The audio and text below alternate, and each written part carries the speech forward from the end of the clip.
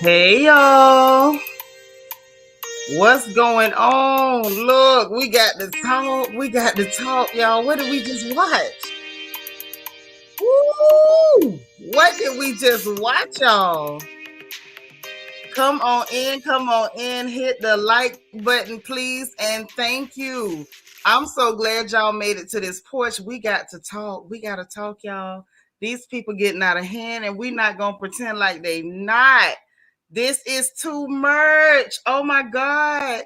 And I don't know if y'all heart can handle it, but baby Karen Hugo gonna have to get drug across this porch. Let me find out. It is our Bianca's birthday. Hold on. Let me pin this to the top. I was looking for Queen Mermaid. She normally keep me up on this stuff, but I don't know what happened. Forgive me. Give me 1 second, and it's about to go down. It's about to go down. Give me just a second to pin this to the top of the chat before we go any further. Okay.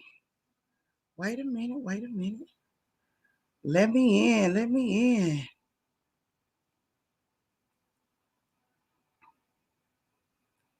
Child. Y'all, I am so happy to see everybody. I was not happy to see what I saw. However,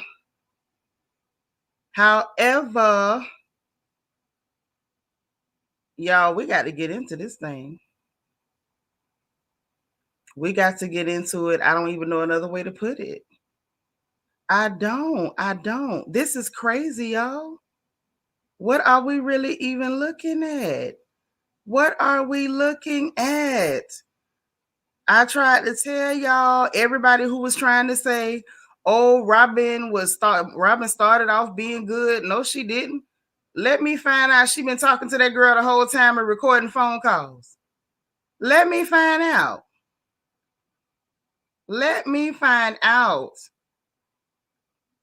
Mm-hmm.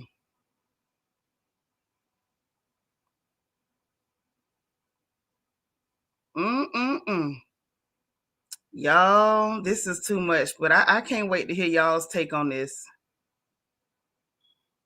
All right. I'm just checking to make sure I got it right.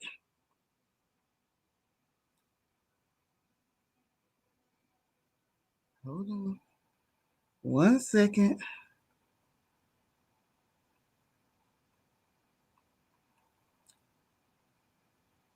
All right. So now I got it right. Hold on. Let me pin it to the top. The chat moving too fast. Hold on, y'all. I'm sorry. Y'all know I'm not tech savvy, but I got it up there. So y'all, please make sure y'all show some love to our girl, Bianca Edwards, the beautiful Bianca Edwards. Happy birthday, girly poo. And y'all see the happy birthday. So y'all make sure y'all show love. High vibe, girl. Where you been? Your crown done fell off. Good to see you. Ooh, I guess somebody getting their car stolen. That's deep.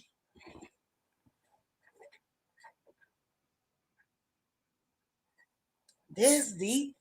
But y'all, let me speak to everybody. Let me get this thing going. Let's get it going. Kim Bird is up in here. Me try to holler at everybody I can. Ooh, child, if I miss somebody tonight, don't y'all be mad at me because I promise it's not on purpose. Auntie Eva, hey there, how you doing? Tutu for your info. What's up, Daphne Laguerre? Hey, beautiful. How are you? We got Nacho Twins Mama in the house. King Sankara. My favorite nephew is in the building. I know that's right. Mommy's Peanut is here. Miss Geneva's Garden. You say Myron and Robert gotta go. I ain't fooling with you with the Myron and the Robert. Okay? Cut it out. Cut it out. All right. Let me holler at everybody real quick. Mona Me, how you doing? Golden Life. Hello, beautiful lady. Good to see you. Nona Perkins, how you doing, girl? All right, all right. We got the beautiful Chanel D Queen in the house. Kim Berg, good to see you. Miss Gardner 57. Hey, girl.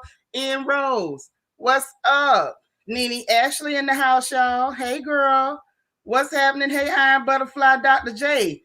What's good? Good to see you. DH is up in here learning to love myself. Sis, how you been? It's so good to see you. All right. Hey, Queen Me. The beautiful and gorgeous Nisi Rose is in the house. Hey, Tay B. Angie, that pretty girl out of Miami, is sitting up in the chat with us. How you doing, sis? Annie Gann up in here. Hey there. Cheryl Persons, how are you?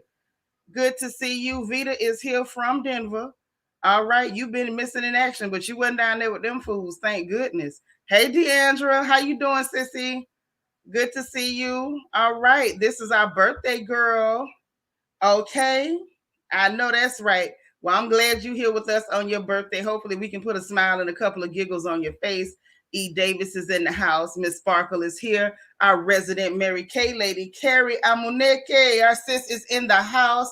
Dialogue sisters, welcome to the royal family. So beautiful, so gorgeous. You are so welcome. Y'all make sure y'all welcome our new sister. Y'all know how we do around here. Yolanda Franklin, how you doing?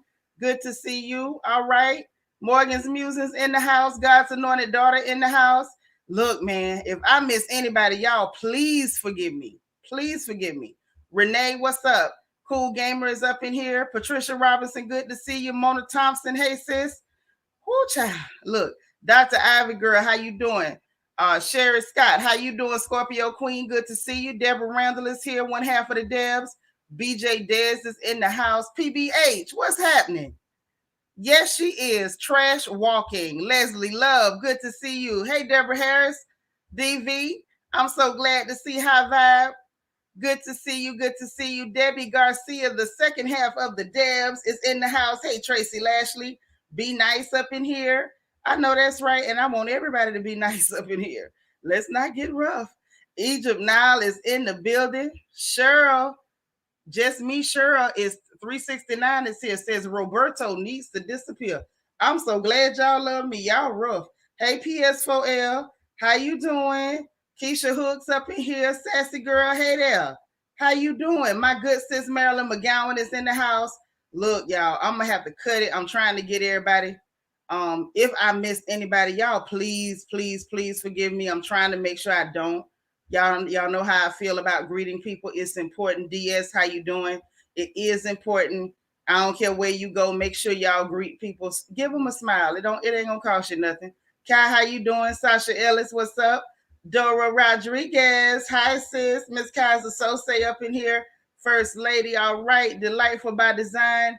Listen, y'all, tonight's episode was something else. And I can tell that the next episode is sure enough about to be something else. Right, Brittany Janae, these women, child. Hey, Don D. What up, Glennis? There go my sis. It's going to be a mess next week. I already see it coming. I tried to tell y'all Robert wasn't no good. Rob Bass ain't no good.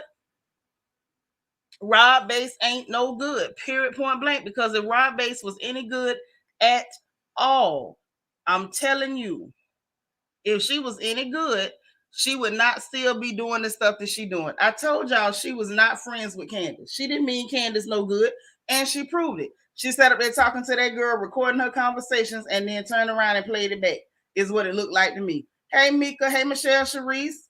Hey, Hee Lel. I'm telling y'all. So now we see what's going to happen next week. I'm leaving out of this week, already ready for next week. What's up? Happy to be happy. And it's about to be lit. And then y'all see Ashley hurry up and tell Karen what Candace said while she was sitting up in that girl house. Mind you, Candace ain't had no business even discussing Karen and Uncle Ray while she was in that house, let alone with somebody that you know you can't trust. This girl done already lied on your husband, so surely she gonna tell the truth on you. Hey, Stylish Lux, I'm trying to tell y'all what up downtown. So this is what we got coming up for next week, but we got to dig into this week. We can't pretend like it ain't happening. Hey, yet. Hey, Maybelline, we got to talk about it. So it's really going down. Miss Knox up in here. I know that's right. Hey, girl. So listen, y'all get comfortable. Shoes off. Loosen your wigs. Hey, Valley girl. Hey, Rochelle. Loosen the wigs, okay? Bra straps too. If you're like me, your bra strap might be cutting into you. Go and loosen it up. You know how it go. Hey, Lady K, Red Majestic Diva, Sheila J. How y'all is? Fatia, hello, beautiful. Listen, we gonna get into it. Hey, Sheila Bryant. Okay. Mac is in the house. Andrew Mac. All right. So listen, let's just go. Anybody I missed, y'all greet each other in the chat if I missed you. Because you know it, y'all know it wasn't on purpose at this point. Mariana, how you doing? Sin City from NOLA. Nano, I'm still trying to run through, get as many of y'all as I can. Because it really does hurt my feelings on a deep level when I don't get to greet everybody. If you see me, you know, highlight your name, that's me speaking to you. But we got to get into this thing. We got to. Okay. Yeah, that is wicked to be in somebody's house taping them or even on the phone taping people and they don't know what's up. Hey, Marquise. Hey, Miss Gigi. So listen, here we go. Let's go. So this whole situation, Queen Mermaid, girl, I just called you. I literally just called you. Where you was at? I'm going to call you when we get up off of him because we got to catch up, girl. Listen, y'all got to understand something about me and my sisters over here on this porch. We sisters for real, okay? And I will mess around and call one of my sisters and don't get them on the phone and really have my mouth poked at. Hey, Tracy, say so Mia start the fight and it's Karen's responsibility to defuse it. Thank you. Now let's make it make sense. Let's make that make sense, okay? So it starts off with the table situation. Now, you know, we've seen a lot of this in the sneak peeks for the coming week, for the coming attractions, right? Hey, Auntie Eva. And Karen, you know, of course, for them, Karen is the problem. You should have diffused it. Mind you, you got Heckle and Jekyll, Laurel and Hardy, Boris and Natasha over there, hyping it up, recording, telling people to fight. But at the same time, it's Karen's responsibility to defuse the situation. Right. They gave us the whole first 10 minutes. So I had time to kind of get comfortable. You know what I'm saying? Just for hot flashes and all that. Bet that up. So Karen was like, oh, you know, I can't fight. I got whiplash. I was the one sitting over here between the two of them. And while I was with her on that, let me tell you something else. Now, y'all, in the words of Shirley Brown in Woman to Woman, in the words of Shirley Brown in Woman to Woman, now whether y'all be cool or come out of a bag on me, it really ain't gonna matter. Okay, because I'm about to drag Karen Huger by her newly refurbished wigs. Okay, Karen is a problem. Hey, Sunny Sunshine. Karen is a problem, a whole problem. And I'm gonna tell you why Karen is a problem. See, Karen was actually trying to straddle the fence, but not in the way that Mia Manhands was saying. Oh no, Karen was trying to straddle the fence in that she valued her friendship with Mia so much that she was willing to try to shift some of the blame to Wendy, even though she know that girl ain't did nothing wrong. This whole two wrongs don't make a right. Like if you just said that as a cliche to get yourself out of something, all right, I could have kind of dealt with you a little bit. But at the same time, Karen, you putting 20 on 10, mama. You up here where you know the words and the lies and girl, shut the entire hell up. Go to the nearest hell and burn the ashes, please, ma'am. And don't take them good wigs with you. Don't waste no good wigs, honey. Give them to Giselle. Leave them in the wheel for her. Hey, Cece. Because all this two wrongs don't make a right. It's like she was trying her hardest to make Wendy be part of the problem, to try to shift some of the blame to Wendy, to try to lessen the culpability for her so-called friend. Okay? This is a problem for me. And I'm going to tell you another time when she's a problem. And we're going to get more into it later, but she's a problem. Hey, Candy. How you doing? You said the same thing about her. She full of it on this one. Full of it. Hey, Italia. And y'all know I like I like Karen, but this right here, she's a problem. She plants seeds too. I'm with you. I'm with you when you're right. You peeped her actions because it was trifling. It was giving trifling. He say, right, I saw through it. This wasn't a straddling the fence situation. That was right and wrong. It don't work in every situation. It sure don't. And the only time people try to make stuff like that work is when their friend is in the wrong and you trying to find a way to take away from your friend's responsibility. Yeah, she tried to flip it and reverse it. Ooh, not just like a Karen. My goodness, the life about design say that part of Karen tonight got on my nerves. I'm glad Mia is pressuring her to pick a side. Well, I ain't glad about that either, but ain't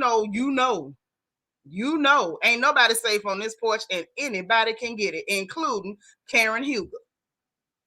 Don't worry, I ain't through with her. I got some more for her the rest of the episode. Dialogue sister say you can't leave Giselle anything. She'll find a way to make it tacky. And you right about that. Hey, Ellie from Miami. Say Karen Hole insinuated Rings had a STD and went to the Cray Cray house. Now words matter. Girl, you better say it. The same lady who rightfully crowned Robert Dixon as the dizziest bee at the table. Valley Girl say Karen has always been stealth. Mm-hmm. You better say it. Say Karen is about Karen. She very selfish, and this Wendy Mia conflict showed that. Girl, look, listen. Ain't no sides. You know what I'm saying? Y'all should know me by now. And I don't believe in sides. I don't do sides. It's right and wrong. I don't care whether I love you or hate you. And I don't hate very many people, but whether I love you or dislike you is right, and then there's wrong. And that's it. If I like you and you wrong, I still like you and you still wrong. And hopefully you'll still like me when I finish telling you that you're wrong. And if you don't, that'll be okay too. Because what you eat don't make me crap. Mm-hmm. Oh, yes. Bravo definitely got Mia back by zooming in on her cradles. Good God, her face is melting. See y'all, see there? See how y'all act? Desi say, well, Giselle did have a mental breakdown over Jamal and was in the hospital. Yeah, that's true. That's true. But Karen tried to run it back. Lady K said, I like Karen, but I was side-eyeing her because she should have said, Mia, you assaulted Wendy. It ain't no both sides. It sure ain't. It sure ain't. And the truth of the matter is, Mia shouldn't have been offended that Karen did that. Karen was actually trying to help you by doing that. Say, didn't we see her do the same thing with Candace and Monique? No, that was actually very different. It was very different. And the reason it's very different is because, and I'm going to repeat it again for the people in the back, Candace was actively participating in the BS, in the bullscape. Wendy was sitting down, minding her goddamn business, eating her food, drinking her drink. So no, it ain't. Saying Amber Alert interrupted you. Get that child back. Yep. If anybody got an Amber Alert, please, or if you the person that caused the Amber Alert, get them people they churn. Get them people they churn. So listen, they moved on from there. They gets in the car rides. And we saw part of this on the sneak peeks, but we got to get into it because it's a problem, okay? Now, the first problem I had, y'all might not have had a problem with it, but I did. Sharice climbed her big wide tail in that car and bent her behind over in them people face talking about, I'm too old to be getting in the back. No, ma'am, you was too big to be getting in the back. And the fact that you done told us you ain't got no drawers on, I'm scared. I'm scared to death, and it bothered me. Wait a minute. Mods, y'all check the likes. Make sure they ain't treating me wrong. Amani say, I couldn't even watch this episode. So I'm here to hear y'all talk. Oh, okay. Yes, she did, and I can say that because mine wide too. But the fact that she booted that thing up right in people's face, and you done already told them you ain't got on no drawers, ma'am, that's the problem. That's the problem. I ain't get the Amber Alert yet. I ain't get it. So maybe they're not out here in Texas snatching children today. Yeah, she even said you gonna drag me. She was an active participant. Wendy was minding her business. Yeah, she said she had on no drawers, PBH. That Sharice said if it's a lie, she told it. Saying why Robin commenting on Candace crying, she need to mind her business. Oh, baby, we gonna get into it. Don't even worry. Yes. So let's go. So Sharice, boot that thing up with no drawers, slid into the back seat. Yeah, Miss Gigi, very triggering. And Karen was like, basically Mia cussed me out and they feel like, I should have had her back and blase squaze, which really wasn't nothing. Giselle pushing up the Karen narrative to Mia. See, if anybody could have diffused that, it would have been it would have been Karen, and Karen wasn't diffusing it. Why the hell do Karen need to diffuse it? Karen ain't the one that sent her over there to do that. Karen ain't the one that threw no drink, no pocketbook, or no cell phone. Let's be clear. Peanut say it ain't but 140 likes, so we may as well stop right here. Okay, one of y'all want a line of him or read a scripture? Southern Charm say, why do some women like to announce no underwear? I don't know why they announcing that they stuff is all out in the air. Say that stinking wolf. Ooh, not the wolf. Not the wolf. Someone on Twitter asked how Wendy found a hotel and Sharice couldn't because Wendy had the coin and Sharice didn't. Yeah, just nasty. Just nasty. I'm gonna read comments till them likes come up. Cause see, I love y'all too much. I feel like Otis Redding. I've been loving y'all too long for this. Hey, Melanin Poppin. Say, I'm so confused. Every other week it's either Wendy or Candace, public enemy number one. Girl, you know why. You ain't confused. You seen it. You seen it. Tooted and booted with no draws. Say it's Karen's birthday and she had to ask for permission for Wendy to come join. Child, listen, don't you think 1 minute that I ain't finna get on that, because I am. Don't you think 1 minute that I'm not, because I am. Queen Mermaid said, I couldn't believe that Gizzard Neck didn't ask for security this time. Oh, sis, you could believe it? You could believe it? What's my like count, Mars? One of y'all refresh and give it to me. You say Myron's spirit just nasty as her face and body. Ooh, ooh. Say you love us too much to put up with 50% of likes, 50% of the likes. I'm telling you, I show too much love for that. Y'all, please don't do me like that. Say that part, Sharice don't have the coins. That's why she trying to get back on the show. Bingo. 176. For real, y'all? Dang. That's how y'all feel about me? Don D say it feel like they told Wendy to leave because when she went to her room, it didn't seem like she was leaving, or is it me? No, she was leaving. She told him she was leaving before she ever got there. She just calmly went in there and changed her clothes and grabbed her things.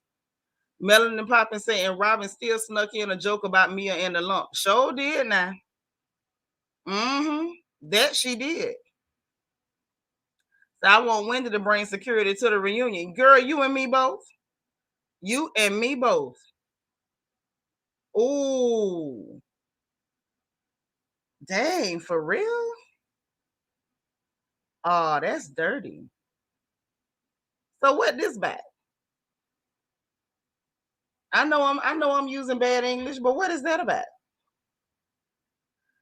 Candace said, you see Robin turned on Mia. Child, please. They ain't never liked her. They was just using her.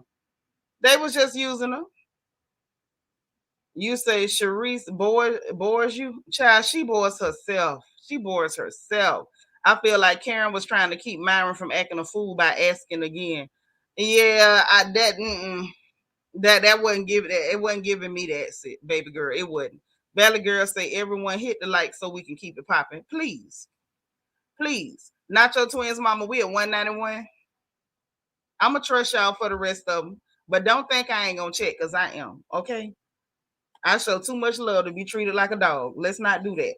Because I wouldn't do you that. So listen.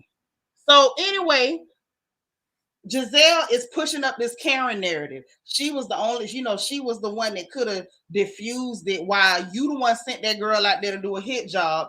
And then from what we can see at the lunch with Wendy, you sent her out there on a dummy mission. She should have told you no, because her brain should have said to her, I don't know what Peter might have told this lady while I'm over here, running off at the mouth and throwing drinks at her. You know what I'm saying? They didn't think it through. But all of a sudden, Karen was supposed to be the one. Mia sitting up there talking about stuff hit the fan and she didn't have my back. And Gordon loves and adores Karen, but he was getting filleted and she let it happen. What the hell you mean she let it happen? Did you think Karen, Hugo, was going to pick up her hand and go to swinging and fighting and throwing food too on her birthday? Like literally, you decided to have a girls trip on her birthday and say, girl, don't worry, I got you for your birthday. And this is how you chose to celebrate that woman's birthday. She turning 59 and look better than you look at whatever age you are, because we keep hearing a different year every time you open your mouth. But you didn't think that this person that you call your supposed friend deserved a better birthday than that. You up here throwing drinks, pocketbooks, cell phones, and beating your own tail, breaking nails and whatnot. But I digress. So they went through all that. They get back to the house. You got Rings, Robert, and Jackie sitting down in the room, and Jackie trying to have a moment so bad. Y'all can say what y'all want to say. I don't trust Jackie. Jackie wants to be relevant so bad, and I can smell it. Hey, Emma. It was just too much. So she's like, well, they both got bossy personalities. One is a boss and the other one is a professor. No, baby. One of them is an ex-prostitute and the other one is a professor. Now, while she was prostituting, I imagine she was a boss, because that's what you call an independent contractor. Shout out to the ladies on the Naked Hustle. I'm not knocking nobody. I ain't saying it ain't legit. Okay? It's money and you ain't stole it from nobody. Every man handed it over willingly, unless you was putting them to sleep and robbing them. That's all I'm saying. Oh, we gonna get to the shower. We just ain't got there yet, sis. You know I'm gonna get to the shower. We gonna talk about it. Trust me. Trust me now. You can trust me. And so she was like, both of them are used to being in charge and not used to people telling them no. And when you get two people that ain't used to being told no, it's gonna be a problem. Blase blah, get off it. Yes, if you's a prostitute, you's an independent contractor, and I respect your hustle. Morgan's music say she told her she missed her birthday checking up on Wendy, Queen Petty. Right, she ain't missed her birthday, child. Michael Morris say even at the time of Monique and Candace had their thing, Karen was left in the middle in the predicament between her two friends and not taking sides over the other and supported both of them. Yes, she supported both of them, but this time she's not supporting both of them. She's trying to shift blame, and that's the problem. Katrina Taylor say Joker Face Mia is something else, and Gizzard Neck and Robert and Stewie Darby is no friend. Have mercy. I wonder how long it'll be before Ashley and Candace get back into it. Child, next episode. So anyway, wait a minute. Let me grab this before we jump back. Mia does act like a sex worker. I've known one and she looks and acts the same way. Baby, it's some stuff you can't wash off. It's just on you. It's just on you. So anyway, she's sitting there talking. Wendy went straight to her room to get changed. Ashley up there knocking on the door. I just want to see you. She was like, girl, I'm changing clothes. Let me get decent. She was like, are you leaving? She was like, yeah, I'm changing clothes to go. You know what I'm saying? I'm not mad at her. Sharice go wobbling down them stairs to sit down with Team Yellow. And they was like, well, how was your car ride? And she was like, it was different. Mind you, ain't nothing went on in the car ride. But they'll let you know you was over there where you could come report back. And quiet as kept, you was really over there because you had time to eat and sweat. And they didn't want your big buffalo butt crawling back in that car with no drawers on because you told them you didn't have them on. They were scared. They didn't want to be fumigated. So they sent you over there, one, to spy, and two, so they could duck and dodge your butt wind. That's what it was. They didn't want your twerk wind, mama. So anyway, Giselle and Sharice go to giggling when they see Wendy walking out talking about, Giselle talking about, I have a feeling tomorrow's going to be a great day. I just feel it. Key. And I'm sitting there like, y'all are so trifling, so stank, so tragic. You in the house with this lady. Y'all done pushed her up to all this bull crap. You excited because Wendy is leaving. The problem is Wendy can afford to leave. Sharice could not. That's why Sharice went from the Four Seasons back to that house with no bathroom, and she gotta trollol her big tail up and down them stairs to get to the goddamn toilet and to the shower and whatnot. But anyway, and not only are you in this lady house with all this going on, in the house this lady rented, you in the house she rented talking crap about her after she give you a room with a jacuzzi right outside your door. Y'all talking crap about her, about the pipes over your head. These some slimy tramps. So anyway, then the next morning, Giselle is talking to Ashley and playing dumb. Like, you don't look happy. What the hell you mean? You want her to be around there grinning and kicking like she's excited that this lady got abused and attacked. And now she's the one that's being ostracized like she did something wrong. Stop it, I say. Renee, stop. Listen here. Where you at? Renee, stop telling your mama business. Your mama ain't even here. I wish I had her number. I'll call and tell on you right now. I swear for M&M's. I would pause this live and call her number and say, ma'am, Renee up here telling your business. You say Ashley the mole. Well, Sharice would be, but they keep seeing her. Mm-hmm. But anyway, so Giselle playing dumb. Sharice talking about, well, isn't it contradicting like what you did last season? And Sharice, you wasn't even on the show last season. Why are you talking about last season? And then let's be very clear. What Ashley did last season, Ashley wrote a character reference letter for Monique. She didn't say, oh, it was cool for Monique to bust you side your head. She wrote a character reference letter and she was still willing to interact with Monique. And it looked like she was perfectly willing to interact with Mia. She just wasn't cool on what happened and not cool on how y'all acting, because according to Ashley, she say, look, this is real contradictory behavior. She say it feels wrong. Y'all shunning Wendy, but that ain't what y'all did last time when it came to Monique. Like she say flat out, it just feels wrong. And Kai, I don't trust her either, but the truth is the truth. Now, see, you had to go for that wig. You had to go for that wig. Say, you don't know that song. My mama don't wear no drop. No, I don't know that song. I thought you was up here telling your mama business. I was about to say, give me the number. Email it to me where I can snitch. Dana, what's up? Hey, Wicked. So, yeah. So that happened. And then you get Candace. You know, they show her where she came in. She talking about she can't believe they done had mountains of drama in 6 hours.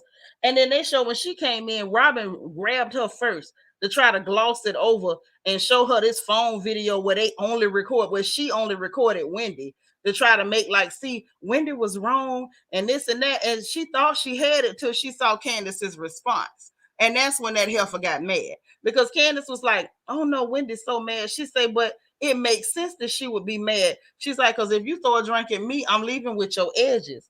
And so it backfired.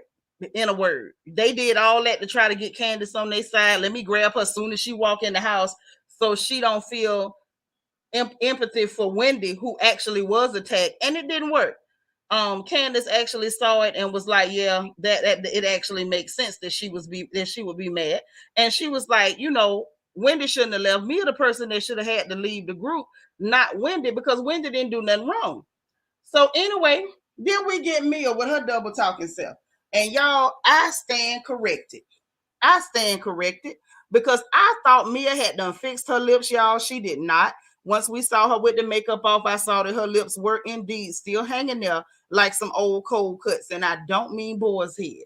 So Mia sitting up there, well, you know, even when me and my friends ain't on the same page, I'm still gonna look out for them. I'm not gonna make it all about me. It's about her. It's her birthday. And we're gonna have an all-white birthday dinner or whatever. And I got a nail tech coming to the house to give me some type of gel manicure. Now, Karen was like, yeah, it would have been nice if you'd have had manicure set up for everybody, but we know she ain't gonna do that. What the hell she know about, you know, entertaining? Look who we talking about. So then we get to this pool situation, right? They still got Sharice in there fanning, talking about it's hot. It's hot. At this point, Sharice, it's either hot flashes or baby, this is some other type of endocrine disorder. This ain't got nothing to do with the air conditioner, because I don't see nobody else fanning talking about it's hot. I don't see nobody else fanning talking about it's hot. Needs to say Robert tried it and Candace was smart enough to peep that. It's true. It's true. Did you say that girl lips look like hog head cheese? I'm through. Mia lips like them Halloween was lips. The kind them kids put on when they going out trick-or-treating. Tom G say Mia without makeup is a jump scare. Go to the corner. It showed how much she graded and bleached her skin. It sure do. It sure do.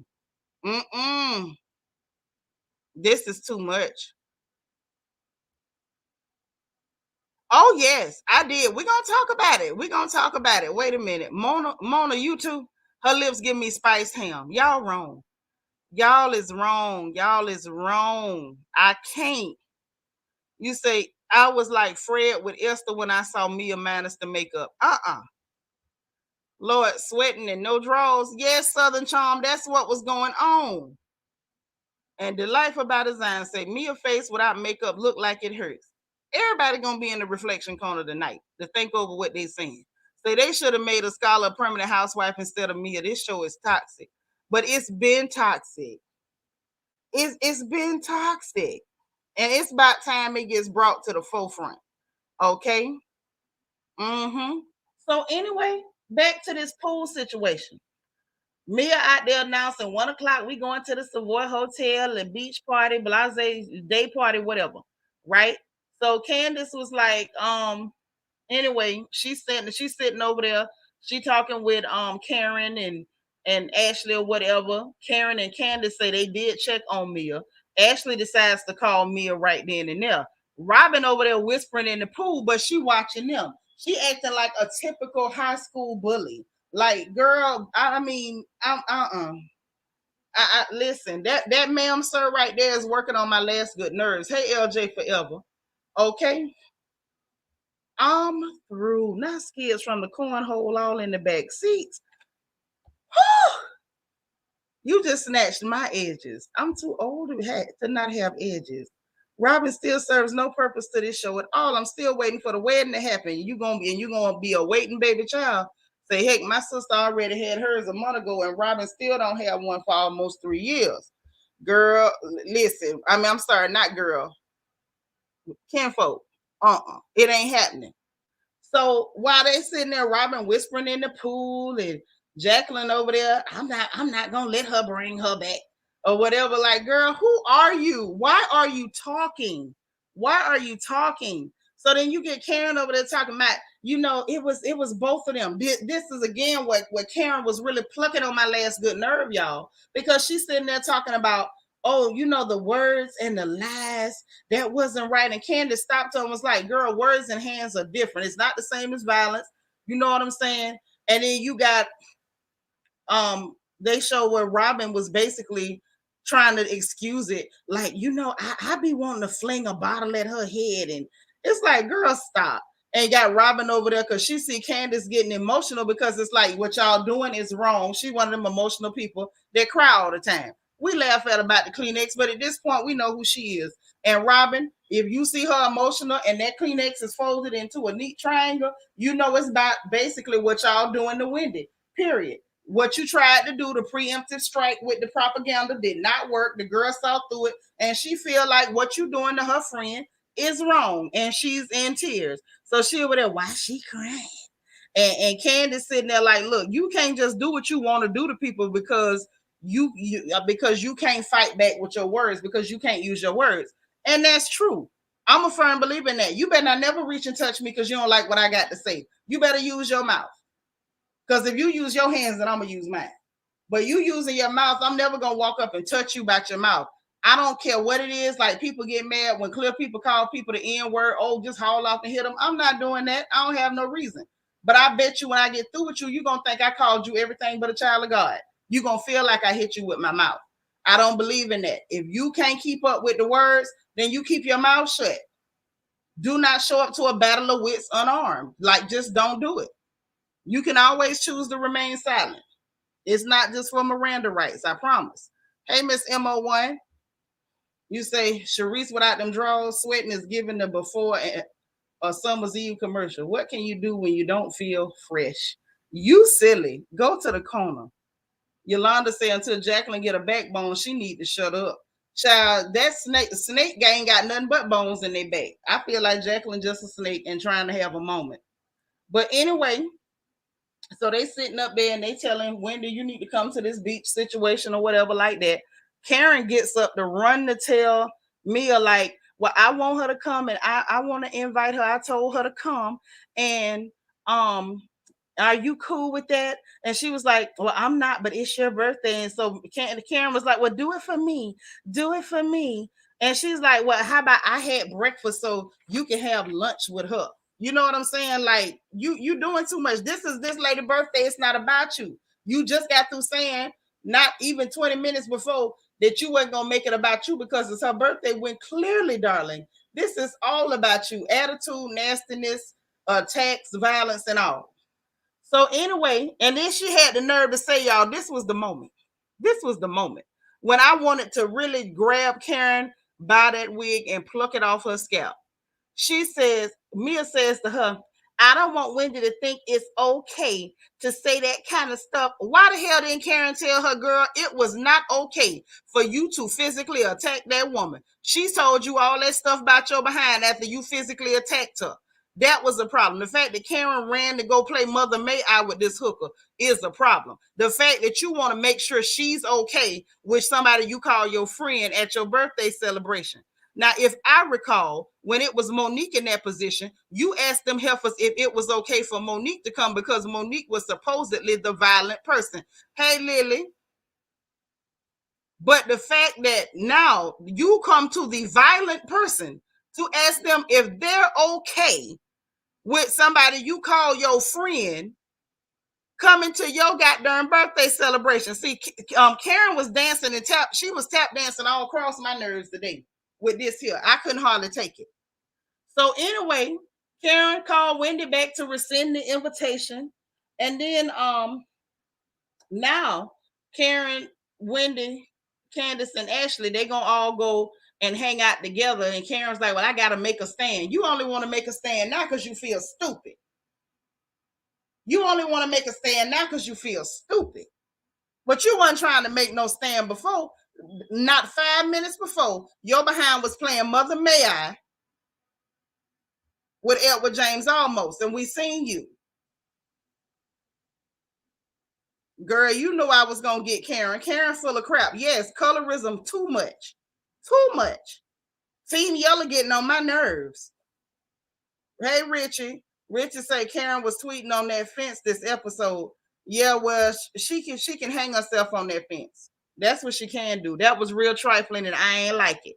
And so anyway, Candace was like, well, anyway,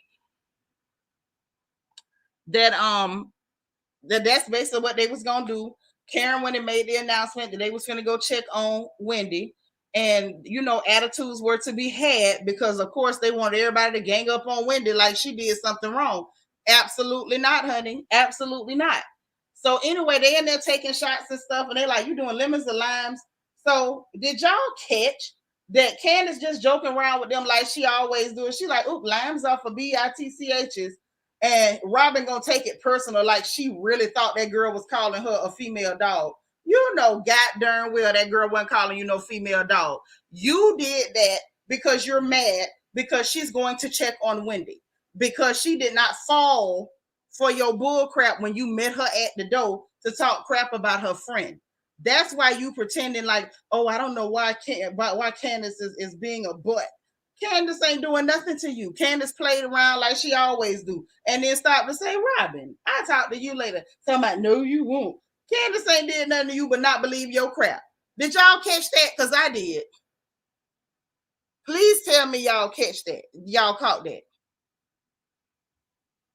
Oh, yeah, Karen always getting tweets, Porsche driver. She always do. And she look good. I ain't going to take nothing from her. But I ain't like it. Yeah, Robert is acting like a Karen again. Rob Bates, stay being a Karen.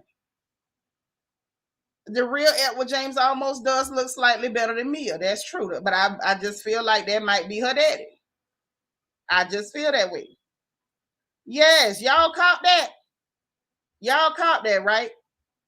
You're going to try to pretend like this girl doing something to you. Now we see from the next episode, you needed to pretend like you thought Candace did something to you so you could play that tape where you recorded her without her knowing you was recording her. And once again, what did she say that was wrong? All y'all hoes is fake. DV said, I'm kind of sick of all of them. They can recast the entire show. Girl, I'm just about there with you. I'm just saying, look, when it come to Robert, it's Robert. At best, Roberto. But we not finna pretend like that, she looking like a man. That's all I'm saying. Robert was looking for a reason to get at Candace. Facts. Facts. Now, wait a minute. Hold on. See, this right here, Richard, I'm going to send you to the corner. You just getting here, and you finna be in the corner. Talking about Killer Sally Dixon needs to be demoted to the friend of the show. Got dirty. I watched Killer Sally, and I ain't going to lie. I did think about Robert Dixon. What up, leader? You say you caught it. Robert was looking for an itch. Sure was. Sure was now. So anyway, I caught that. It was nothing going on. So they get in the cars and they talking about where they going. So Mia jumps her big tail out the car to go confront the girls that's going to check on Wendy. Where the hell are they going? She go running and stomping over there. Sharice and Robin sitting up there giggling. I'm like, do y'all know y'all is real live looking like the ugly stepsisters right now? But it's neither here nor there. She goes over there to tell them, y'all, I'm just telling you, when you come back, you need to find you somewhere to stay, except Karen, because she told me where she was going. Girl, do you think you the RA at a dorm? Like, are you serious? Don't nobody have to check in with you? I swear to God, everybody on this episode, everybody on this cast this season want to be Jay Prince. You got Peter down there in Miami, Negro, that ain't your city. I almost call him what it was. That ain't your city. That ain't even your state. You ain't one of us. Don't pretend to be. Please stop. And when they ain't check in with me, boy, bye. Then you got Mia acting like she is King Dingaling or the Kingpin or something. You might look like a Kingpin. You giving Tony Montana. It's giving Coke. But who the hell got to check in with you? If they want to go check on Wendy, they could go check on Wendy. Ain't nobody got to take sides with you after you physically attack somebody. Who the entire hell do you think you are? Your face might look like a whole military battalion, baby, but ain't nobody scared.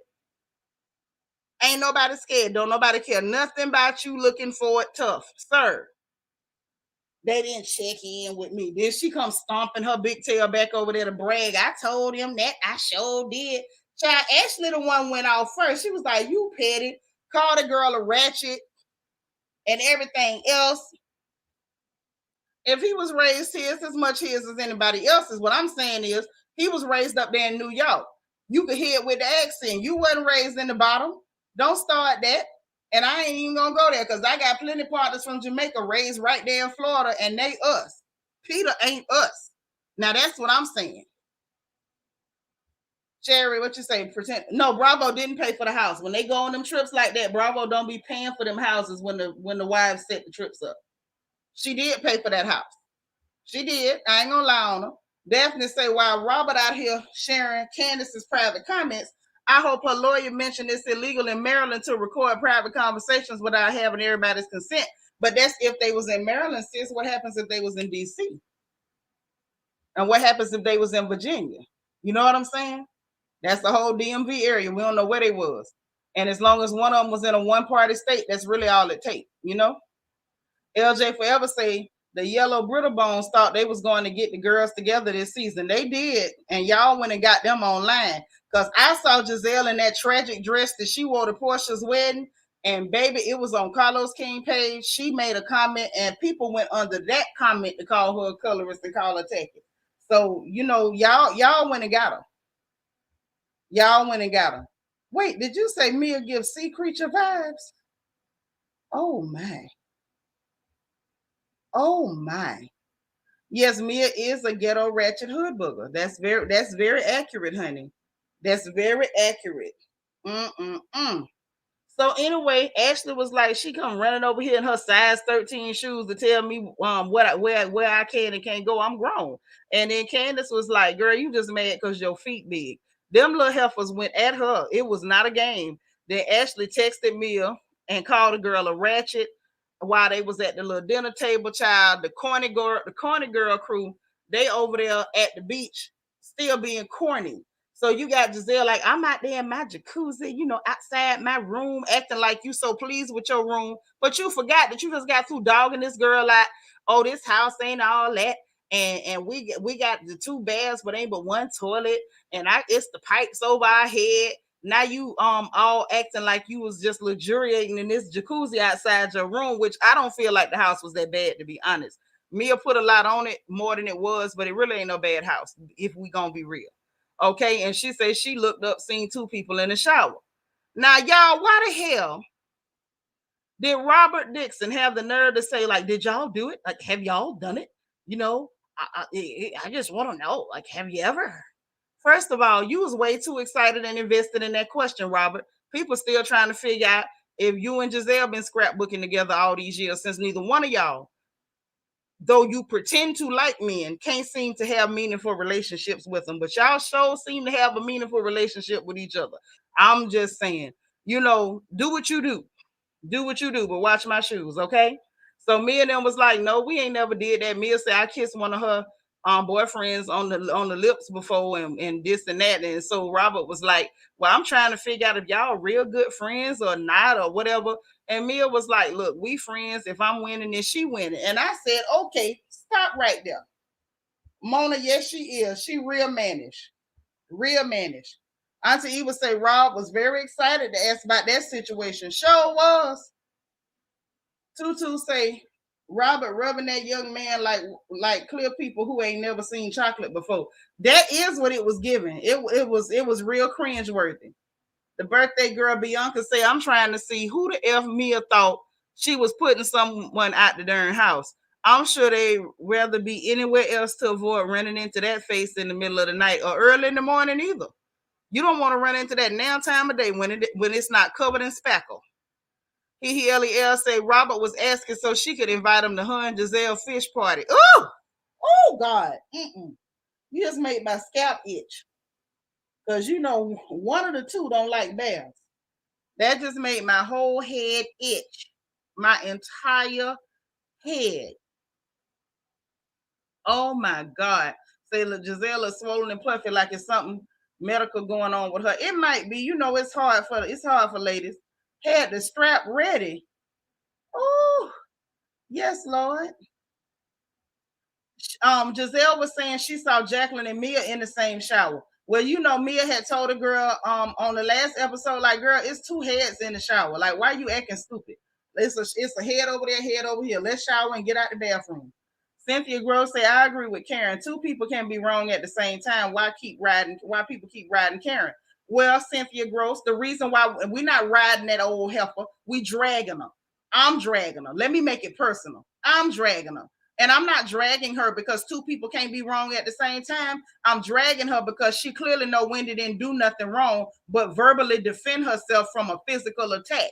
That's why we dragging that heifer and her good wigs. That's why we dragging her, because she know Wendy ain't did nothing wrong. She trying to share the guilt around to save her no good friend. Hey, U.S. Army brat, tell them hit the like button. Say Robert was hoping for a foursome. Just saying. Ooh. Y'all is about to make my skin crawl. But Robert was way too exciting. Say Giselle walked like she got hemorrhoids. Maybe she do.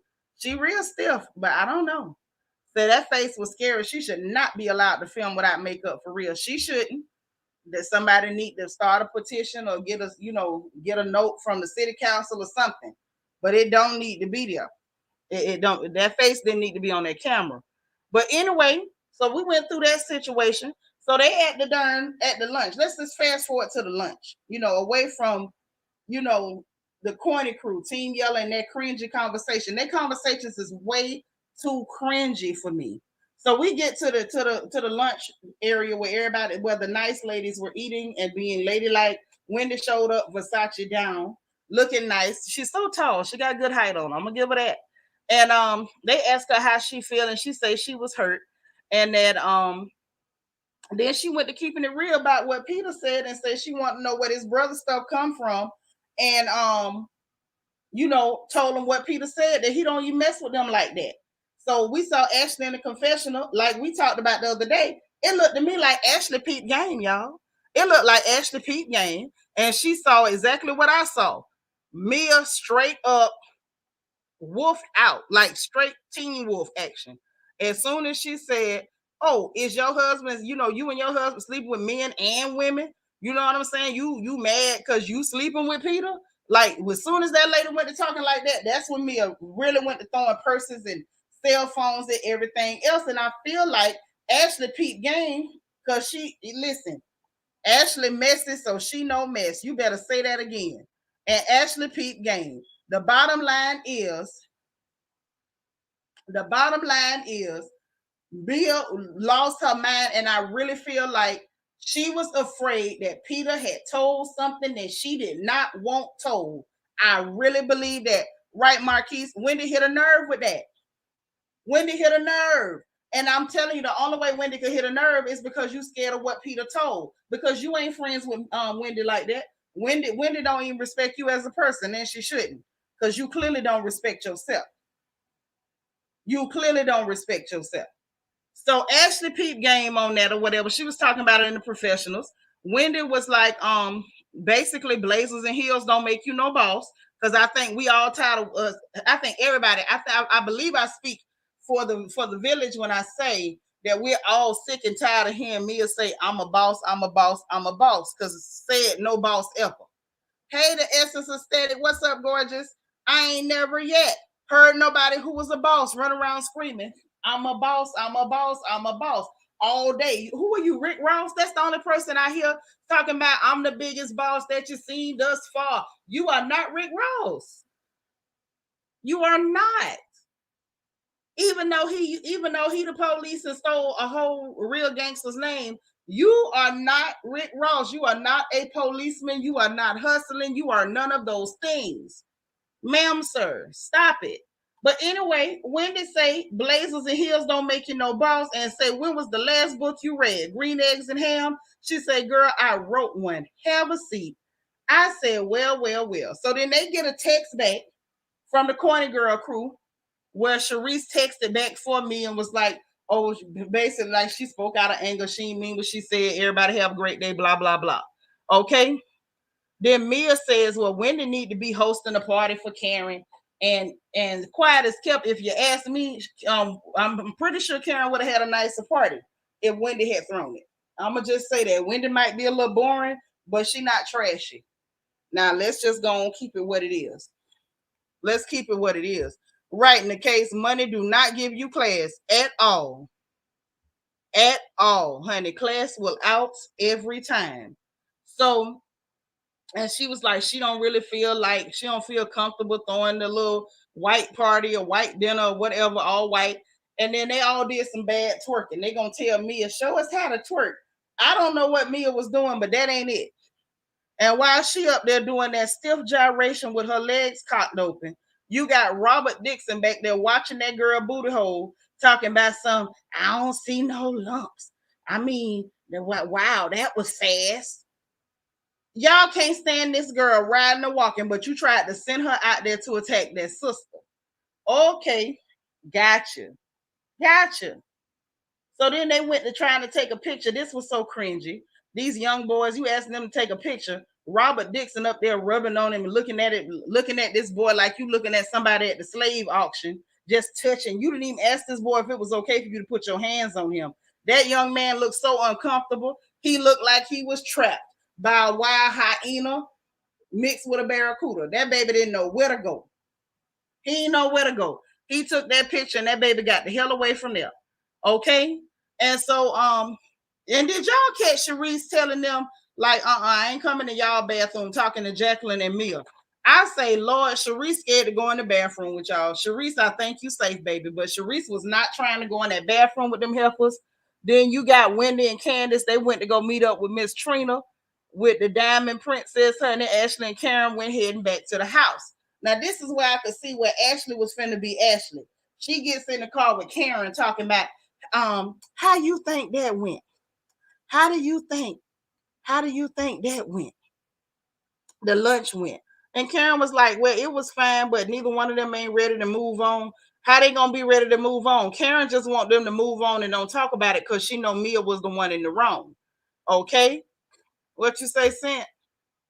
Sent say rubbing on young men was not cool. If that was one of the husbands rubbing on a girl, people would be up in arms. Child, they was trying to get up in arms lying, saying that Chris rubbed somebody, and here you are full grown pretending to be engaged to a man, and you rubbing on this young boy. Nisa say, "Po baby look for all exit routes. He sure did. The only good side is I know he could outrun that heifer." Jay Della Ray say Robert really confirmed that her and Juan are not together, rubbing on her son's friend. Thank you. Child, Londa, what you say? Somebody and something has to pay Robert attention because Juan show ain't. Well, that baby wasn't paying her no attention. That baby was just watching her and make sure she ain't make no sudden moves. Robert proves she ain't really engaged with that. There you go, because you would never try it. You would never try it. So anyway, they get over there. Let's go to Trina, Wendy, and Candace. Now, I thought this was the cutest little scene. This was the cutest little scene ever. This was a cool girls moment. Like, I really thought it was cute. So they get there, honey. Miss Trina up in there. They chilling in the studio. And you know, Candace is all excited. So she's talking about it in her confessional, and oh, this one of the rap girls that wrote the soundtrack to the 90s. And Trina told her song was amazing. So they played the track where she could hear Trina's part on the song. And me and baby girl was texting back and forth, and it was so cute because Wendy is a friend. She knew all her friends' words to that song. That y'all, did y'all peep that? The song was playing.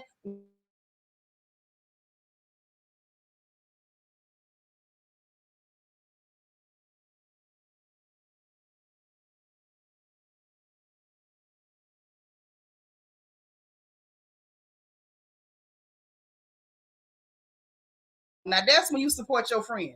And I'm gonna tell you that I'm gonna know all the words to their rap music. I mean, that's cool for you, but I think it was still a sweet moment. It was a real cute moment. I love the fact that Wendy knew all the words. Trina liked it or whatever. Trina part was cute. It was real cute. And yeah, it was a genuine moment. But that's why I say I know I ain't right sometimes, because some of my homeboys, they rap. I don't know all the words to their stuff. Look, they be doing good if I know the hook. If I know the hook, you doing good.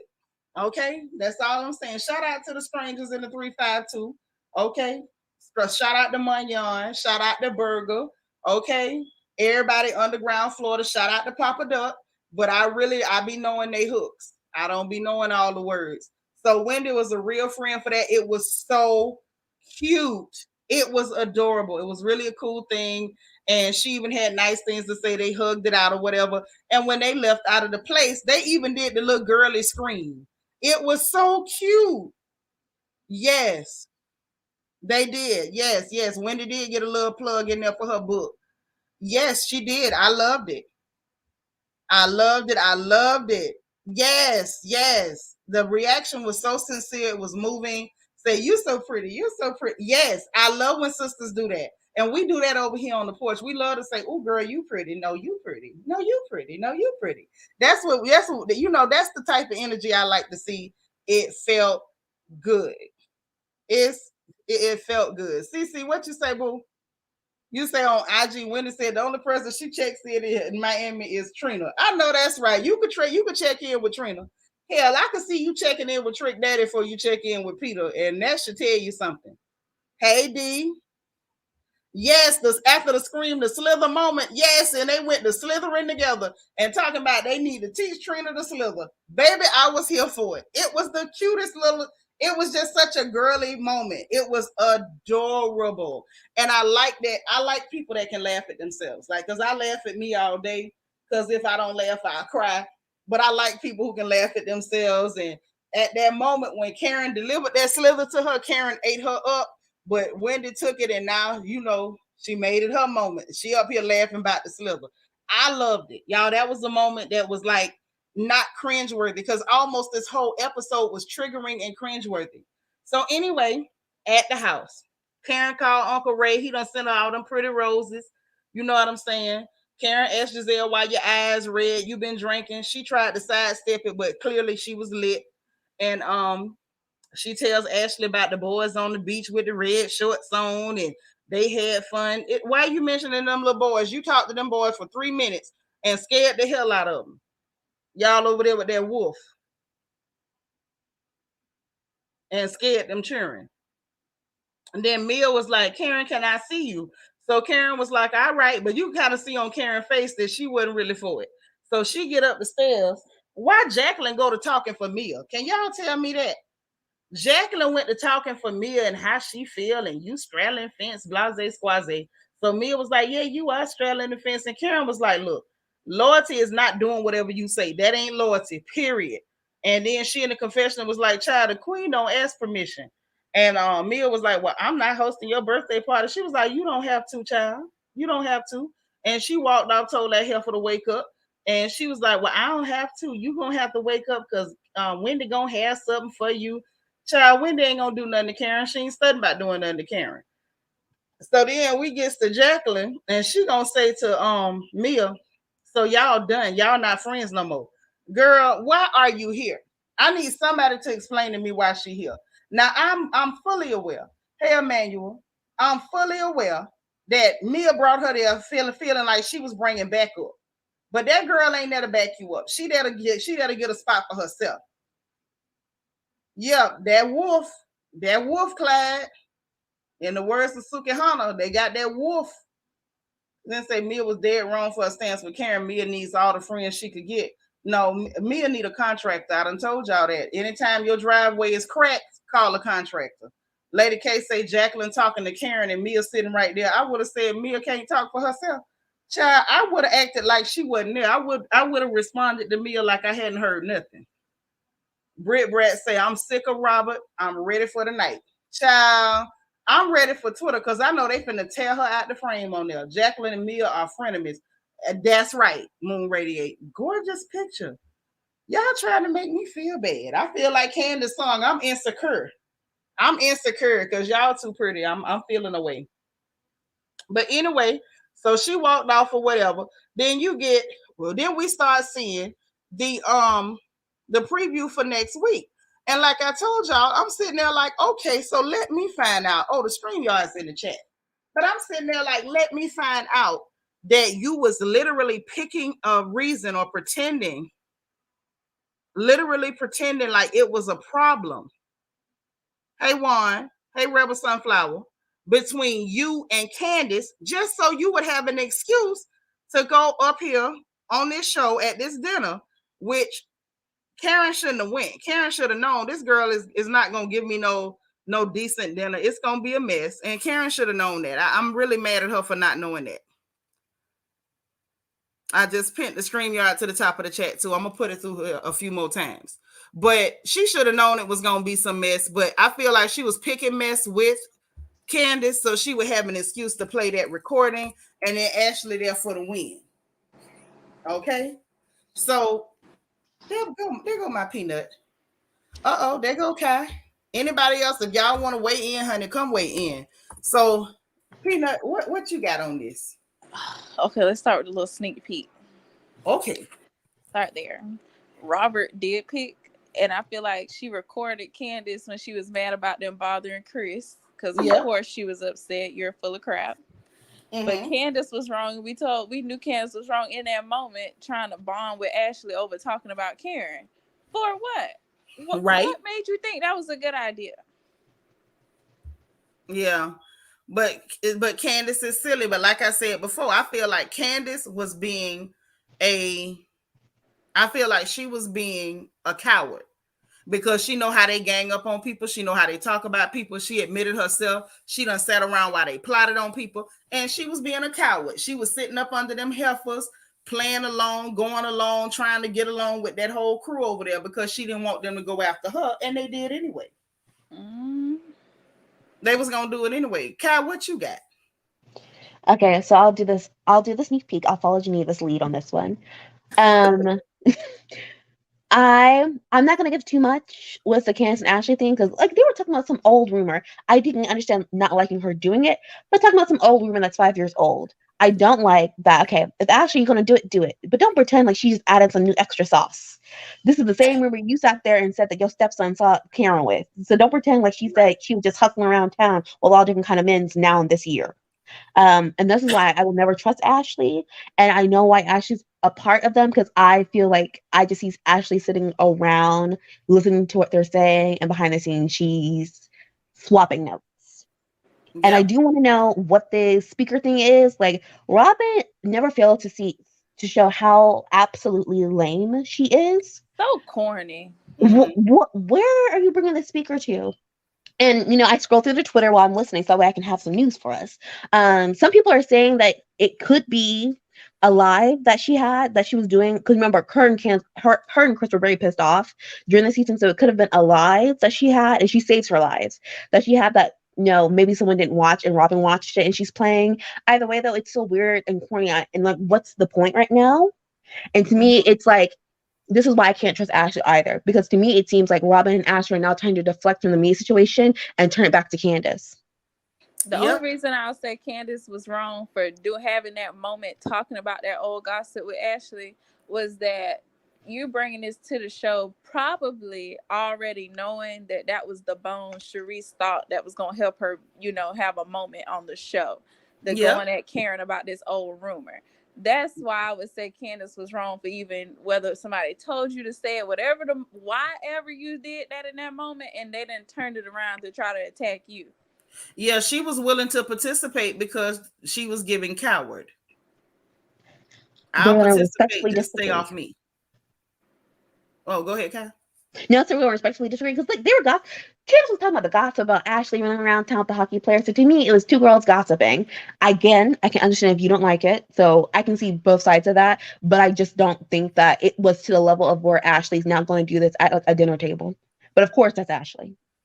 That's true, and the thing is, just like we know that's Ashley, Candace know that too. So why would you even bring that up? Why are you talking about that? You know what I'm saying? If you wanted to ask her about the hockey player, you should have just asked her about the hockey player and been like, girl, people around here always see your business. You didn't have to bring up, well, Karen was going out with somebody, and how was that relevant in that moment? It wasn't, other than she's a coward. And I'm with baby girl on that one. I gotta agree on that one. I feel like they told her to say that because this was supposed to be, it's just way too convenient that this was what you said in the same season where they trying to bring Sharice to attack Karen again with 5-year-old stale tepid tea. You know what I'm saying? Like, if that wasn't going on at the same time, I could have said she was just talking and wasn't paying attention. But for this to be happening at the exact same time, it's giving me, you was told to say it and you did because you a do girl until they come after you. That's how I took it. So give me y'all opinion on the rest of this. Now, I don't not trust Ashley with how she handling Wendy. I don't see how anything she did with Wendy, it's nothing for her to run back and tell, especially because Giselle immediately went to attacking Ashley. If they had sent Ashley over there, she wouldn't have tried to attack Ashley. That's true. That's true. I don't think she's going to try to do anything to Wendy either. I just, it's just the way she moves. I don't put it past her. The reason I'm watching her is because of what she did. The minute Wendy and Candace went off, she jumped in that car with Karen. How do you think that lunch went? What the hell do you mean? How does she think it went? That's kind of reality TV 101. You have a scene. Well, how was that? Nah, I don't know. She was looking for a bone. She was looking for a bone. It's like if you solid, you solid. I don't have to wait till two people leave the room to ask the third person how you think that went. Hell, we was all to the table. Why you didn't say that? Like, well, how y'all think this went? Like, this was cool, right? You didn't have to get Karen by herself to do that unless she was looking for a bone. I don't trust Ashley. She's not trustworthy. She got a bad track record. Yes, her credit is bad on reality TV. Real bad. So Katrina Taylor say no, Karen went to Candace's boss and tried to get her fired, and Karen wasn't on Candace's side. That is not what happened, ma'am. She went and said Karen might need, because they have therapists and stuff on payroll. And so she tried to get Candace, like she might need a therapist. Because mind you, Candace, but that was still pushing it. And all this Candace, somebody telling you to go to hell and burn in hell is not, oh, she need a therapist. Karen, that's not why Karen did that. That's what Karen said. That's what Karen said. That's literally what she said. So if it's a lie, she told it. Hey, Gina Harris. And Karen also said at the last reunion, keep talking, we may tune you out. Miss Karen with the hot box and you're a drunk and a broken down whore from Hampton and sing. Yeah, and don't forget her saying that Giselle been wheeling her fat vagina at people. So thank you, because that made your mama skin crawl. And she literally said that and was comfortable saying that. But now she turned around where the words it was wrong and the lies was wrong. But then, according to you, you said you was lying when you said she had a flamethrower between her legs. Yeah, now the blame shifting and sharing blame where it is none. Karen wrong. Yeah, she did wrong. She trifling for Karen that. wrong. Karen wrong. And it's just the fact that Myron was too stupid to figure out that she was trying to throw you a bone. That's all. She was literally trying to throw that dog a bone and make her a little less responsible for something that she was completely responsible for. Yeah, can I get into that? Because to me, like, we know how I feel about the whole season 5 thing. This, to me, I can understand even with people that like we can respectfully disagree.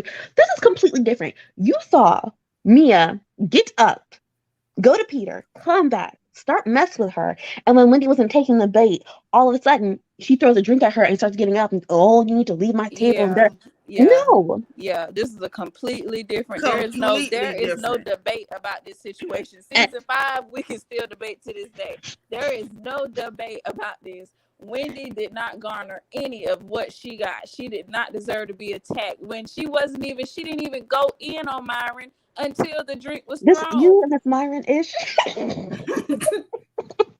But and my thing is like Mia's talking about you're not going to disrespect my husband. This is where colorism comes in because she didn't throw her drink real quick at Chesapeake Bay when Ashley went ahead and said G had Alzheimer's. She had a nice discussion saying how they both have old husbands and they shouldn't say that, right? You were able to have a civilized discussion then. But now, because she says you're not and also she didn't even throw the drink right after Wendy did the whole I don't know what Wendy literally said delayed. You don't get to tell you don't tell me what to do, and she went in through that drink.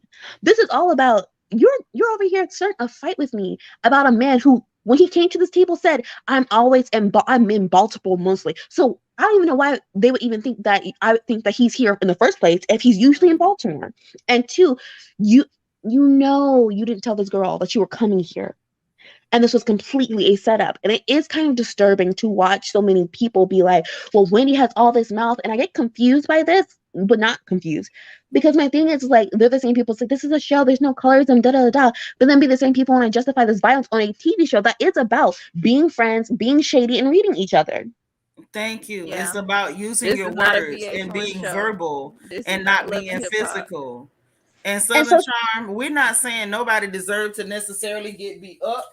What I am saying, however, very clearly, is that if you engage in mutual combat, you might lose the fight. Now, that's what I'm saying. Like, when it came to Candace, like baby girl say, like, people still debating that to this day. Who should have swung first or whatever. I still say Giselle threw the first lick. I'm going to always say that because that's who I saw throw the first lick. Period. However, with Wendy, there is no debate. Wendy was sitting there drinking her drink. Mia tried to turn up, he got beef with you, and she immediately got incensed. She became irate because that girl said, he can't. I don't have beef with men. He needs to call my husband. She said it calmly with a nice even tone. She did not raise her voice, and she kept chewing and sipping. There's no comparison. Myron, literally, you could tell. I feel like the drink toss was completely set up, talked about behind the scenes before it happened. It was a delay before she did it. She was smirking when she did it. She thought, I'm finna toss this drink, and Wendy finna act a fool, and didn't. You still was the one that acted a fool. Jeannie, let me add to this because we can also debate last year because Candace did flip the letters, and I can see people being upset about that, but Mia was not even facing the table when she did that. And the whole thing is like Myron did it first. Okay, but you can see what my point is when you're talking about first. Candace did it first. It's just that Mia wasn't really near her. Like, Mia had her back towards her and flick little lettuce. I can get people still being upset about that. But my point was adding to what you said, it being deliberate, because even with that, at that moment, you could see Mia look at the lettuce, look at her, because she couldn't get the best of it. And so she's like, okay, I'm gonna have to do this. And I feel like I'm always watching Mia trying to find a moment. And that's why I can't get with Karen with this, because this girl is looking for a moment. And it's kind of crazy to me, again, that Karen and all of them know they see some crazy stuff, which is why, for me personally, okay, Karen participates in the colorism because I'm like, you said some wild-ish to Giselle. And what did y'all do at the reunion? Y'all got up and faked cried and hugged and humped on each other. But now you're trying to justify someone being thrown a drink. I don't know if it's alcohol or not, but you felt, but she sipped on it, so that means her saliva was in that thing. Throwing a phone and throwing a purse, all because you wanted to start a fight with me about a man who's neither yours or mine. I think that it started out as let's bait Wendy, and by the time you threw that drink and Wendy got mad, then it turned into, oh my goodness, what is Wendy finna say? Yep, especially once Wendy really started talking. Yeah, I think it started out. I think the whole drink toss, because Wendy was not getting on his case. No, she wasn't. She was not getting on that old man's case At all. She didn't start getting on his case until the drink was thrown. You can't even pretend you threw that drink because of that. Now, once you threw that drink, then Wendy was pissed. Then she went ahead and told you everything she heard about y'all. Then that's when she got mad. Myron was not even mad when she threw that drink. Oh my. And the Robin stuff, when I tell you that, disgusting, because to me, you go out with this, and I think it's just like you come out with this PR statement with the Today Show, but in the episode, we literally see that you show this video to Candace, and clearly it's only showing Wendy. After something has already been thrown at her, she's been told, get out and all this kind of stuff, leave my table and all this kind of stuff. And then you see that she folds it up with her personal feelings. Oh, you can't talk to her and da-da-da. No, ho. You can't talk to me when you know that your friends bring you on this rumor about from a blog that you said it's not credible, that you asked my husband, what can we do? What kind of lawyer my husband is? And you see your friend bringing this on and trying to tie it into me getting a mommy makeover for my last baby that I had a couple months before I got this show. You want to pretend you don't know any of this. And so when you get read down for it, all of a sudden your feelings are so hurt. Right. Yeah. And the thing is, Robin, excuse me, I keep calling them their wrong names. Robert, he should not have made no statement with Today when the beginning of this episode, you using that same video to you showing us what you intended to do with that video. When you were going to try to make Wendy look bad. Spin a narrative, right? That's what you intended to do. They all need to be quiet till the season is over. And I don't agree. Karen was scooted back from the moment them helpers started arguing across her. I don't think Karen knew about no drink being tossed. I don't think she knew about no drink being tossed, but I'm going to tell you what Karen did do at that table that got on my nerves. Was the minute Wendy started reaching and talking, she was like, oh, did I just get hit? Yes. Yeah. I ain't like it. Too. When she did that with Wendy, I didn't like that neither. I'm like, that girl ain't hit you and you know it. Karen and her newly refurbished wigs was getting on my nerves. She been getting on my nerves. I think she was so busy trying to take up for her friend Myra. Mia. And Mia was too dumb to see that she was literally trying to take up for you, trying to share some of the blame around. That's why she kept saying whiplash, because she was trying to pretend like both of them were being physical. It went over like a lead balloon. Okay, and Katrina Taylor got a point too. All right. Child, Wendy was probably more comfortable in her hotel room than that twin bed that was for Wendy and Candace. Thank you. And yes, Karen is definitely Team Yellow. She showed us that at that reunion when they tried to crucify Candace for saying your mama. Oh, yeah. Even more so. Didn't Ashley talk about Mia's size 13 feet this night? And I see people going up for it, which is why we say the audience and the cast and production have the issues with the colorism, because not everyone thinks it's funny. But last year, all of a sudden, Candace was being transphobic. But this is the problem. On the same season last year, Giselle talked about her big hands and big feet, and nobody said nothing. They just pick with Candace and Wendy. They just pick with them. And mind you, Candace get on my nerves a lot of the time. But it's like if she's doing the same thing that the other ladies are doing, I don't understand the problem. Yeah. And I think that's where I get lost. No, go ahead. And that's where I get lost too, is because my thing is, again, I scroll for our news. The way I see people try to be xenophobic and also I just really don't like her. She's really annoying and da-da-da. And the condescending part and her education part, I'm just like, I'm confusion, because on the first season, and I can get you being irritated, but on the first season, I felt like is always talking about the thing that made them be a housewife. Yeah. Wendy, regardless of her being married, Wendy would not be on the show if she was not a first-generation Nigerian woman who got her PhD and was commentating on BBC, CNN, MSCBN, Fox. She would not be on the show.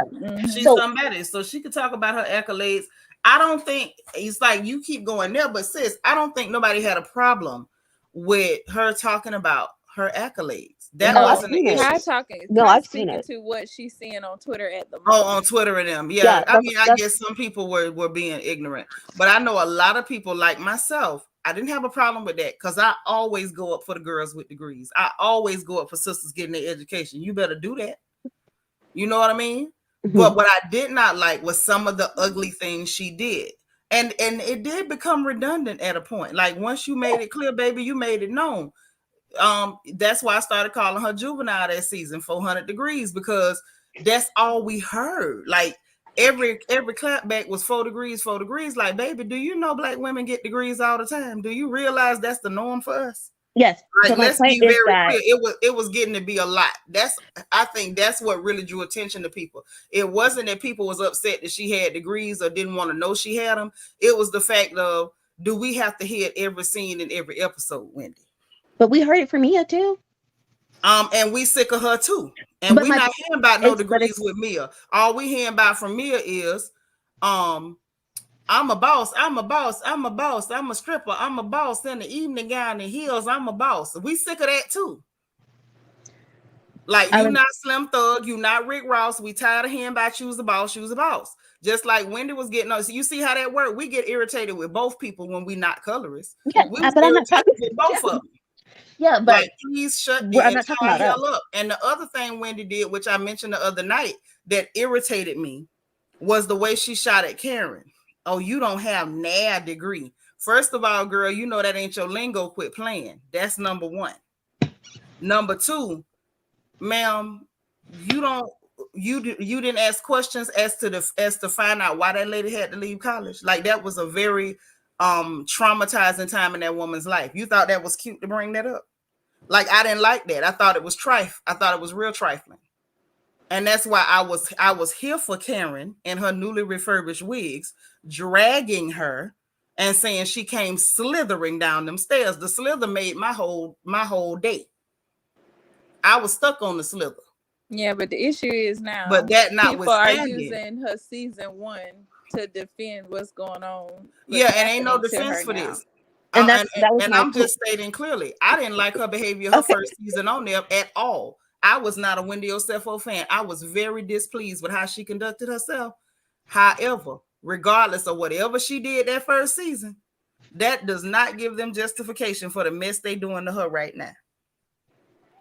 It doesn't. That's all I'm saying. There's no justification. People are reaching. When they reach all the way to her first season and they want to go back to, child, you know Mia ain't got no degree.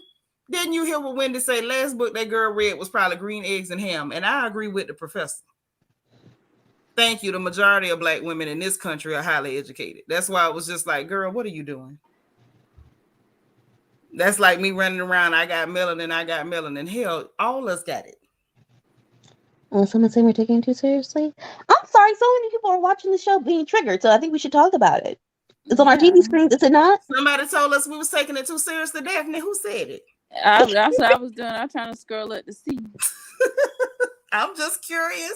I ain't gonna get nobody, but I'm just curious. Here's the thing: the argument point that y'all have with the taking it too seriously, whether it's all scripted, whether they're all in on it or not.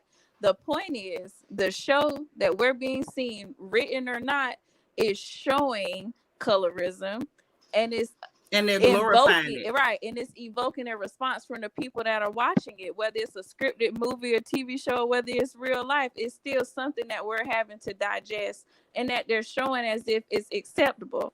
I don't understand. I don't understand the point of, oh, it's a show, it might not be real. It don't matter whether it's real or not. They're showing these stories as if it's okay. I don't get your arguing point with the, oh, it might be scripted.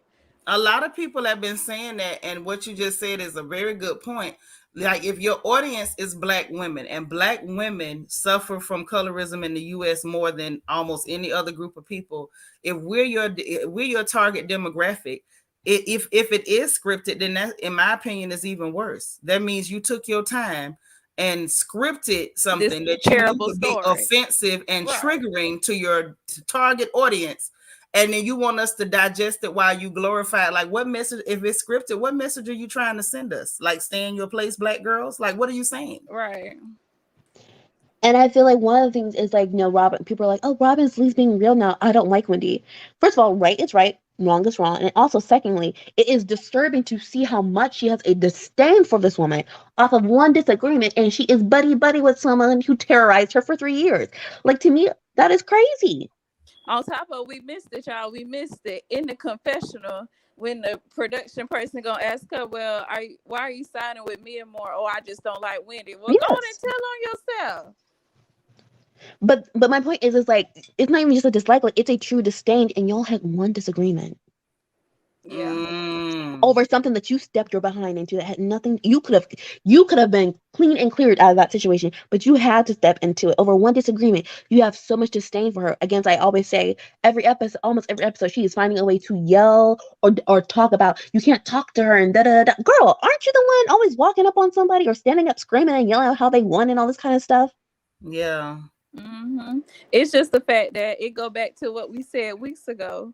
They were mad when Wendy got her look together. She wasn't finna just talk about her degrees all the time. She was gonna be a whole person, and they were threatened by her. So they're using this to attack Wendy.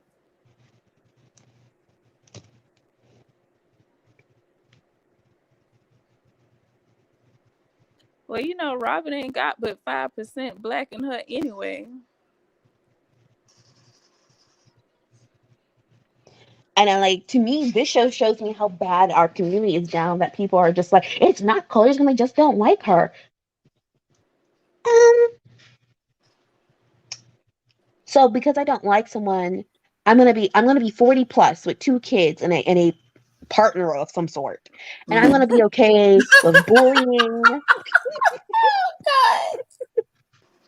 I'm gonna be okay with bullying. I'm gonna be okay with throwing purses. I'm gonna be okay with throwing drinks. I'm going to stand up for someone I think is lying about cancer. Yep. Like, do y'all not know how insane that sounds? Mm-hmm. If you didn't like her, you would treat her how Karen treats Sharice. That's not liking somebody. Yeah, you just stay away from them. You run from them like they got leprosy. Mia. She don't have talk to Myron. That's what you would do if you don't like somebody. That's what I would do. Oh, hello, beautiful lady, the Rebel Sunflower. How are you? Hey, I'm just gonna say something real quick. Girl, go and get it off your chest. Look, we ain't got no timer on you, baby. Get it off your chest. Tell us how you feel. I have a question about why everybody keeps on going in on Wendy and these degrees. How she mentioned the degrees multiple times. Hello. On and on. Who is that, baby? Hey, Tuggle. Why everybody keeps going? Ryan, sit down. Why everybody keeps going in on Wendy and these degrees? But nobody said anything about Sonya, who kept repeating her gold medals. Girl, take that back. Sis, we drug Sonya all across this porch all not as season. Much as people are dragging Wendy and continue to drag Wendy. I know we were sick of it. It got so bad that even Andy Cokehead Cohen sat up there on that reunion and even shaded her about them medals. How many medals do Sonya have? I bet you we all know. We were sick, and I still say she don't have no 4 gold medals. She got 1 3/4 because that was a relay team. So she had 1/4 of a gold medal. The bronze. But honestly, I don't know why everybody hates Wendy so much. We don't hate Wendy. her. Well, not you guys, but I'm just saying, just in general, there's so much disdain, like Kai said, for Wendy, and I'm not understanding why. Because the woman is educated. You know why? She is a black girl and a black woman, and she's lovely and she's educated with a good-looking, educated chocolate husband with beautiful little black babies and living a beautiful black life, and that's why they hate her. You don't know? Lord. Hey, Gaby, you look so pretty, girl. Oh no! I'm sorry, I had to do that. Oh no! All these cute little photos. I'm in the DMV, and I'm actually like 2 doors down from where Robin gets her hair done, and I actually know she gets it done. Okay, wait a minute. Stop right there. Stop the like you say might be your own. Wait a minute. Wait just a minute. So you know who was responsible for putting them big chunky braids in her head and sewing in that pack Listen hair? to me now when I say y'all, I've been trying to get this girl in my chair. I've been trying to get Wendy in my chair. I know not Wendy, Robert. I need Robert. I mean, not Wendy, Robin. I've been trying to get her in my chair. I hate her haircut. The braids are horrible. The lady who does her lashes, I know her as well. And I'm like, just give me her number. First please. of all, Robert be walking around looking like she done stole her lashes from the Grinch. I swear to God, them the same ones he had on when he stole Christmas. So them the same my girl. Them the same lashes that the Grinch had on when he stole Christmas. I can identify them. And furthermore, the girl that's sitting up there putting them chunky braids in her head and sewing in that $29.99 pack hair, and it don't even look like human. It look like that fusion hair. And we can still see all them lumps and bumps through that hair. That hair stiff. It don't. How Tessica Brown said, let me hit the clap. It don't move. And you is up here on national TV with this, and you know who's responsible? Does this girl charge like basement prices? Do she take food stamps and payment? No, like, I don't know who does her braids. I know the lady who. No, I'm not talking about the braids. I'm talking about that sew in, because the hair where they braided her hair down to sew them tracks in. They braided too big. The braids was too chunky. Because when she was in that scene at that lawyer's office, all you could see was bumps and ridges in her head up underneath that stiff, cheap hair. That's all you could see. I don't know who does that either. I know who does her. Well, you say you know who do the hair now. No, I know who does her hair, like as in the color, the cuts, the. Okay, can we talk about the color? Because I don't know what's wrong, but it keeps bothering me. Like this color on her. It's cheap. That's that hair. Look, that's that hair color she bought at the hair store and did in the shower. And we're gonna give this lady a little bit of grace. I'm gonna give her a little bit of grace because she lost. You are? I'm gonna give the lady a little bit of grace because she lost her. The lady that does her color and. Oh, okay. Because she just lost her sister and her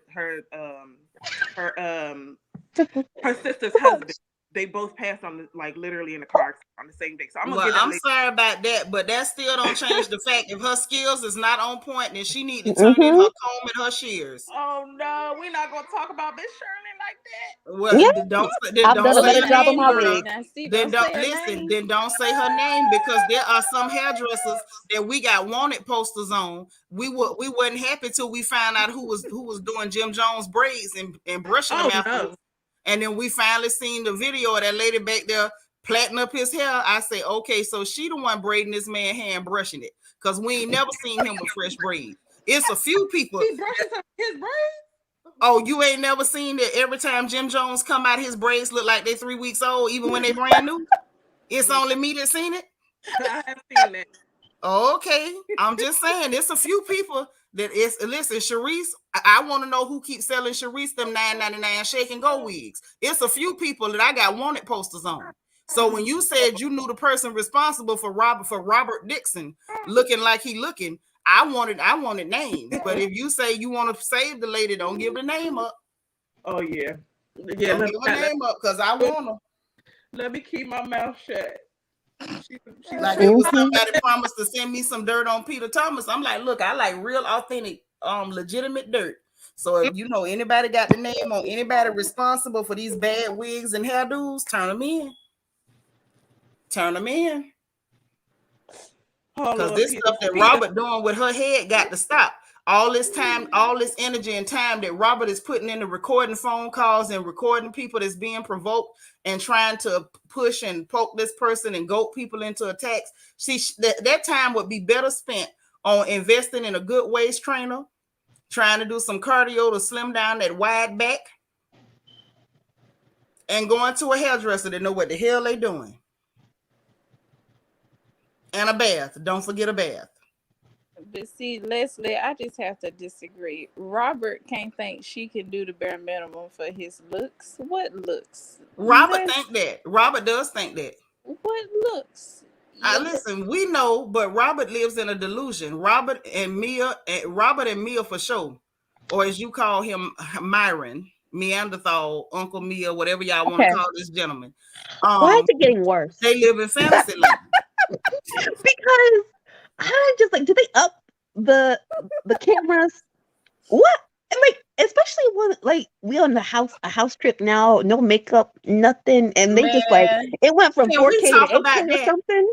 Can we talk about that? Like It Mia was sat up wrong in for there 30. with her naked face on that camera. Mm. First of all, I counted 12 different variations of beige on her face. It's not even one shade of beige. Right, Faith Jones, them heifers got a shared delusion, okay? Somebody really told them that they get extra credit for not being black, and they believed it. They believed it. Robert Dixon sitting up there looking like a middle-aged clear gentleman. That is Jake from State Farm, and ain't nobody gonna convince me otherwise. But they done told her that not being black gives you extra credit. But Mia sat up in there with her whole naked face on the camera. I felt attacked. You want to know why? Why did she do it? Why? Why? Just why? What's up? Like, I felt attacked. I felt like I was being assaulted. Let me tell you why. It's because Jacqueline is not her friend. Jacqueline sat there and told her, "Oh, girl, you look good. Girl, you giving fresh face. Girl, you look rejuvenated." That's what she did. Listen, you right. Jacqueline ain't no type of friend. Because she should have said something DS time I came out looking like Freddy Krueger. If Freddy Krueger had lunch meat on his mouth, because the lips was just hanging there. That face was tragic. And I'm like, and I had posted that picture before. I'm like, let me find out this is the real reason why you jealous of Wendy. Mia, is this the real reason you jealous of Wendy? Yeah, she made Wendy look like a biological woman. Oh. It's so harsh. Oh, I heard somebody say something.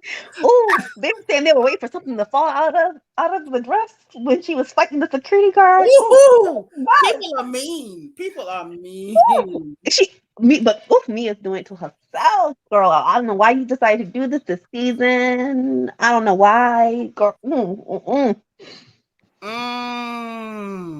know it's bad when people have been ripping them for an entire week through Thanksgiving. And they ain't stopped yet. Yeah, LEL said Mia was scary sitting in that bed with that towel on looking like a rap baboon. Oh my. Oh. Yeah, the lunch meat was hanging off her mouth.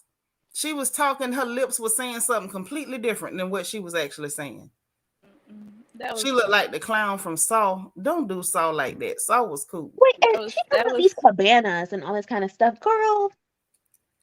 I'm telling you, that wasn't no cabana, girl. You had a big umbrella. I didn't see a waiter or anything.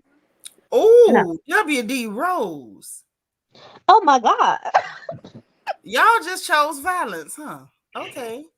Tasha Jones say, I just want these creatures of habit. Roberto, the Joker face Dixon, and Gizzard Neck and Miguel Sasquatch Thornton to get the stepping off this show. Well, tell us how you really feel. I feel like Gizzard could stay, but Roberto and Myron got to go. Now they all dangerous. They're too dangerous for my taste on this reality. I would love to see Gizzard by herself and what she gonna do. Now, Daphne. Auntie ain't never sent you to the corner, but I'm gonna send you right now. You seen Sax when she was dancing on the beach? Get in the corner. Get in the corner. Just go straight there. I'm crying. Were they flapping? Oh, you gonna end up going with her. This is the thing. This is the thing. Lord Sherry Green said, I thought she was a man. No, she was a lady at one point, at least. I don't know what's going on. I'm confused as to what I'm saying. We know that at some point, okay, there was proof that this was a lady. Uh-huh. All right. Now I don't know what else. Seanitra, what is your mom doing? I'm trying to make this thing legitimate, okay? What?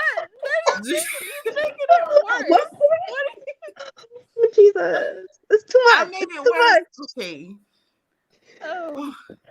Lord. Jenna saved me. Jenna said, yeah, she destroyed any natural beauty she had with bleaching, surgery, and hard living. Ooh, and drug addiction that she doesn't talk about. Yeah, she mentioned it in passing and then she was done with it. This is a psychological point, but it is. It's like you see how hard she tries to prove everything. And that has manifested in what she's done to herself. Yep. It is like she was a cute young woman, and it has manifested into this. I'm trying. Don't. I'm not going into the corner tonight. Okay. But you can see that, like, just trying to prove herself in the way that, the lips and the skin and the cheap microblading and the illegal monomer nails. It's all too much. Now, microblading should never be cheap. And what did she do to what they do to your skin when they be taking off a layer? Because that had to be cheap too. It's when they like needle, almost like needle into your skin the ink. She was saying like the resurfaces. Maybe she did like a chemical peel or some microdermabrasion peel or something. Bedroom. And why did you do that? I don't know. But I will say this. I don't know. Yeah, maybe she did a chemical peel, Tom G. Maybe she did that, but clearly she did more than that to scrape what little bit of color she had off. I just feel as though, I said it the other night, I think she has buyer's remorse. I think that she has moments where she regrets it and she needs people to constantly reassure her that, no, you're not scaring anybody. No. And but then she should just do seminars for young girls and be like, guys, don't end up like me. But she's not. I don't think she's strong enough to stay there, to stand in her truth and say, yes, it's frightening, but this could be your future if you keep being insecure. That would be very responsible. And I do it. I tell people, drop the fork so you don't look like me. So maybe she need to do the same thing for people. But she's not ready. You got to be ready. You got to be ready. Yolanda is the idiot. Wait, what this crazy girl say? I love my Londa. Wait, what my Londa said? Londa said, Mia don't have a booty to twerk. She was jerking up. Oh, my God. Oh, why did I read that? Everyone in the corner tonight. Everyone. All of us. It's too much. Lily said, chemical peel don't do that to your skin. Mia's getting her karma through what she prized more than anything. Yes, that's true. Say, what chemical did she use? Acid wash? Oh, my. LJ Forever said Mia definitely got her plastic surgery in the garage. Whoa. And now she looks a mess and have a lumpy fix-a-flat in her butt. Oh, my. She just need to get them dissolved. That is especially the lips, please. But what if the skin just hangs there deflated like an old bicep? There's some reconstructive surgery they can do with that. Can they? With the lips? I don't know. Can they cut away extra loose lip meat? I didn't know there was a lip meat surgery. I mean, I'm sure it might be similar to what they do to the vagines, maybe. Oh. Because that's what she didn't put on her face. Some old flappy vagine lips. Oh, my. Yolanda. She was what? Oh, Jesus. We are really going to hell in a basket Nisi today. said a Drano chemical peel, not potash. Oh, those lips was frightening. You're not the only one, Daphne. You in good company tonight. Katrina say Mia is scaring people because she played the Joker when he guest starred on the Scooby-Doo mystery. Really, Katrina? Lord have mercy. That's why. Yeah, that's what y'all did to that lady on Twitter. They about to start using her pictures for jump scares. Okay, let me just let y'all get this all out the system. Anybody else want to get money? This is your time. Okay, I'll leave us alone. So the fact also that she brought them all down to Miami, and you can tell that she was just so happy that she had power where people will be like, you can't come back. Don't come back because you didn't say bye to me. At least Karen, she wasn't trying to pull that ish with Karen. But I'm like, Heffa, I done left my home. And you have me in this build-a-box art deco mansion with the toilet water flushing overhead. And you have the nerve to tell me that because I'm going to go check on someone that you don't want in your vicinity, which, okay, go ahead, be about it. But I'm going to do me. You're going to come in the car and try to have your moment. No. Like, She she's was not worth disgusting. anything. She thought that them two girls came out her testicles, and so she thought. Oh my! Yeah. I was trying. I tried. Oh my! Okay. But it was a very uncomfortable moment. It was given like Damon from the level 12 prison yard. Like, why did you go marching over there to say y'all ain't let me know where y'all was going? Like, what? You said all of them on the beach looked like they was wearing diapers. And did. It was tough to watch. You say Madam the Puppet is somewhere laughing. Really, Sasha Ellis? I can't with y'all. Yes, Andrew Mack. Mia was definitely feeling herself in Miami, and I'm not sure why. Like, being there is not going to automatically make you fine when you're not. It's not. Mm-hmm. It's just too much. I honestly do not know what's going to happen next week. I can tell that dinner's going to be a mess. I wish Karen had not gone through with it, but you know, people got to get personal with Karen before Karen actually call a thing a thing. Yeah.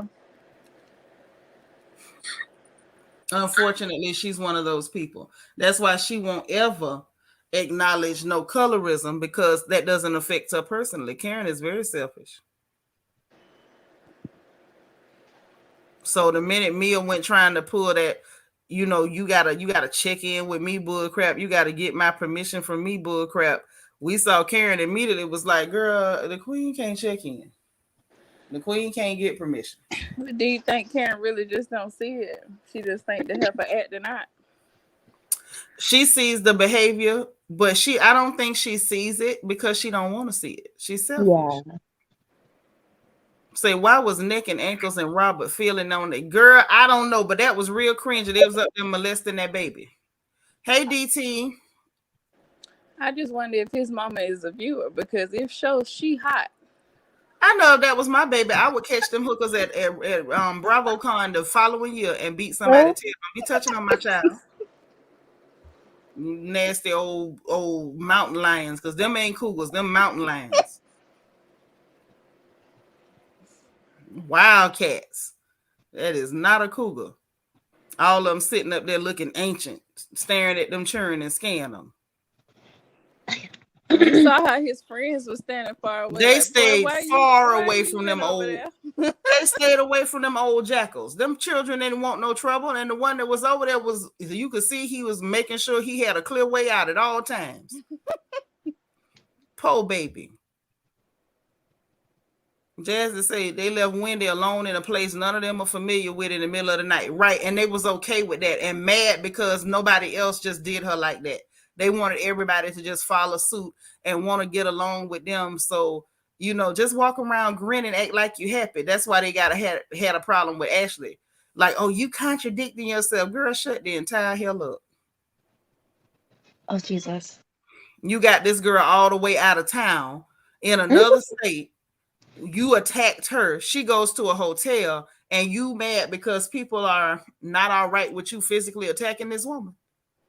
Yeah, and then alienating her. That's wild. What? Now, you know what, LEL, I'm not going to read that. Yeah. I'm not going to read that. Y'all are really doing me in tonight. Y'all ain't got no mercy for this gentleman this evening. Andrew Mack say, yeah, why Robert was feeling up that dude, like, it was so weird. And I'm going to tell you what it gave. Can I tell y'all what it really gave? Do you mind if I keep it real? Okay. What it really gave was she was trying to give the impression of a woman who likes men. Oh, Jesus.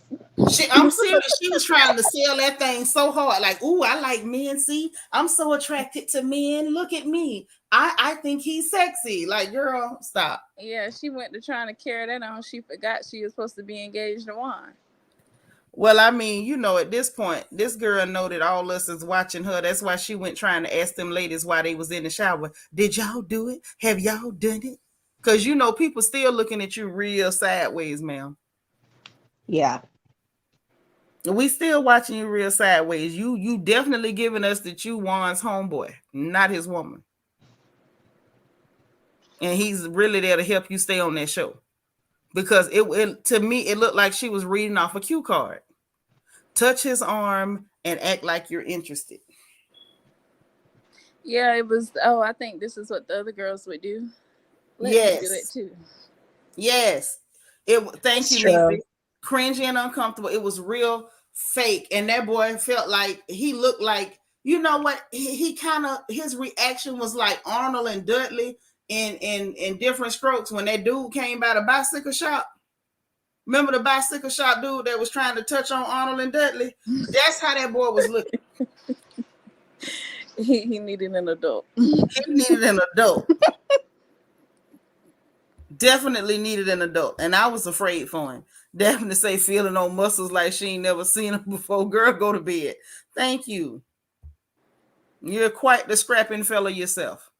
Auntie Eva say, I wish Rob would take Diana's advice and just come on out. Oh, Auntie Eva, you too. Katrina say, now what if that young man sued him for sexual harassment and Nick show no that's a feeling of uncomfortable. Yeah, she wouldn't like that, but Nick didn't touch him. That was Robert over there scaring that boy. Yeah. Bianca said, I stopped watching midway through because this review was better than the foolishness, so I missed that part. Oh yeah, she was up there touching on that baby. Hey, black honeybees. She was up there touching on that baby, and she didn't have no reason to do that. It was horrible. It was absolutely horrible. So what y'all think we in for on the following? Wait, I wanted to talk about the cute girlfriend moment first. Oh yeah, cute moment. It was so cute. It was so, and that's when people are like, "Oh, it's just a TV show." No, this is supposed to be about their real lives and us seeing them achieve their dreams or work their ways out of situations. Like that was so fun. It was so fun. It was so nice. So cute, and like them just, even Wendy talking about, like, I know there's something she wanted since she was a little girl, and like watching her be like doing it for herself, like that is so enjoyable to watch. That was the most pleasant part of the entire season so far. It was. That's that small smidgen of positivity, and that's why I say it's also part of production where I feel like some people are like, it's a show, and sometimes you film a scene with someone that you really shouldn't be filming a scene with, or like with the Wendy and Ashley scene, all that kind of stuff. But I do wish that the producers allowed us to see more of Candace and Wendy's friendship, because Candace and Chris, they love to party. They're always hosting like small little parties at their house. Who's always there? Wendy and Escala. Yeah. And I find it strange that we don't get to see that friendship there. No, I know, and it's so sad to me, because to me it's like, yes, I think Housewives used to work because we used to have really organic friendships, and then like things get heightened because you are filming a TV show, but it's still somewhat based in reality, whether it's something serious or petty. And we've come to a point now where it's not based in any type of reality. You're just trying for something. They took away all the fun stuff and just made it nastiness.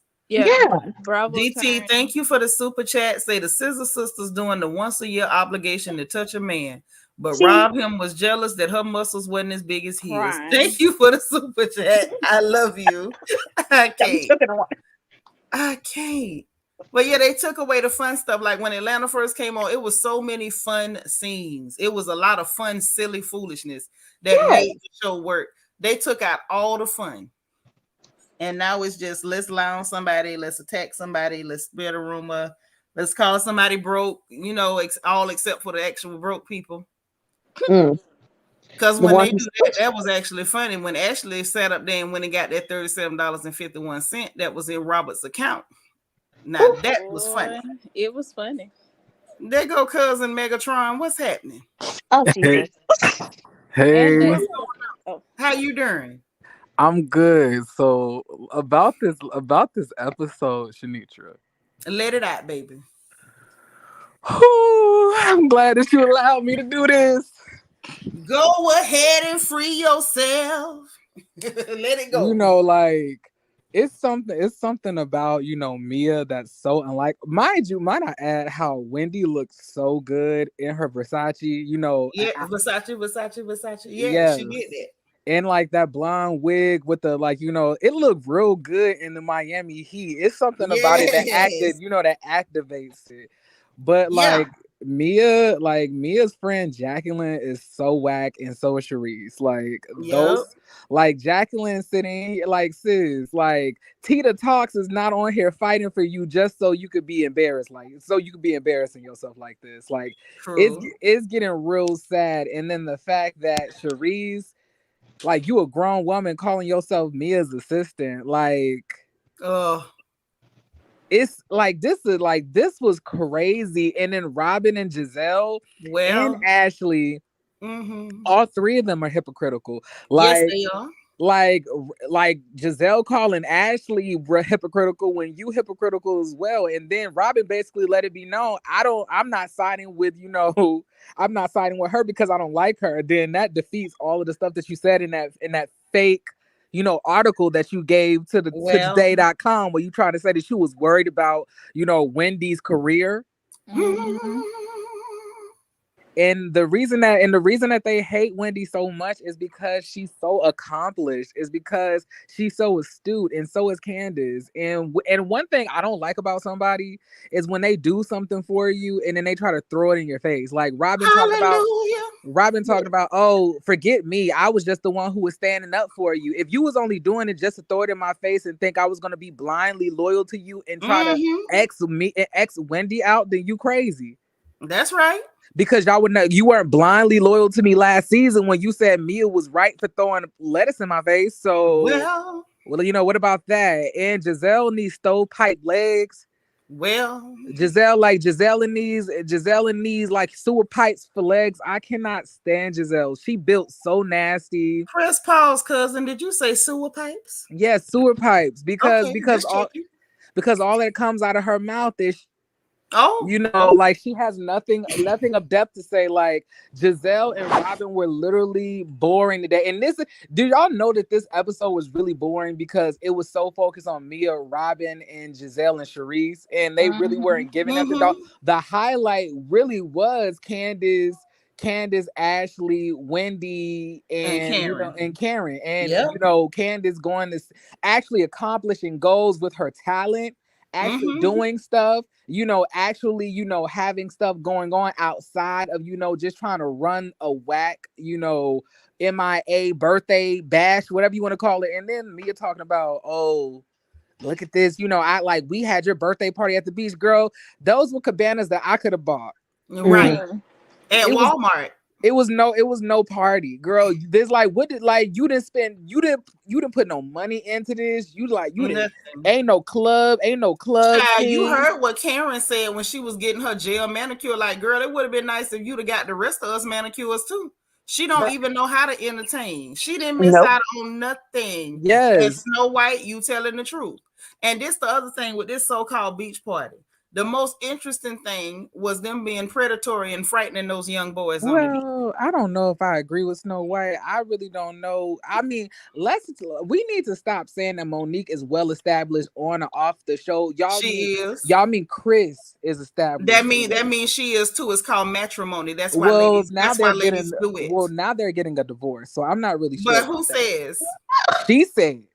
When she said that.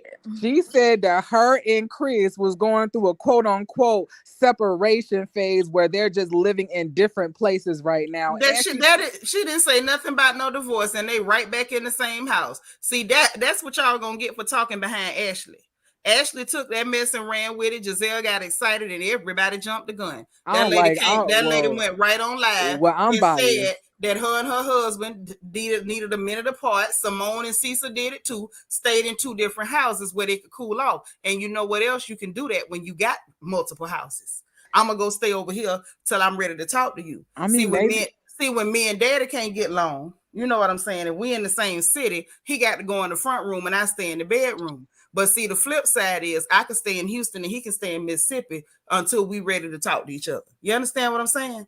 Them people ain't getting no divorce. And when you marry a man with money, baby, you are established. That's the point of matrimony. We ain't marrying for love. We marrying for security. You know what? Let's get that. You are true about that. I was talking about hypergamy earlier. So, I technically hypergamy applies to black girls too.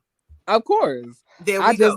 I just don't like her. I'm I not mean, gonna hold. there you go. Now just keep Yeah, it yeah. real. You don't like her, Mhm. but it don't change her coin, and True. it don't change the fact that that lady can shop every day of the week, and her Well, and her well, husband pockets ain't gonna run dry, whether she on Bravo on or sitting on her couch. okay, well, let me rephrase. What I There we mean go. by what they mean is like having a actual career or having like actual like businesses and stuff like that outside of your husband. Like I mean like Candace and Wendy are professional. Well, yeah, I guess you can call professional. I guess you can call Candace professional. She doesn't really do that stuff anymore, but they both have a lot of things that they've developed outside. And what's the lot of things that Candace developed? Now I know we're going up for Candace this season, but are we gonna tell the truth or we gonna fabricate? We gonna tell the truth. Okay, The because first at thing. the end of the day, when we see a black man talking about he a rapper, we don't go talking about he established he started a lot of Well, I stuff. wasn't talking.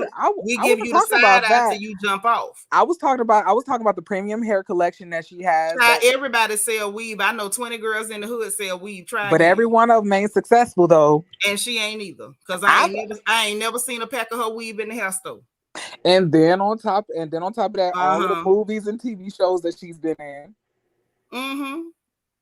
Oh, but all of them can go get on TV shows. Hell, Kenya Moore be walking through TV shows. I mean, but Kenya Moore, even before she was on the show, was like an actress. She was in Waiting to Exhale. She was in like Deliver We Us didn't from even Evil. know she was in Waiting to Exhale. Somebody had to come back and show it to us. I don't know how you didn't remember. I remember that. I don't know how either, because we didn't even know who she was, baby. We didn't even know her name until she got on RHOA. And I knew who Kenya Moore was before she got on RHOA. I'm old enough to know. Ain't none of us know her name. She was that pretty dark girl that had won a pageant one time. That's what the hell we called her. We did not know that girl's name. I mean, the second black woman. But you sound like we didn't know her. You don't sound like you like Kenya. No, I don't like people that lie. Okay, but the truth of the matter is, nah, baby, back that up. I don't lie on nobody, whether I like you or not. I always keep it real. And the truth of the matter, I'm old enough to remember, none of us knew her. I feel like I knew her. How old are you? I'm 29. Child, please hush. You wasn't even alive when she was doing them little walkthroughs on them shows. But like, my mother, like she was a really big fan of Kenya Moore, and because she said that growing up when she had saw Kenya Moore win Miss America, like not Miss America but Miss USA, that I'm about to say she gonna want to fight you like she wanted to fight Porch. But like she said that actually made her feel, a lot of us liked her, baby. We just didn't know her name. She was the pretty black girl that won that pageant that time. That's who she was. I knew Kenya. You weren't alive. But I knew her as I was growing up. You knew her after you got big and she was darn near on that show. No, Kenya Moore was not. You wasn't live when Kenya Moore was walking through Martin and walking through in the house and walking through all them shows. We remember seeing her. We remember seeing her face. And if you was watching it back then, you was in pull-ups, and you can't tell me what you knew. And the truth I was of the watching matter Troy. is, when she was walking through them shows, we remember that's that pretty black girl. That's that pretty. We didn't know that girl name. But when she got on the show and they played it back, all us had to say, "Oh, that was her." But Miss Seanitra, and then we were excited when she got on the show until we saw her personality and how much she lied. Look what Fifi say. Fifi say, I'm 50 and honestly did not know her. I'm telling you, we did not know her. But Miss Seanitra, we ain't finna tell no lies. I ain't saying you telling lies. All I'm saying is that, like, if that's the case, then that means that we don't know anybody. Then if we weren't around when they first came out. No, that's a lie in 7 Sacks. We knew a lot of people who had big names. She wasn't one of them. I feel that she was. I mean, you could feel that way, but you wasn't here. But I'm saying that, like, as I was growing up, I knew who Kenya Moore was. But you wasn't here when she was doing them walkthroughs, because that's all she ever did was walkthroughs. But you'll look her up and be like, well, who? That boy that did that song Walkthrough? Now watch me walk through. Kenya did it first. He stole it from her. But at the end, she did. But at the end of the day, I feel that, like, I'm gonna show you one time when I walked through, because that's all the hell Kenya did. She walked through. She did the video vixen thing. She was in people's music videos. She was showing them cakes on XXL, and she was in Kane magazine. Okay, but you can still look her up and be like, okay, this is Kenya Moore. This is somebody who was Miss USA. This is somebody who I've seen on. We didn't know her. And We was like Mariah Carey. We don't know her. Wasn't she also on Two Can Play That Game too? Who seen that? How long was she Everybody. on there? But I mean, how long was her scene? I mean, I thought it was pretty long. Not if she You ain't got see? it. She was like Tell the truth. Kenya Moore was not a Tisha Campbell. She was not Tashina Arnold. She was not a Halle Berry. She wasn't Alfred Woodard. She was who? Child, quit playing. I'm saying, like, I remember who Kenya. I remember. Say you right, Seanitra. We didn't know her. All us who was grown when she was supposedly out doing walkthroughs, we didn't know her.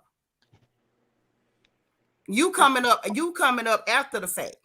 I could have gave birth to you a couple times, and you talking about I knew her. You wasn't here. I mean, yeah, that is true. I was not you here. wasn't here, baby. But that don't mean I didn't do my research when I saw this strikingly beautiful woman. You had to do research. What's sad is we was around when she was around, and we had to do research. We didn't know her.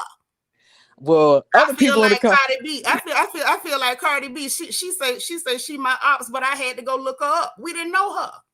I feel like we did. But who was we? You wasn't here. You're not part of the we. You wasn't here. I'm saying when she was supposedly one of the big people, we didn't know who the hell she was. My mama said that your mama knew her, but the rest of us didn't. But everybody got their own perspectives. Well, I'm saying the vast majority of us didn't know her, and I remember that real. Thank you, Eva. She said, "Shout out Rich Homie Quan," but Rich Homie Quan need to give Kenya Moore her coins because she did the walk through first. Because that's all the hell she did in them shows was walk through. She made no impression. Okay, but this is not about Kenya. You went there, so I had to go with you, baby. No, you made it to make her a point. You brought her up to make her a point. Right. But you went there, talking about, but it's not like Kenya, baby. We're not gonna put 20 on 10. Well, I don't think I'm putting 20 on 10. I like Kenya. I mean, and ain't nothing wrong with liking her. I don't tell nobody else to dislike her. It's just personally, it's the same reason that I don't like Robin. It's the same reason that I don't like Mia. I don't like people that lie. Same reason I don't like Giselle. Once you start that line, I don't like you. I mean, that is true. I mean, like, I do feel like Kenya, used to definitely fit back in. I feel like she's come a long way. She's made it very much easier to be a fan of her now than back in back then, when she first was on the show, I used to have to windmill. I was like, when that girl first came on that show, I know you still legit, but when she first came on that show, we all was excited. Yeah. Because we might not have known her name. As soon as we saw her face, it was recognition. That's that black girl. That's that pretty black girl that won that pageant. So we was excited. Oh, her name's Kenya Moore. Bet that up. So then people went to pulling up all the stuff she'd been in. That's how we knew she was in the Two Can Play This and that and the third. Because she wasn't memorable, baby. She wasn't. I'm telling you what legit happened because I was around and looking at what was being said during that time. And what was being said during that time by a lot of people was, okay, so she was in this, she was in that. Like, we literally had to go do the background to figure out who this broad was. Other than the beauty pageant, because that's all we knew her from was being pretty and winning that pageant. I mean, but that's a huge pageant, though. I mean, I guess. Everybody remembers Miss Universe and Miss America. That's why Portia messed up and said Miss America, and that's why she got mad. Because the name recognition goes to Miss America and Miss Universe. Miss USA, that's why Portia messed it up. No, because you have to win Miss Miss USA to go to Miss Universe. That's the whole point. Nobody pays attention to the prerequisite. They only pay attention to the big show. We didn't know, baby. And she was the second only black girl to win that. Like, and we was happy. Like, we was always real happy to see black girls win pageants back then. That was a big deal. She was on the cover of magazines, like for a moment, specials and everything. How could y'all not know who that was? Now let me ask you a question: do you really think we remember the name of every pretty black girl that wins a pageant? I mean, but she was the second black one though. But that's the thing; she was second. She wasn't the first. I mean, you know who the first one is because she was the first. I mean, but the second was the dark skin. The second time around. See, Don't nobody. It ain't like the first time. You know, I might be outnumbered, but I know it's somebody out here that agree with me, and somewhere out here, Ain't nothing wrong with it. Listen, I'm not telling you not to like her. I just told you the truth. The only reason I dislike her is because she be lying. I don't like all that lying. I ain't defending that. I was just saying that, yeah, but I'm just saying let's not put 20 on 10. Let's not, you know what I'm saying? Listen, I'm not even gonna say no more. I'm gonna just grab comments. ST say Vanessa Williams is the only one I remember. Thank you. Vanessa Williams was memorable. Thank you. CC say I don't remember her. Oh, but you're gonna skip Andrew Mack. Andrew Mack ain't. Andrew Mack is next, honey. Andrew Mack is next. I'm getting them all. Andrew Mack is the only person that keep going over and over and over about he agree with Megatron. So I got you. But I'm just saying one person ain't gonna make it up for you. Like people, it's not to diminish her win, but baby, we just didn't know her name. We didn't know her name. And that's not bad. We were excited to get her name. We was excited to know who she was until we saw who she was. Like, Tony, don't be telling him to stop if he feels what he feels, and that's his business. Yeah, let everybody talk. Yeah, exactly. Y'all leave my Mac alone now. That's my Mac. What was the Kenya reference? Why did Kenya come up? Like we were talking about people who had stuff, going on outside of the show, and I had brought her up as somebody who was in like movies and TV shows, and then she said, I'm like, child, okay, now we went a whole back. That's how they, that's how they don't agree. Candace, if we talk about outside of their husbands, Candace ain't in that conversation because she married down instead of at least marrying on her level. Clearly. Wait, how does that have to do with having something outside of the show? No, the initial conversation was because Monique has it because of her husband. What does she have outside? No, of but her I was talking about what you have outside of the husband. Seanitra said that Monique has something still because she still has the husband. That's what I was saying. Okay, so Monique has the husband and Candace has the family. Okay, now are we gonna gas Monique businesses now? No, I'm not trying to gas. I got one question. Who mentioned Monique's businesses? Because I ain't mentioned the one in the middle. I ain't mentioned no oils and no blogs. No, but I'm talking about the one. I mentioned her Miles Eve. People buy her stuff. They buy it. I haven't heard nobody that's bought it. A lot of people do buy it, but I never heard of. I didn't mention it because I don't understand. Because I know nobody buying Candace hair. I don't understand the oils. I'm a lady of a certain age. I don't understand the oils now. When you start with the oiling and stuff and greasing up stuff, if it ain't no raw crown for your scalp, you just lost me. But and I'm bald headed, and I never bought it. But I'm just saying, like, I mean, okay, Auntie Eva says she done bought some, so there are people buying it, and I remember. And I see people buying Candace's hair. Everyone's making money. Exactly. I'm saying, like, mind you, I'm not knocking none of that. All I'm saying is the initial point, the actual predicate point was that they don't like these women who got stuff going for themselves outside of the show. Yeah. And Snow White made a valid point, which was that's why they didn't like Monique, which is true. That is why they didn't like Monique. They didn't like the fact, Debbie tell the truth. Debbie said I'm 55 and I ain't remember her to Atlanta. Thank you, sis. But the truth of the matter is that is why they didn't like these ladies. That is why they don't like these ladies. I mean, that's that why. That is definitely. Look at Robert and Rings. If they get off this show right now, Robert gonna have another house in foreclosure, and Ring gonna lose the bond. Hi, hi, Miss Seanitra. Thank you so much for allowing me to be on your platform. It's Sunflower. First time that I've even commented on anything YouTube related. Okay. And I can say that I really appreciate your Discord. So the reason why I came up and I really would like to be Sunflower is because I can understand the differences with Wendy, being that when I saw, I am a graduate of Hopkins and I'm also Black. So well, shout out to you. We love girls with degrees around here. Thank you. All right now. So I have a degree, and I can understand being in prestigious positions and me not wanting to speak out. So I can really appreciate your Discord. It's really helpful. Now, as someone who has about 4 degrees myself, and also someone who, when I first met Wendy, I was a little bit thrown off by what I saw. And, you know, different strokes for different folks. But the one thing that I gravitated to was that she was a Black person, and she had, like, I graduated from the school, but she's a professor there, right? So there's something to look forward to.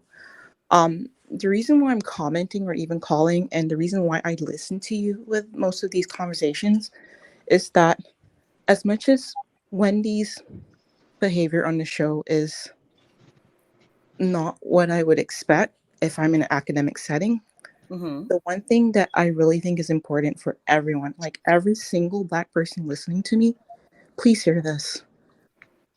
The one thing that we need to do is definitely align with Black females in position of power, right? Because it is not as easy as just always being graceful, always having the right thing to say, because in our everyday life, we have to be perfect at all costs. Regarding the show for Potomac, it's my guilty pleasure, right? I love to see people winning. I love to see everyone that looks like me winning. Now, when I Giselle, like, I'm really disgusted. There's nothing to aspire to. There's not even anything to want to have or anything like that. And I see what she's doing, manipulating the behavior behind the scenes.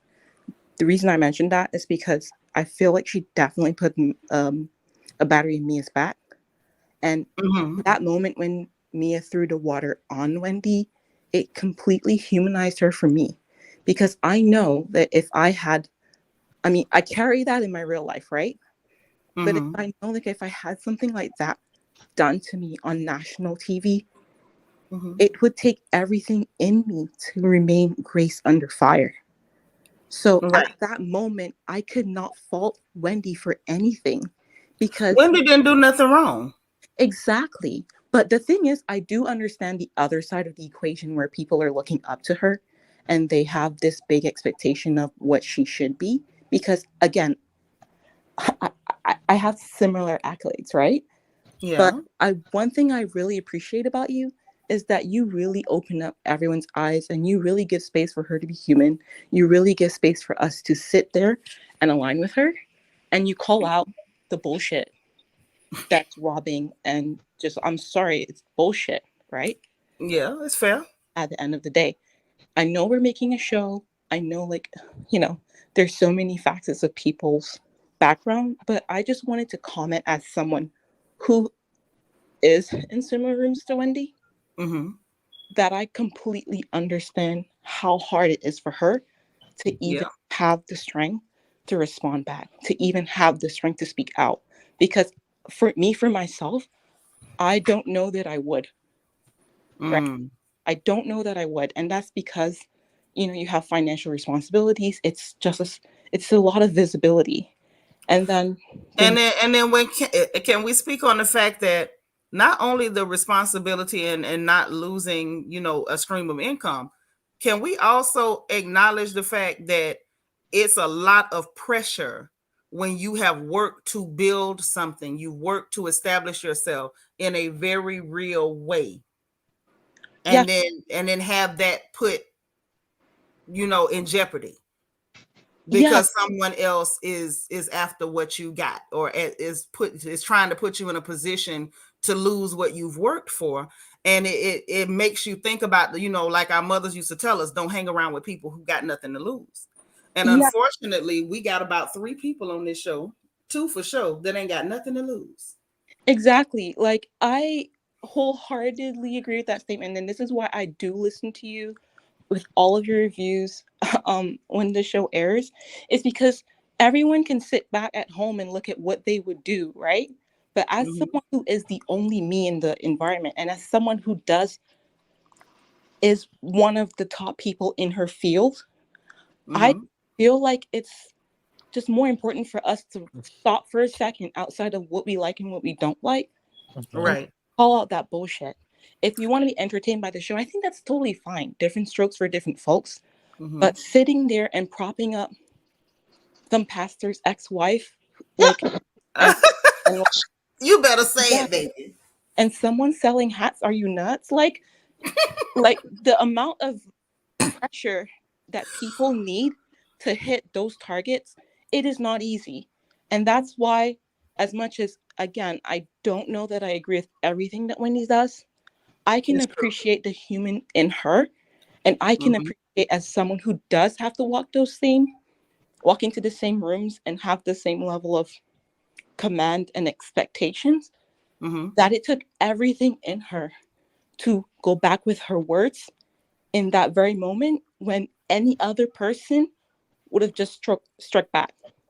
So That's true. yeah, like I even went and created a whole streamer and everything, Miss Seanitra, to speak to you.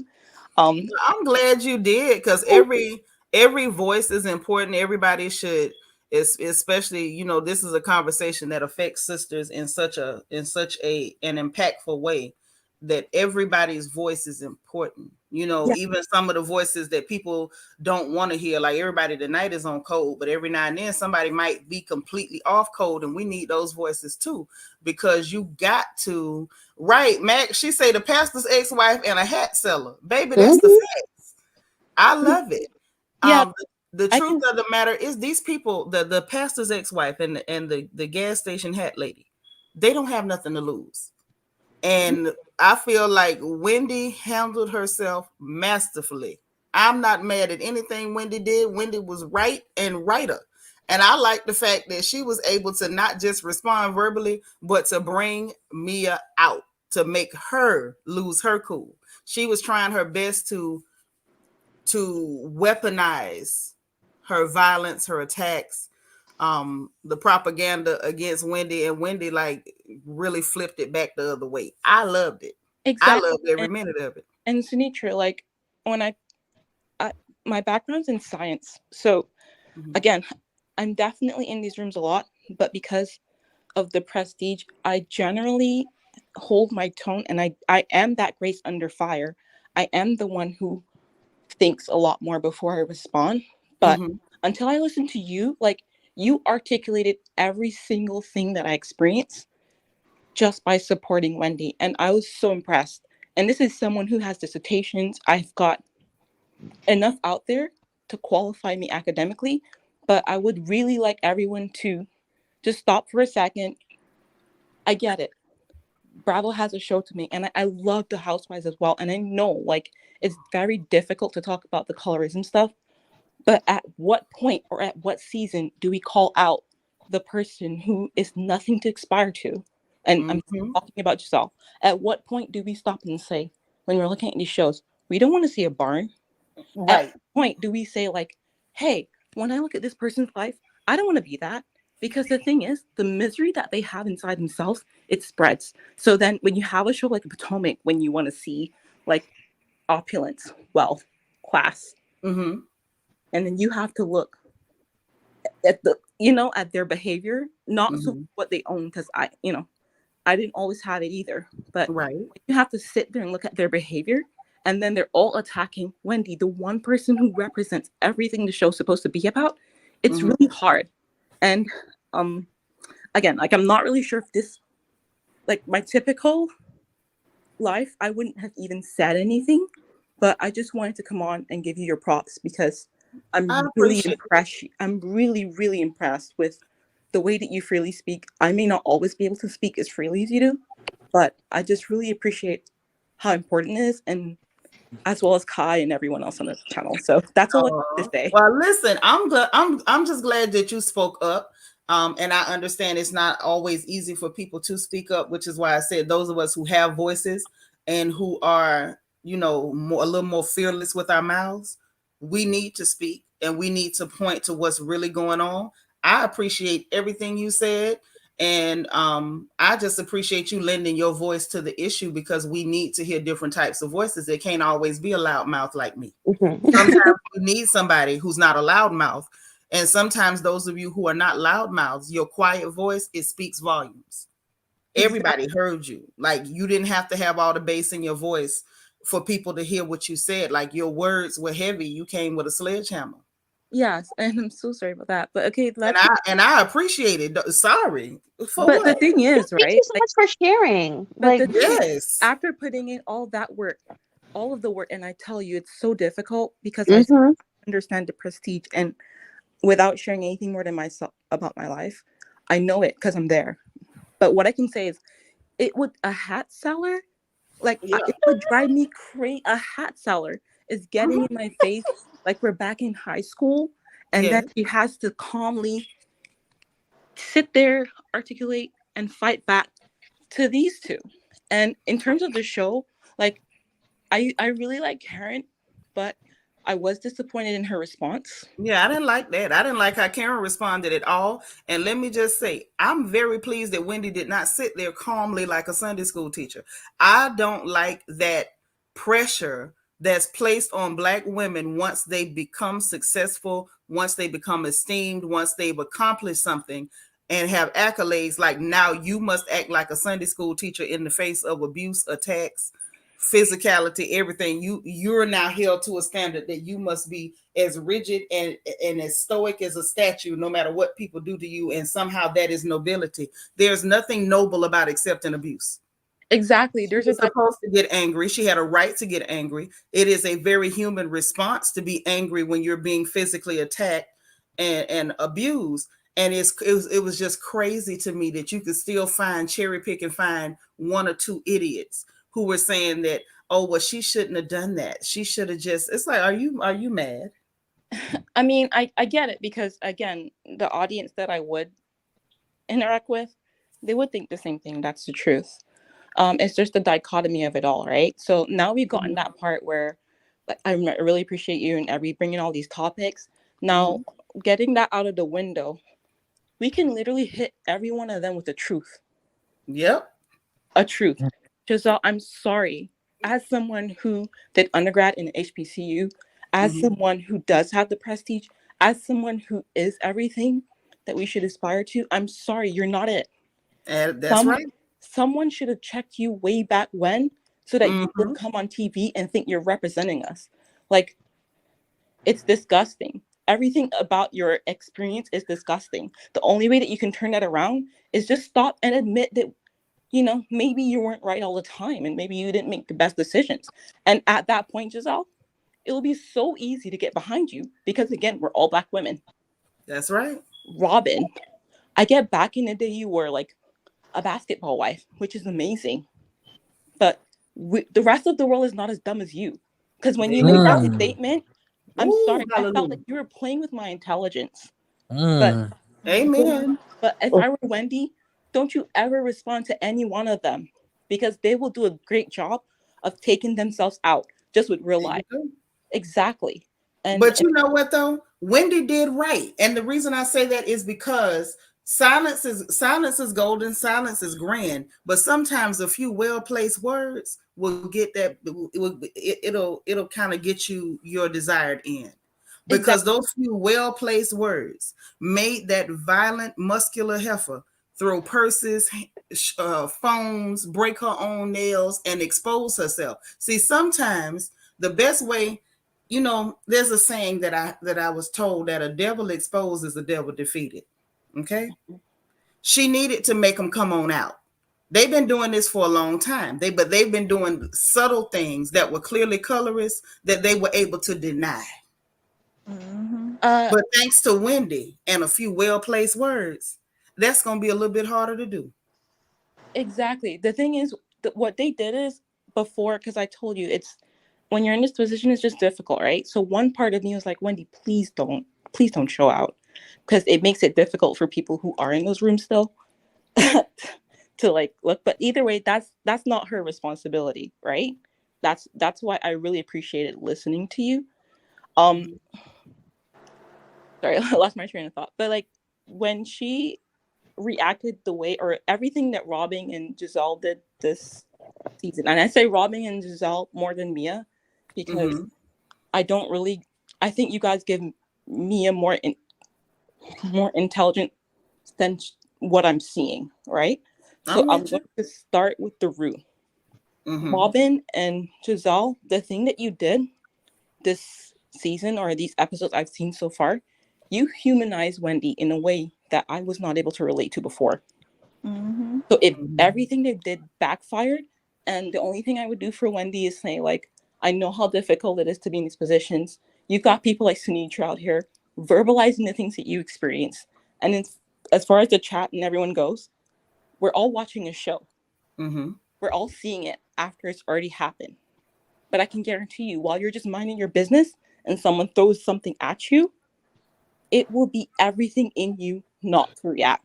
And this is said as someone who is in the position to play that docile role. That's all I'm going to say.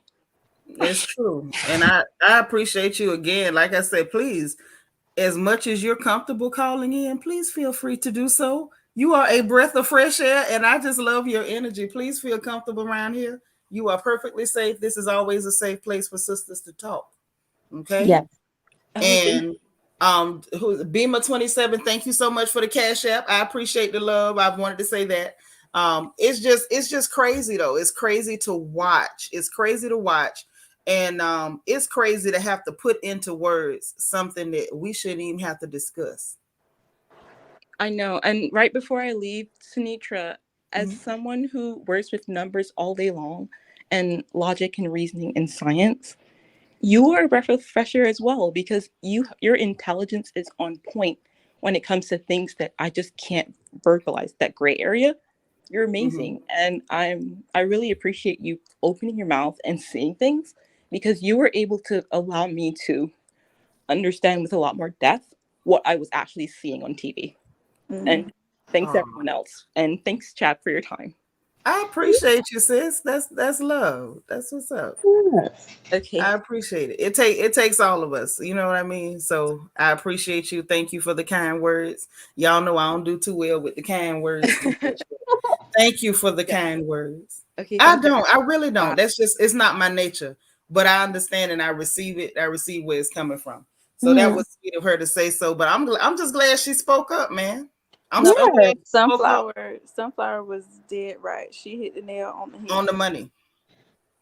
And I think it's a great point. And when people are like, they're great entertainment, I'm just like, that's not what Potomac was supposed to be. It was supposed to be these women who I aspire to be where Sunflower is. I tell y'all all the time, I just have my own bachelor's degree, but I'm very proud of the school I went to. I was able to have a Fulbright, someone helped me do my research project that I presented at Harvard, all kinds of things.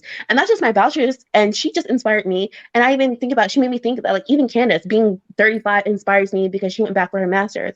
And Wendy, I relate to her because I changed my degree, undergrad, and my mom, she's an immigrant, and she freaked out about it because I was like, Wendy was supposed to be on this path. And it is interesting that we do have women who are able to have real stories. And as she says, you have these other women who, like, we can't aspire to anything. Their story is like a one season note. There's nothing else. This is the thing. It's like, I think everybody sees it, but I think now with this situation, people are really, forced to call it out. But look at the deeper issue, right?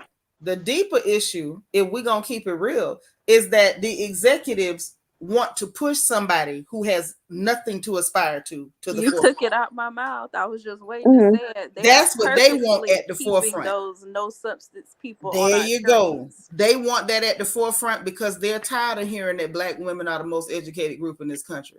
They want that at the forefront because they're sick of us being dignified and proud of ourselves. Yeah, that is very true. They're sick of it. They hate us for it. Because at the end of the day, I love our girls that are out there doing the naked hustle.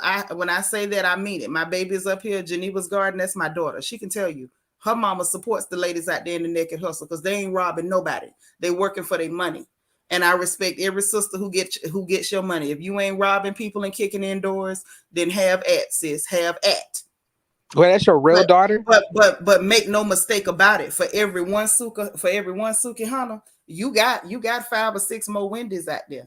You know what I'm saying? But that's not the face of Black women that they want to portray. Right. They don't want to show you the strong, the dedicated, the devoted, the hardworking.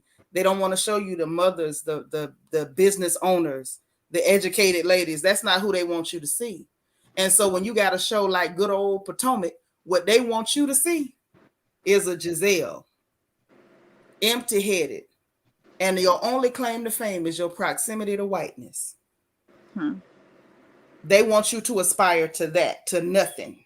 And if you can't have proximity to them, they want you to feel like you are nothing.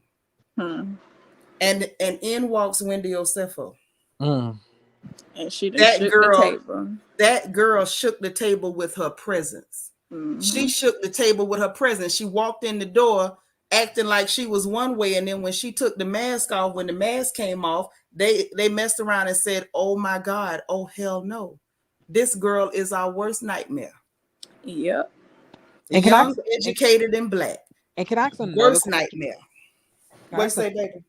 can I ask another question? Mhm. Why was it such an issue that Wendy began to showcase another side of herself that was attractive, fun, and everything else? Like, it seemed that after Wendy basically like kind of like, because she had her baby the first, like when she had first came on, Right.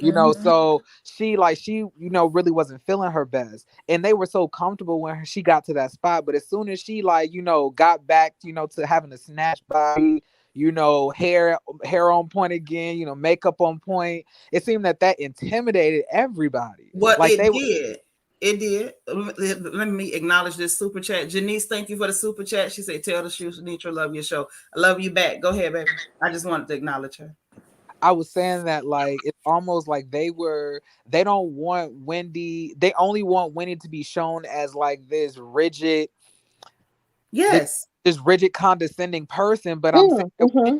and what kills me the most is that so many people on social media saying Wendy is so condescending. I'm like, when? Like, I don't see her being condescending every episode on a regular basis, Right. just because she be eating y'all up when y'all come to her. All of them got slick mouths. It's like, Yeah. but they get angry because those two black women are the best at it. And Megatron. Oh, sorry. you heard what Candace said last season. She was like, "Y'all mad because I stick the landing." And the thing is, and it's like their only response was, "We'll just tune you out," from Karen Hugo Mm-hmm. and her newly refurbished wigs. The truth of the matter is, you're absolutely right, because they were disturbed when she started showing more than one side to herself, because they need to pigeonhole us. If you're going to be the smart black girl, then you need to only be the smart black girl. If you're going to be the sexy one, you need to only be the sexy one. Yeah. That girl was their nightmare. She came in being attractive, being loved by her husband, having a nuclear family, having the support of her village, having her education, having her commentator job, starting her little business, even though she didn't know what the hell she was doing with them cameras, but she went on with it anyhow. And I'm glad she did. And I think that showed a nice contrast. Like, you can be educated and accomplished, and there can still be things that you don't know, and that's okay too. Just don't be afraid to do something. Snow White, thank you for the super chat. Say that caller, was that caller Wendy? No, it was not Wendy. That just called in, even if she was on point. Love, Seanitra, the realist. Love you right back. But no, that wasn't Wendy, baby. But go ahead. Megatron brought up a great point in a sense, because I know it became such an issue that I wasn't really on Twitter then, but apparently Wendy had to like show old folders before she had her last baby. That woman has a vagina tattoo. Like, she's always been that girl, that type of girl. But as Megatron said, like, she just had her baby. This is her show, and she got this show for being the professor commentator. So you feel like, okay, let me play up this role. And like, I'm still here. I went ahead, okay, this is the last baby. Let me get these tits right where they were. This ass was no flat. Let's plump it up, whatever. And let's feel good about ourselves. And all of a sudden, oh my God, she's changed so much. Her and Eddie are all tatted up, nice, beautiful black people. That has been them. But obviously, you get scared about which side you want to show. First off, every housewife does this. And it was kind of weird for people to really be hammering her about like trying to show herself as a full person. And she even said, I believe she said before, it's like people are like, oh, was she dumbing down? Because I even thought she was kind of dumbing down. She's like, no. She's like, I don't really know that much about business in that sense. She's like, my husband has a whole MBA, so why would I not be asking him to do it? But that's the thing. It's like, again, it's the pigeonhole. You're the smart girl, so you're supposed to only be smart, and you're supposed to know everything. And we're gonna lambaste you if you don't know everything about every single subject, because you're the smart girl. Let me tell you something. I grew up as the smart girl who sometimes skipped school and smoked reefer and was helping the boys commit crimes, and I would come up with their cover stories so they wouldn't go to jail. So black girls are allowed to be a little bit of everything. And then I grew up and became the mama and the church lady who still sometimes did some bad stuff, and was still the wife, and was still the activist, and was still active in the community, still conscious, still black, still a Christian. Like, we can be everything. We don't have to be one thing. We don't have to be pigeonholed to make other people comfortable. You don't. We are humans. So I think that what happens is we don't have the freedom of just having a human experience. We have to be robotic. Can I ask you a question? Sure, darling. So this is based on the sneak preview that they showed for the next episode, at the end of the episode.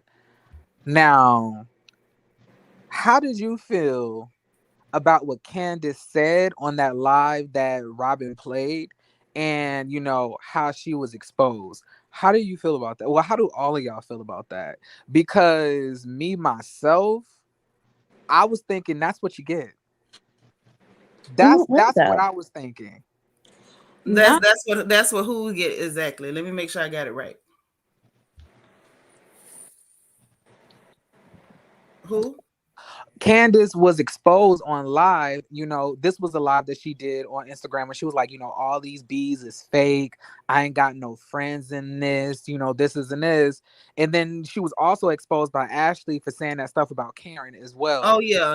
We talked about that. But I was saying that, what I don't like about Candace, and I'm a huge Candace fan, like Candace is my favorite person next to Wendy on the show, is that Candace is still tiptoeing around saying what needs to be said, because I don't know if she's scared of messing up an alliance with Robin, but she puts out these generalities. It was obvious who she was talking about. I knew she wasn't talking about Wendy. I feel like she definitely was being a coward. I keep telling y'all that Candace was giving cowardly, and I didn't like it. And I feel like she was doing it because, as she admitted, she had sat around them while they plotted up on other people. And I believe she was running around here walking on eggshells and tiptoeing through tulips, hoping that they wouldn't go after her, and they did anyway. I think that what Robin is going to do playing this recording is lame, and I don't get the point, because if it was alive, I'm sure they all heard it. Everybody heard it. They're not all best friends anyway. Now, when it comes to the Karen part, I do kind of feel like, shake my head, that's what you get. But to speak to Candace being a coward, even when, if y'all saw that new short little interview she did on Neighborhood Talk, and she dancing around the colorism stuff and, pussyfooting with, Robin does need to be called out, but she's still not saying it with her chest. I don't like that. She cowardly, and I don't like that part. I don't like that. So, but my thing is, I thought she was trying to say it's ugly as possible, because every time she's been bringing up colorism, and everyone has been telling her that's not what it is. We just don't like you, or you're always trying to make it into an excuse. And I feel like she's trying to handle it to where it's serious. I'm not just trying to run my mouth about it being colorism. What? That's what I feel to me, because I see all the time people say, oh, they're always saying it's colorism when they were running their mouth, or we just don't like them, or she did some messed up stuff and all this kind of stuff. A lot of people have been telling both of those women that they're using colorism as an excuse for their behavior or why people don't like them. So to me, I felt like she was trying to say it eloquently of no, it needs to be a conversation. It's something that's with our community, and our cast needs to actually acknowledge it for us to have a viable conversation about it. I feel like I thought that too, Kai. When I heard her say it, I felt like she was trying to, like you said, because people want to say it's an excuse. But I feel like for the last 2 years. Y'all, look what Scorpio Queen said. That right there, in a nutshell. She's afraid of being alienated by that whole cast. That's what she's afraid of. That makes sense. You know what? That just really made me rethink. I completely aspect. My bad. But then they would have to alienate her and Wendy, and then at that point, the network is gonna have a problem. They have a problem now, bro. They do. Yeah, the problem I've seen so many people saying, I'm done watching this right now. I've seen so many people say, I'm triggered. I can't watch this anymore. The chickens have officially come home to roost. They out there crowing and spurring folks and everything. It's going on. Robin gotta go. Robin got to go. Robin or Mia gotta go. Yeah. So y'all are saying this is non-negotiable. Robert has to leave. Myron leaving. Myron ain't nobody. Robert got to go. Y'all saying Robert has to leave. For me, it's Robert and Myron. Chance. Only so she can be reprimanded. Only so she can be reprimanded. So we can see if she really gets iced out this season. or at least just gets reprimanded. Especially now, Giselle should absolutely. She should face consequences because she was basically lying, saying that he sexually assaulted her. Yeah. So something that's setting a bad precedence for that, because you know what I'm saying, it's like it's okay to come on the show and lie. Number one, the storyline is false, and number two, you lied on somebody like that. That's major to me. Yeah, So, that's Candace, major. Candace really called her out with that. You're the reason real victims can't tell their stories, and you're Amber Heard. Don't do right. that. It's true. When women lie, that does make it hard, and nobody talks about that side of things. When you go and make up stories and then you get proved to be a liar, when a girl really is going through something, she's afraid because people are automatically going to call her a liar because of every girl like Rings, like the Lord of the Rings, who came out making up fabricated stories about men. Right. I've said for years, any woman who does that should have jail time. Period. Yep. Because you're not so much I hate to sound like this, but it's just who I am, so it is what it is. I don't really care about what you did to that man. It's about what you did to every victim, every legit victim that comes after you. You need to be arrested. You need to do time. And there with Big Bertha and them. Lord, Robert and Mia need to go. So y'all, everybody's saying, Max said the hat lady needs to go. So literally, y'all are saying the hat seller has to leave. She should have been gone since like season 2. Like, why do we still see her in that dingy skin? Why? Well, Why? I feel that she needs to go for a multitude of reasons. The main reason is that her and Giselle are beginning to dominate the cast. Like they're beginning to overtake everybody. It's like it's like Giselle and Robin, and then they bring Ashley into it. Karen is always going to play the fence, and then now they have Charisse, which is dang near the whole cast, and it's simply because Robin and Giselle have each other. If you break up that duo, we get to see Giselle on her own. I agree. Okay, And I feel like with them two, they pretend, especially Robin, pretend to be cool with people to get dirt. You remember what Ashley said in that confessional when she had the scene with Candace, oh, Giselle got some of my bones. Like, so they be kind of forced to align with them heifers. I don't even think Ashley really do them like that. I don't think so either. And what's funny is you're right. Robert goes out to get the dirt because ain't nobody talking to Giselle. You heard what Karen told her. Like, what I tell Satan my business. Like, she flat out called that girl Satan. Ain't nobody stupid enough to tell Giselle none of their business. Yep. Yeah, they do need to be split up. Yeah, it's an uneven balance on the show. And Max said they ain't got no storyline. They never do. They don't, especially Giselle. The only time she had a piece of a storyline is when she had that piece of an ex-husband on there pretending. And that wasn't even no part. That wasn't no storyline then. The most interesting thing that happened the whole time J Maul was pretending to go with her was that Karen said he lived in the phone. Yeah, but at least she had, something, some. And that was fake, and we knew that was fake before the season started. Yep.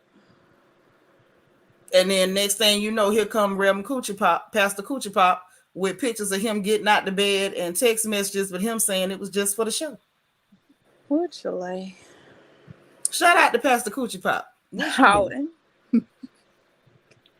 I'm still shocked that he lied on Chris, on Big Chris. Because remember when he was saying Big Chris he said had attacked them or something about Giselle? I was like, just what? lying. But J Maul a lie now. True.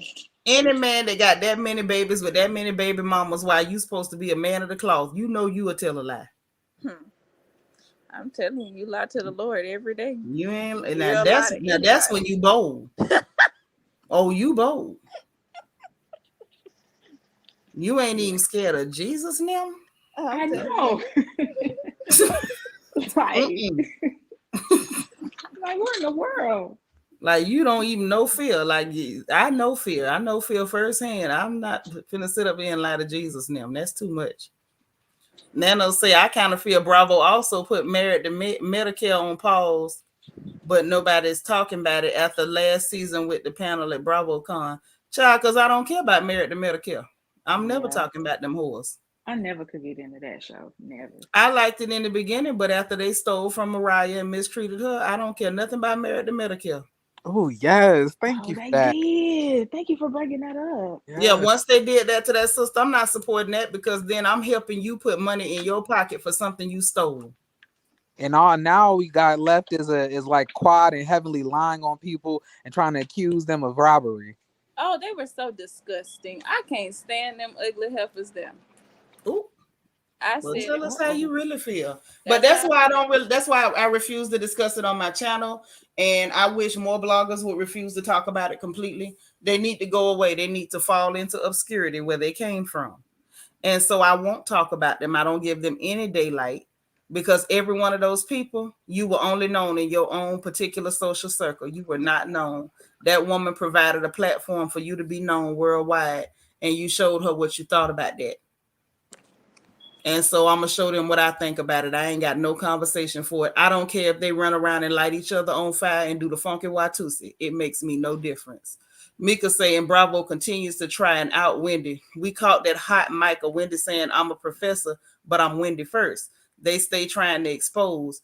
To me, that was low key dirty. Yes, it was. It was them trying to like hoping to get something to diminish her character, and they're failing. Yeah, I agree. I caught that too, but it's just like I don't care what she said out her mouth. She was just attacked. Thank you. Because it goes back to them still holding black women to a different standard. Even when you're attacked, we're watching to make sure you're a model victim. Everybody else can be attacked and have a human response to a physical attack. But when you're a black woman, oh no, you better sit up there and act like Coretta Scott and every pastor's wife on the planet except Giselle. That's what you better do. Because other than that, you're a problem. Edwin Pena says Robert is doing the most to secure that check. The check is really important. Now that her roommate might lose his job. And Giselle, who is that? Well, I agree with you, Edwin, except for the fact that I don't think Juan stay there. I need proof. I need more people. And when it comes to securing the check, I'm not mad at that because Robin have been through a few foreclosures and stuff. She wants to keep this one. She want to be able to keep paying that mortgage. And I respect that. You need a job somewhere. However, attacking black women ain't it. That's all I'm saying. That ain't it. And my thing is, with Robin, all she had to do was just check Giselle when she was wrong. And she could have kept her check. Yep. Like, you know what I'm saying? Yep. But no, you had to go and do the food. So not everybody has been lighting you up since before and after Thanksgiving. So, Man, look, y'all ain't let them people on yet. And people, listen, they even been dragging Giselle about that ugly outfit she wore to Portia's wedding, child, and everything. And they in the comments talking about her, calling her tacky, you tacky colorist, so and so. I say, good God Almighty, this thing did not go the way they thought it was gonna go. Yes, engagement definitely a PR stunt. I think she paid for the ring too. What you say, Stylish? Oh, she did pay for the ring. Who paid for the ring? I believe Robin paid for that Morganite ring that Juan gave her because it wasn't no diamond. Not Steven Universe and the Crystal Gems. Morganite. Lab diamond, boo. Get a lab diamond. Listen, that she got the Morganite because she said at least this one is a real stone from the earth. This still from Jesus in them. She didn't want it from the lab, so she got Morganite. I would have respected it better if she'd have went and got a sapphire or something. It ain't cost but $1,200. Did y'all see how she was feeling on that black man? $1,200 ring. What you say, Megatron? I was like, y'all saw how she was feeling on that man. She didn't look like she had a man waiting for her at home. Mm-hmm. To me, it looked fake. I already said it looks like a woman giving. It looks like she was giving the impression, or she was impersonating a woman who's attracted to men. It didn't give what she thought it gave. No. You don't think she liked men? No, I don't think she liked beef. It was the serious no. Yeah, no, no, that ain't what I got from that. Lord, Mimi say the mood ring. No, it was given. Okay, I know you young because you's a baby. You younger than my baby up here. But do y'all remember that episode from Different Strokes? If it wasn't for copyright, I'd play it. It was when Dudley and Arnold had met the dude at the bike shop, and he turned out to be somebody who liked little boys, like touch on little boys. It was given that. He seemed like the clear dude at the bike shop that Dudley and Arnold was scared of. It was that. Either that or like Mr. Herbert from Family Guy. Holland. It Oh, was, like yeah. And that young man looked like he was very afraid too, and he should have been. oh. You are hilarious. It's the truth. That baby looked like he was scared. His other friends was not getting in arm's reach. His friends was at a They were standing back. They were standing back, and he was looking around, making sure he had a clear getaway zone. Cause all they saw is broad shoulders and broad, everything just broad, Just broader than Broadway. Oh, You have it. Broad. Where is Barrington Levy when you need him? Can you imagine? Up there, all her stuff, the same measurements, breast, waist, and hips, all of it straight down, shaped like a pack of cigarettes. I said, what is going on here? Shaped up like a pack of Newport shorts in a box. I said, why, Lord? Robin up there with the wide back, scanning the little boys. I don't know what Sharice had going on. You know, Sharice is the resident Barilla. And Mia over there, they didn't know what the hell that was. That was just Victoria. Them babies were scared. Sharice need to go. Like Sharice ain't snatched. I mean, I support all types of body positivity, but I'm saying you don't have the personality, you don't have the fashion, you ain't giving body. What are you giving? You ain't giving nothing. I wanted Sharice to come if she was gonna be there. You know what I'm saying? Don't come in kissing nobody behind. She should have been like the first plus size housewife. Like, give them that energy. Girl, throw on your waist trainer, sit them girls up, dress cute, get your hair done, take that helmet off, make sure your eyelashes is actually attached. Yeah, make sure her eyelashes is actually attached and not doing the cha-cha slide. Like, Sharice could have served it to him. Like, what? She could have. Instead, she come through looking like everybody know Rasputia Lattimore fan. Why? With that wig. And have y'all noticed, watch Sharice real close. When she be talking, her wig jiggles when she talks. Her speech slurs too. But her wig jiggles. When she talk, go back and look. Every time she be talking, that wig just be jiggling. It vibrates a little bit. That's why I say she need a chin slap. She need a chin strap on it. It don't hold still. And she need to at least put some hairpins in it. Thank you. Now, I know I'm telling my age, but there was a time if you didn't have enough tuck combs in your wig, you could sew you some tuck combs in your wig and jug them down into them 3 plaits on the top of your head so it don't move like that. But she be talking and that wig just be jiggling. You're jiggling, baby. Go ahead. Done. Yeah, for her to be according to Twitter, the real grind on. No, that's what Robert Dixon said. Talking about she the real grind. What you mean? The Nacho Bell Grande? Right. The Taco Bell Grande? No. Goodbye. Yeah. Nacho Bell Grande.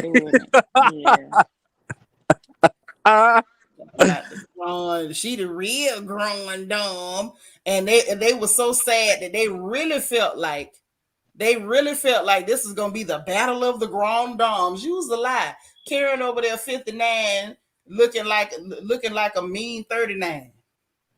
And Sharice sitting up there looking like her auntie. That ain't no battle. I'm telling you, Sharice looked like everybody auntie on that cast. Hello. She look bad. Girl, she down bad. I don't know who told her that her elective surgery should be new breasts, because you got. I don't even believe her. I told y'all that girl, she has a titty loaf. You go get breasts done. They lift and separate. Sharice has one long titty across the front of her chest. That is long. You cannot. I'm just saying. Okay, again, I'm a lady of a certain age, but mine are still lifted and separated. I do not have titty loaf. The day I get titty She do. loaf, She looks I'm going to a doctor. Yeah, she looks stuff. I don't believe she got them done. What doctor gonna give you a titty loaf? Did she go in there and tell the Wait, doctor, no, she did you say know, she did them. just go add a third one in the middle so it'll give me the nice solid look across the front? Said nobody. I guess, but that's what she said though, because she did say she got them done. I heard her say it. I said to her for lying. That's what I said.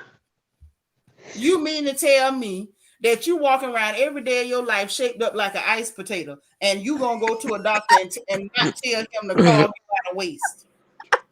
The first thing you'd have told that doctor was, look here, I need you to take 75 pounds of meat off my belly and back. That'd have been the first thing she did. Nobody adds titties when they got titties on their back, titties under their arm. The angels had 6 wings. This heifer got 6 titties. And you mean to tell me she added? Not seraphim. Yes. I said it. I mean that.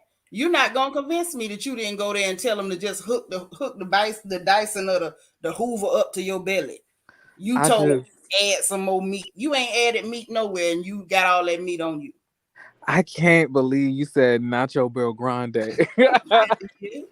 So do y'all think Nacho Bel Grande will be invited back next season? Hell They no. better not. No. Because I feel like that right there is an insult to black women. Okay. It's too many super thick sisters out here, yours truly included. We don't walk out the door like that. Not to be on camera now. Come on now. Y'all know who should have came back? I don't walk out the door like that to go to the Walmart, baby.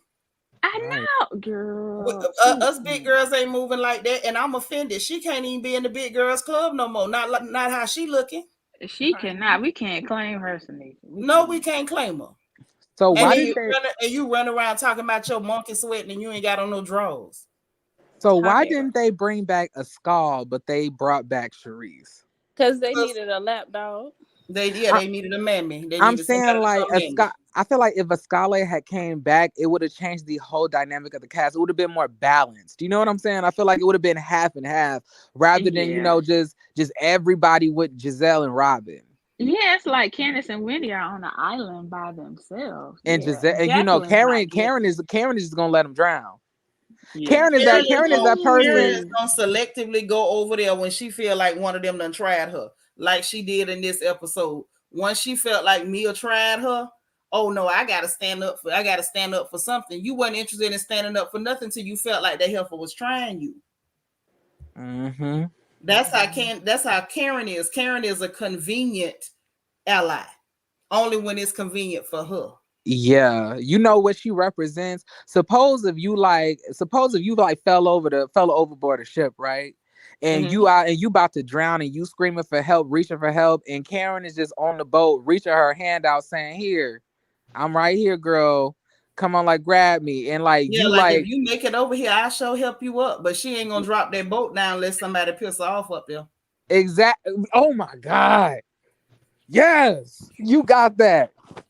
This is crazy. Like, I don't like Karen. I think that I also feel like Karen is colorist. And she was also one of the people who also did not want Wendy on the cast because she said Wendy, quote unquote, didn't fit the look when she was looking like one of the wicked witches of the West on the first season with those nasty Party City wigs. Yeah, with her original wigs. That's why I say her new refurbished wigs. Because Karen's original wigs was a sin against God and man. Mm-hmm.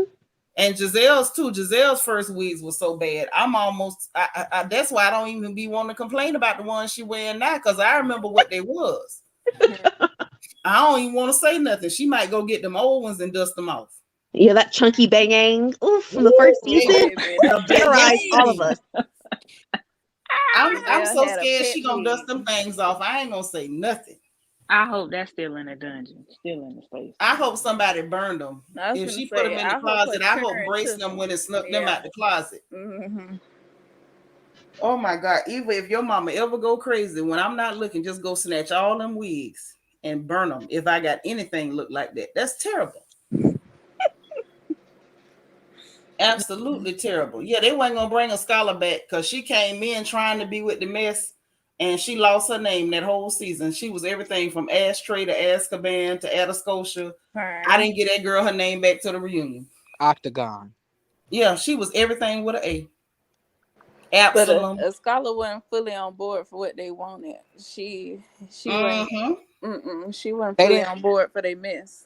Yeah, I because believe she they was. brought her in thinking she was gonna help them attack Karen. Talking about, I heard you got a drink, and probably was like, wait a minute, what did you say, abstinent? Oh yeah, I was like, why did she say that? I was What like, was that yeah. abstinence? Anything else? Arbitration? I didn't get that girl her name back to I the don't reunion. understand Robin's obsession, and it got to be Giselle too with trying to find somebody to come at Karen. Well, because when she came at Karen, Karen told her she was the dizziest bee at the table. So she ain't trying to go back over there. And now every time she say something, Karen be like, ain't nobody studying you, Miss Hard 40. Ooh, Lordy. That's the last thing they need to call Robin is a hard 40, because she looked like she drank 40s. She do. I feel like she too. Yeah, she looked like a Schlitz malt liquor type of girl. Yes, high vibe. We had a lot of fun with her name. She barely got her name back by the skin of her teeth and by the grace of God. That Scholar was, I'm telling you, and that mess spread it. Everybody was calling that girl everything but her name. You know, it's really crazy how, like, when a scholar got too close to Candace, they cut her out. They was like, "Oh, you get too close They to Candace." did. They was like, really Because did. they was don't like, want her to relate to that girl. They wanted her to be their assassin. They needed a darker hued girl to come do the dirt for them. Yep. yeah, and I'm happy that Wendy and Candace. I'm dead. I hope that as this season progresses, they'll get closer. It does seem like they still friends, but I just want them to be closer. Like they need That's to true. interlock. Like Yeah. they need to. The same way Giselle and Robin are down for each other is the same way Wendy and Candace need to be down for each other. I agree. That'll Yeah. balance it out, and then Karen will be in the middle. Ashley will be on the side with with Mia. But at the end of the day, that's what we need. And see, that's my thing. I think Robert drinks Old E. I'm sorry.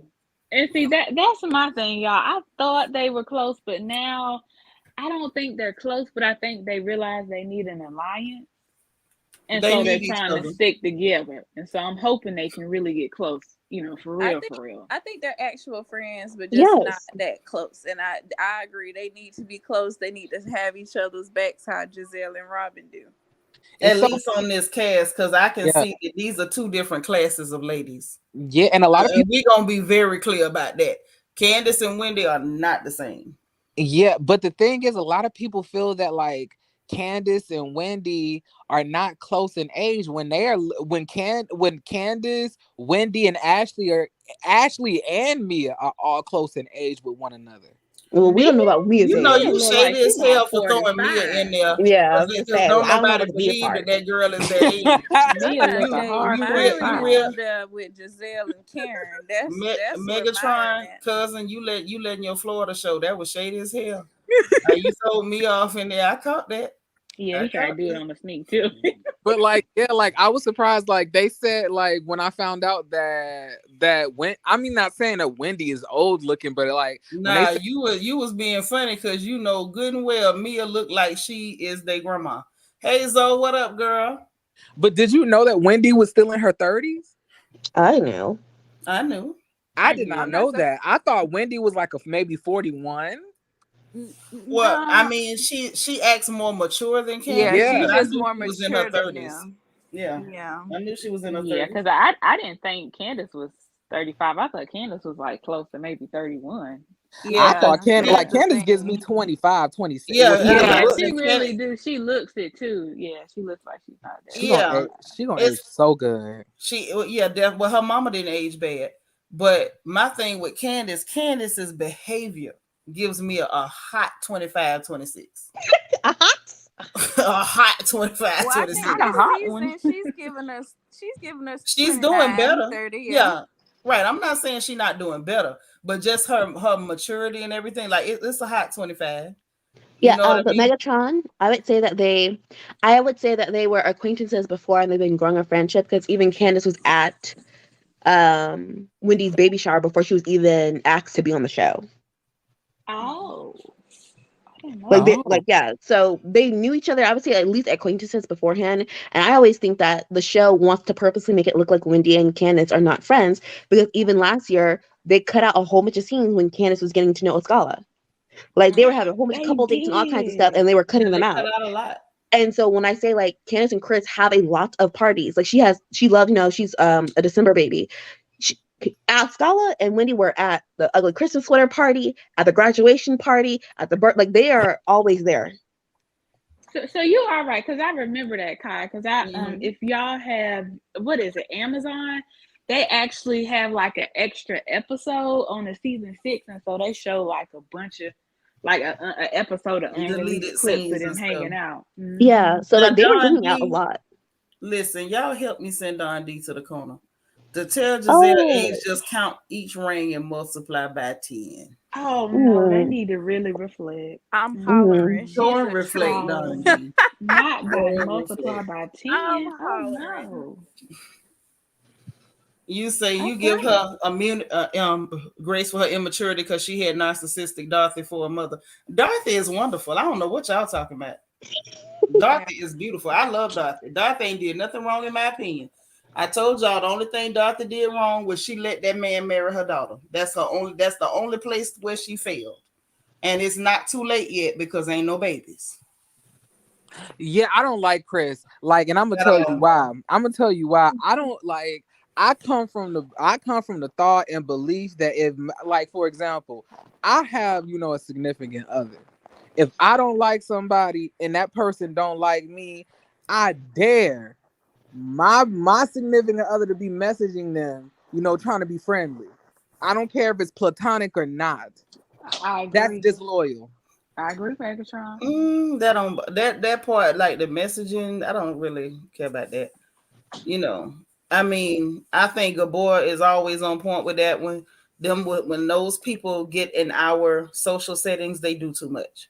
And I think it was typically he was doing too much. He got too comfortable and did way too Well, much. I think he's speaking to with the messaging Ashley, but I think he felt comfortable to respond to Ashley's little story because as we saw, Candace was comfortable enough to invite the girl to her house. Not only that, then it came out that she supposedly had already told him that he was working down there Yes. to the W. So when he saw that they was somewhere close that time of night, like we still open, y'all should have came down here. It was really nothing to that. He just was too comfortable because a lot of times they do be too comfortable. Yeah, and I thought he would have learned his lesson. What was it, season 6, when they went to, what was it, Wendy's trip or whatever, and he tried to be nice to Ashley, and then she started getting an attitude. I'm like, come on, dude, But not come only on. that, then he sat up there and took sides with Ashley and tried to and basically tried to like make Candace look stupid. Like I didn't Yes. like I Exactly. didn't like that. Me neither. he's an idiot. But When that Heather they be started that doing mess. too much. Like once you let them people around like that, they be doing a lot trying to fit in and to feel like, oh, see, I'm one of the crew. They like me. Like I have black friends. Like, man, look, listen, I'm not knocking her for that part, but that's what happens when you deal with them folks like that. I just want to see Candace with a tall chocolate, with a tall chocolate rich man that treats her well and that's very handsome. Me too, and that's not I Dusty. would like to He see her looks with Dusty. somebody who treat her real good and handsome. Like if she don't want no black man, I don't want to force down on her. I just want her with somebody who's worthy of her, and I just don't feel like he is. Yeah. Yeah, I'm not gonna force a black thing, but It would be nice. You know what I'm saying? But I don't. If that ain't your flavor, God forbid. I don't want you to be with nobody you don't want. or someone who doesn't also want you, because we're not gonna pretend like the black Can and y'all white. imagine Candace with a black guy though? Honestly, I Feasible, can't, yeah. to Not be unless she honest. matures. Oh, that's not Yeah. What hard does to that do do with because black men anything? ain't that mature. Don't you Yes, start me to come talking on. with Yeah, not these how so and not how so's. Candace act, but I think that be Candace's way to have her proximity to whiteness. So unless she change how she think a little bit, I don't see her wanting a black man. I'm not gonna Or even she talk may about not be that. attracted to him for whatever reason. Who knows? I just, And who me said that she hasn't dated personally, one? I want everybody to have who they want. You did? Just have somebody who's worthy of you. Don't go And who digging at wants the you? bottom of the trash can to get a man. That's all I'm saying. But surely, if you're going to hop the fence and go get Opie Taylor, don't go get the most broke down, busted, dusty Opie Taylor you can put your hands on. That's where she lost me. Like, why? Yeah, but I still don't agree with Dorothy, gossiping about him amongst the cast of women who don't like her. You know what I'm saying? Like, I didn't agree with that. I didn't like Mia, like Giselle and Robin. Like, she was saying all of this stuff too. I was like, I wouldn't talk to my mama for a while if she did that to me. Talk Oh, and then child, like I would have never quit talking to my mama over no man, least of all Chris. it's not to me it's not about the man. To me it's about like the fact that you're gossiping about like my marriage to women who don't like me. She didn't talk about the marriage. She talked about that piece of trash man. But I'm saying like she's saying like all of this stuff like, oh, he's just using her, riding her coattails. I mean, like you can say that to my friends, like that's like I feel like that's different. But to say it to women who don't like me and who's gonna throw that back in my face, and my mama ain't gonna be there to defend me because she ain't on the cast, and I'm Right, sitting Bella here. Face. Chris got all them kids too. I think that Dorothy didn't, as far as Dorothy knew, Candice acts like Giselle and them is her friend, so she was comfortable talking. But Mia is not her friend though. Yeah, she don't know her like that. So I was surprised. I was surprised that she did that to Mia. With Mia. Well, See, but I didn't see her Dorothy, say too much to me. I saw most of the talking going on with no, Giselle. because Mia was the one that was trashy Asking enough to be questions. asking questions. But I think Exactly. that with Tacky. Dorothy being older, I think she was feeling like, okay, you got these women here. I don't think you would have women at your video shoot for this little That you project that didn't you like, love, right? that you don't like. I don't think with She figured Dorothy, y'all must be cool. I think that's what she was thinking. I don't think she was. But Thank she you. know the girl ain't no close friend like that because she ain't never seen her around.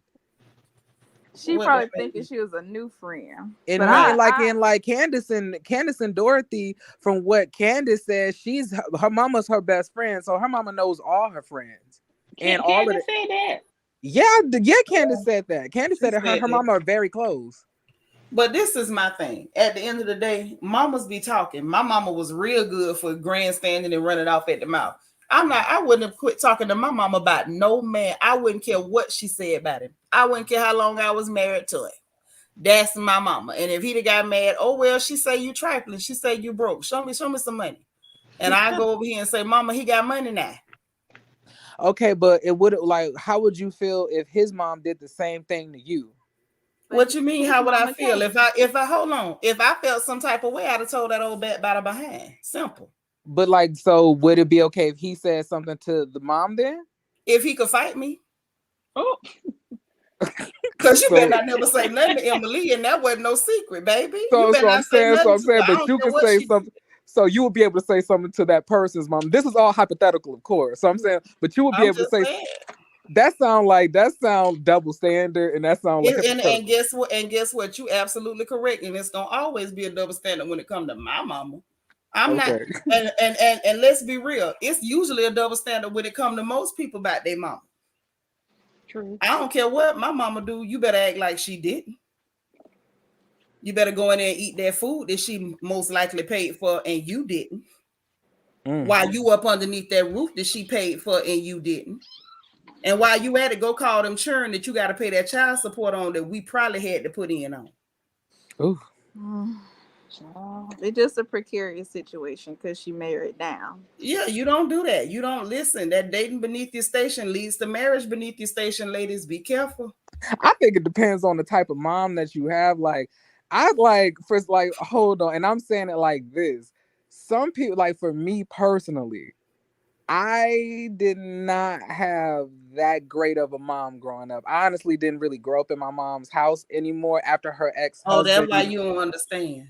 You know, like I said, for example, I love seeing, moms, have a really good relationship. Like Like I wish I had that. You know, I've tried multiple times. But my mom, she's just not the type to. I don't think she ever wanted a child. No, you know, if you get what I'm saying. She has a very young spirit. So I understand. Just pray for her. Every woman don't have natural maternal instinct. I had a sister like that. And I had to raise her boy because she was like that. Some women don't have a natural maternal instinct. So just pray for your mama. it's so unfair, child. I know, but life is like that sometimes. Things happen and we can't determine the reason why, and it don't feel fair, but it's a reason for everything. We'll understand on the other side, you know what I mean? But for those of us who had them real ride or die mamas, the real deal, baby, you can't tell us about don't talk to our mama. Don't talk to mama. Okay. That's like telling us to make the sun quit coming up. That's true. Make the rain quit falling. How? Dorothy ain't wrong. Dorothy messed up because I feel like Dorothy, because she's so close with that child, she didn't want to hurt her child by just saying you ain't marrying that piece of trash. Because I'm telling you, that marriage would not have held. If he'd have had to come up missing, that marriage would not have held. Hey Josie, thank you for hitting the like button. I can promise you that. That's where Dorothy messed up, was right there. And I don't blame her for talking about him here. She was past due. She should have been clowning him and shining on him in public. Everywhere he went. I wouldn't even call him Chris. His name would have been Brokey. Brokey. Brokey. Bring me a glass of water. Crying. You just ran him off. I sure would. You know your mama. You know now. You know me. First lady say, Lord knows you right. I don't care what you do. You only get one mama. That's right. R.I.P. to mine too. I'd have killed a dead snake, but a Satan himself would have had the rest of me. But what if the man feel the same way about his mama? What about bump him and his mammy? With your broke self. Brokey. Your broke behind, all them churn, your baby mamas and your mammy, y'all can all hold hands and jump into the nearest hell and burn the ashes. So is there a way to effectively, and I guess like I'm asking y'all because y'all have like these close relationships with your mom, and I see like your daughter's on here, so I see that y'all have a close relationship too, obviously. So I'm saying, like, is there a way that you would approach your mom and say, you know what, I didn't really like how you did that, or would you just let it go, let it fly? I mean, ain't nothing to say. I didn't like what you did. I was never in a position to go to my mama, I don't like what you did. Like, that sounds stink. It would have been like, more than likely, like, girl, you wild for that. You was really out there, and me and my mother, we laughed about a lot of stuff. It would have been like, oh, well, and I know mine, she'd have been like, well, did I lie? It's the truth. So and so and so and so. And that just would have been that. Yeah, because when you get married, because you are blending families, it would be best if everybody's on one accord. And he learned to understand who your mama is and sit down somewhere. That's who she is. You better work with it. Yeah, that's like a Mama Joyce. Like, Mama Joyce gonna say it. Let it go. Let it go. Thank you. Because you run around here with all that heat in your chest, you're going to be homeless. Brokey. Because mind you, just on the specifics with Chris, his mama's trifling because she should have told him, you too old for that girl. You got 2 baby mamas. Like, you can't afford that girl. You're not in a position to be talking about marrying anybody. Look at your life. Yeah, his mama is trying. You are a fry cook, sir. You got the same job as SpongeBob SquarePants at the Krusty Krab. You got 3 children, 2 baby mamas. You ain't in no position to marry nobody's daughter. Not Krusty Krab. I'm ready. You a fry cook, sir. You making Krabby Patties. What is this? I'm just saying. He couldn't marry that girl and put her in a house. She had to marry him and put him in a house. Get the entire head up out of here. Wait. You told no What lies. you not You finna didn't do lie. is what you not gonna do is run up talking to me with no bass in your voice and you couldn't even put me in a house, sir. I'm ready. Anytime you open Okay. your mouth, brokey. Okay, so I wait, wouldn't have wait a never you married know, no man in that position. okay, so let me give you this scenario then. Suppose the man is a good guy and he's a provider and he cashes you out, he takes you out to eat, you eating good, you getting the best of everything, but your mama just don't like him, and every single time she No, that sees don't him. work like that. See, mamas in my family, we like men who come who show up with a bag. Oh, we all like them. You bring them to the house, your aunties start cooking. We get excited. We start whispering to each other, girl, she said he got some money. Let me get $20. No, ain't no let we get 20. No, we gonna feed you real good because it's gonna be some stuff that we asked you to do, and it ain't gonna cost $20. You just married into the whole family, son. That's what you just did. Oh yeah, you see Geneva laughing because she know I'm telling the truth. He came with some money. He got money. Okay, all right. Tired. That's how that works. Oh, we all get excited. Even those us in the family that don't get along, we get on one accord when a man show up with some money. But like, okay, I mean, like at this point, you got it. Like, it's like, it's something about, the older generation also from Florida.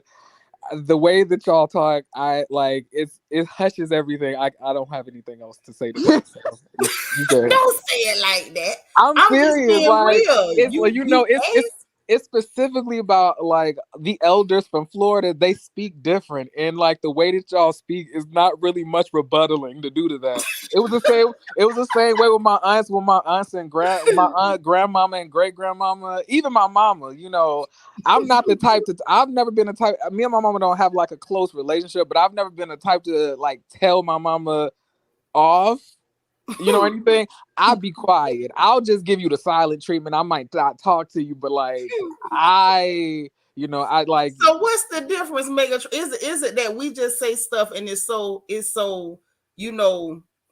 what's the word I want to say? It's so final. Like we said what we said. You ain't finna change our mind, and that's Yeah, that. that's Yeah, exactly. no, I mean, that's that's 100% what it is. You just that's let them exactly. have it. That's exactly what it is because if it was somebody else like from a different state, probably like this conversation would be longer. They like, of course, it wouldn't have sounded like what you said because like what you have is a very old school mindset, and I understand that completely. Like that's how a lot of people feel about their mamas. Like my grandmother said, like, that her mom, really never made her my great grandmama never really made her feel like she loved her and stuff like that, but she never approached her about it. She even told her my great grandmama that she was like, touched as a child, and great grandmama said she didn't believe her. She didn't argue anything. She just let it fly. You believe what you believe, like, but if it was like other people ain't like that, it leaves more room for conversation. But for people from Florida, is so much matter of fact, is not much back and forth to go along. When I was growing up, it wasn't no back and forth. Yeah, we didn't grow up with back and forth. But I can tell you what that is that you detecting with a lot of us older ones from the good old gunshine state is that we a lot of us older ones, we came from a school of thought, well, what I consider right is what I consider right. And we don't really do a lot of mental gymnastics trying to find a way to do stuff to make you feel like you are right with our decisions. We don't really care if you are right with our decisions. That's the difference. Mm-hmm. Like we make a decision and like that's where I'm at. That's what it is. If you feel like it's bad, I can respect that, but it ain't gonna change nothing. For example, the scenario, the hypothetical I just tried to make, you didn't even go into the scenario. You ended it right then and there. Nope, we like money, so that wouldn't have never happened. So I don't even want to think about hypothetically how that might have happened. So I don't want to hear any more of that. So it's the end.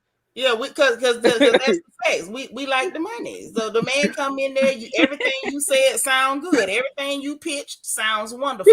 But I was talking about in the scenario that does not happen. That they don't like him, even though. Because that's what I'm explaining. Everything that you gave me, there was no way for us not to like him. Yeah. Even if we didn't like him, we like him. My cousin had one of them, and she wouldn't even follow through to marrying. but he was doing all that stuff. The pocket was open and she was fishing in it like fish in a barrel. I couldn't stand that man, but every time I seen him, oh, Carter, it's so good to see you. Yes. You know who I'm talking about? With your twin, Big Boop. The one bought her that car. Oh, the 300. Yeah. Long as he was spending that money, baby, we liked him. Sure did. Period. You know, like sure did. And Bella Faith, let me address this. You say for you it's not a money thing. It's really the different kids does not have money. Listen, we're not a broke family. But let me tell you something. I'm old school. When it comes to my children and the girls in our family, we don't believe in giving our girls to broke men to struggle. Period. Amen. It don't make no sense for us to raise these children, train them, sacrifice for them, darn near step in front of traffic for them, to turn them over, hand them over to some man so he can have their clothes and garbage bags in this big house on national TV. No. Girl. You have so much wisdom, and I really do admire that about you. I really do. I really like you a lot. I like you too. Even though you just said that I'm crazy on the cool. I caught it. I didn't say you crazy. I just said you matter of fact. I just said it's no arguing. It's no back and forth. That's what I'm trying to. That's how I was raised around women like that. So it's not like it's an issue or anything. So like I know how to interact with people like with people like that. So I know it ain't strange to me. I was raised in Florida, so I understand. But. And I was raised in a very, very deep southern part. I was raised in Pahokee, so yeah, I know about. You was telling me. I know about Pahokee. Yeah, Muckbo, like Muck City. You've been out of the state for a while because you still saying Pahokee. Yeah, like and we still say Pahokee. Yeah, I've been gone since I was like 10. Like I ended up my mama ended up moving us to Las Vegas. That's why you talk so good. Look at you. No, I always talk like this. My mama was always a very proper speaker. She just she never really wanted me to have an accent. My mama was like that. It didn't work though. She was. I understand. My mama was like that because my mama's a Georgia girl, so she didn't really, she wasn't all that ignorant. Yeah, she was the grammar police. Yeah, she was the grammar police. Yes. So I know how to speak correct English. I just choose not to. You are speaking correct English. Just because you have an accent don't mean you don't have correct English. My mama is a really good speaker. I don't know. When I was growing up, my mom wasn't always like a bad mom. I would probably say after we moved to Las Vegas, that's when everything derailed. But before before that, I always admired my mom. She was she had a husband who provided. He was a cool dude. I liked him. He was my stepdad. But which also goes along with what my mom always get with a man that got money. I'll give her that. That's something else that I understand. They got to have something. I mean, as a woman, as Black women, we're not supposed to have to go out here and live like Mad Max Beyond Thunderdome. We got to fight for our food like renegades. No, you will not take one of my daughters and have them suffering. You're not doing that. Yes, but she was I always looked up to her. So always trying to make sure that I was up to par, whatever that she needed from me. Because my mom was big back in the day. She got a gastric bypass and now she's skinny now. You would never think that. But back then, them hands used to be heavy. The whoopings. Oh my God. Do y'all is it just me when y'all used to go home when on a ride home when you done messed up at school, y'all would always fall asleep hoping that would do something? I think you fall asleep by accident. It's you get so tired. I don't know where the tired. It happened every time. Y'all seen it on Law and Order. Every time them people be guilty, what they say when they guilty, they go to sleep in the interrogation room. All the what is it called? Yeah, adrenaline. The adrenaline. All the adrenaline just runs out and you crash and go to sleep. That's what it is, because y'all know y'all bad. So on the way home, the adrenaline crashes. That car ride home is the interrogation room. Mm-hmm. Yeah, that's true. Well, it really wasn't no interrogation. There was no talk. Oh And no, it then, ain't no interrogation. But I'm saying like that the car doubled as the interrogation room that you saw on Law and Order. oh, yep. And then That's what happened. when she tells you, okay, now get in the house. When she unlocked the front door, you hesitate because you don't want to go in there. Yeah, now You just wish you could be anybody else in that moment. Because then you gotta walk that green mile. Yeah, and Ooh, now child, I need to use the toilet. That's why I was a very obedient child. I really didn't cause much fuss. You know, well, I was bad and I got whippings because I needed them. I didn't want that. I was actually snitching on. Who the hell want a whipping? I didn't want that. In my opinion, signing up for beatings. I wasn't signing up. In my opinion, growing up, once I saw I got whooped a good 5 times. You can count your whippings? Because I only got whooped 5 times. My mama didn't have to whoop me like that. Like I didn't like whoopings. If you made it a fine line of what you did not want me to do, and that was gonna make me feel pain, I wasn't doing it again. So whoopings work. You see, that's when the whoopings work. One whooping corrected me from this. One whooping corrected me from that. One whooping corrected me from that. One whooping corrected me from this. Okay, in my own defense, all those many moons ago, I very seldom got whipped for the same thing twice. I can say that. I found new stupid stuff to do. But you didn't think that those things could get you a whooping? Well, see, she wasn't clear on that. You didn't tell me. Oh, okay. She wasn't clear. You told me, okay, I knew the major rules. Don't talk back, do what you told, okay, bet that up. Like when my brother had got me in trouble and then I burned his shoes. Mama never specifically said don't burn them Pumas. So I burnt the Pumas. That was one thing I got a whooping for too. Not burning shoes, but I lit a notebook on fire. Yeah. So it'd be stuff that they didn't mention and they would come back and do an end run. I felt like I should have been able to get like a warning. But there were no warnings back then. No, like with me, I had I was a very big. I mean, I still am. I was a big Christian child, so I would have immense self-guilt about things. So I remember when I lit that notebook on fire, my mom ran to go put it out. I said, "Okay, I need a whooping." I was like, "What?" I was like, "What me?" I was like, "I already know." Whoop me. I was like, I take this burden off of the whooping to me felt way better than my mama saying that she was disappointed and being upset with me for a number of hours or days. Like, yeah, my grandmama could say disappointed and hurt people's feelings. My mama would go get that strap or that broom handle. That I used to get they used to tell me to go get a switch. Well, I mean, switches was for light stuff. It just depended. And then the switches had different degrees because you had one switch, or if it was bad, then it could be 3 switches braided up like hair.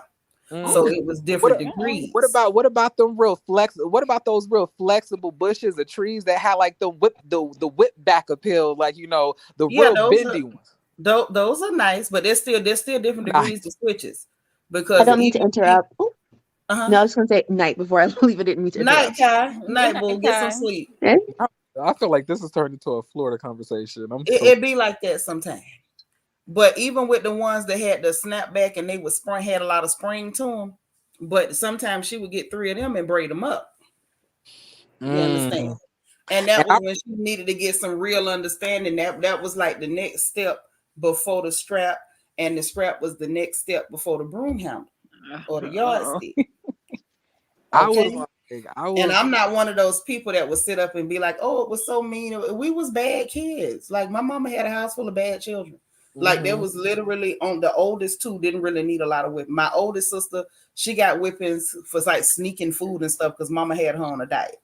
But other than that, the oldest 2, they didn't get in a lot of trouble. It was the last 3. We stayed in trouble. I was the only child, so it was too much focus. I was too scared. And then my great grandmama also.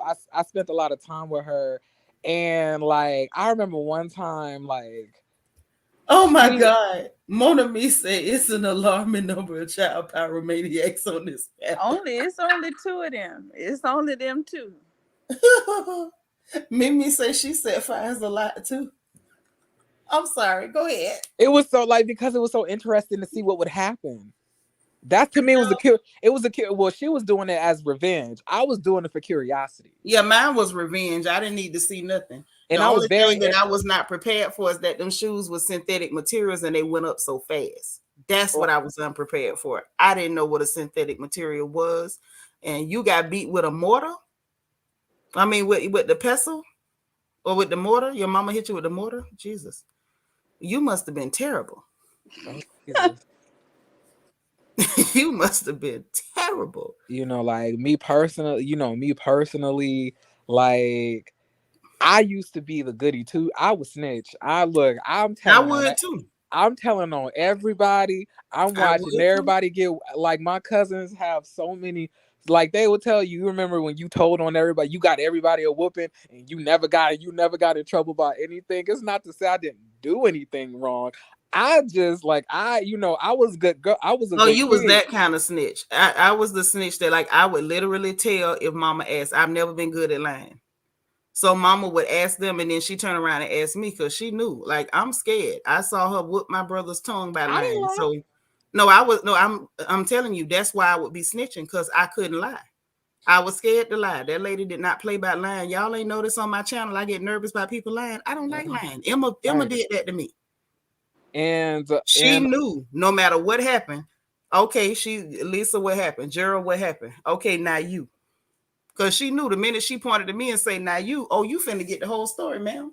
I see what you do to people who lie up in here. You got how much you want to know. I realized with me that I told on them because I realized the more I told on them, the more that everybody trusted me. And like the more everybody trusted me, the more they always knew that I was the good one. Which means that when I did do something probably wrong, I would get less punishment. And that's exactly how it went. I was very smart. I was a very smart child. I wasn't smart enough because I kept doing stuff. Like I would literally get into stuff. I was very mischievous. That's the word. Mischievous. I meant well. I love God a lot, and I would pray and ask him to like help me not to do nothing to get a whipping today, and it never worked.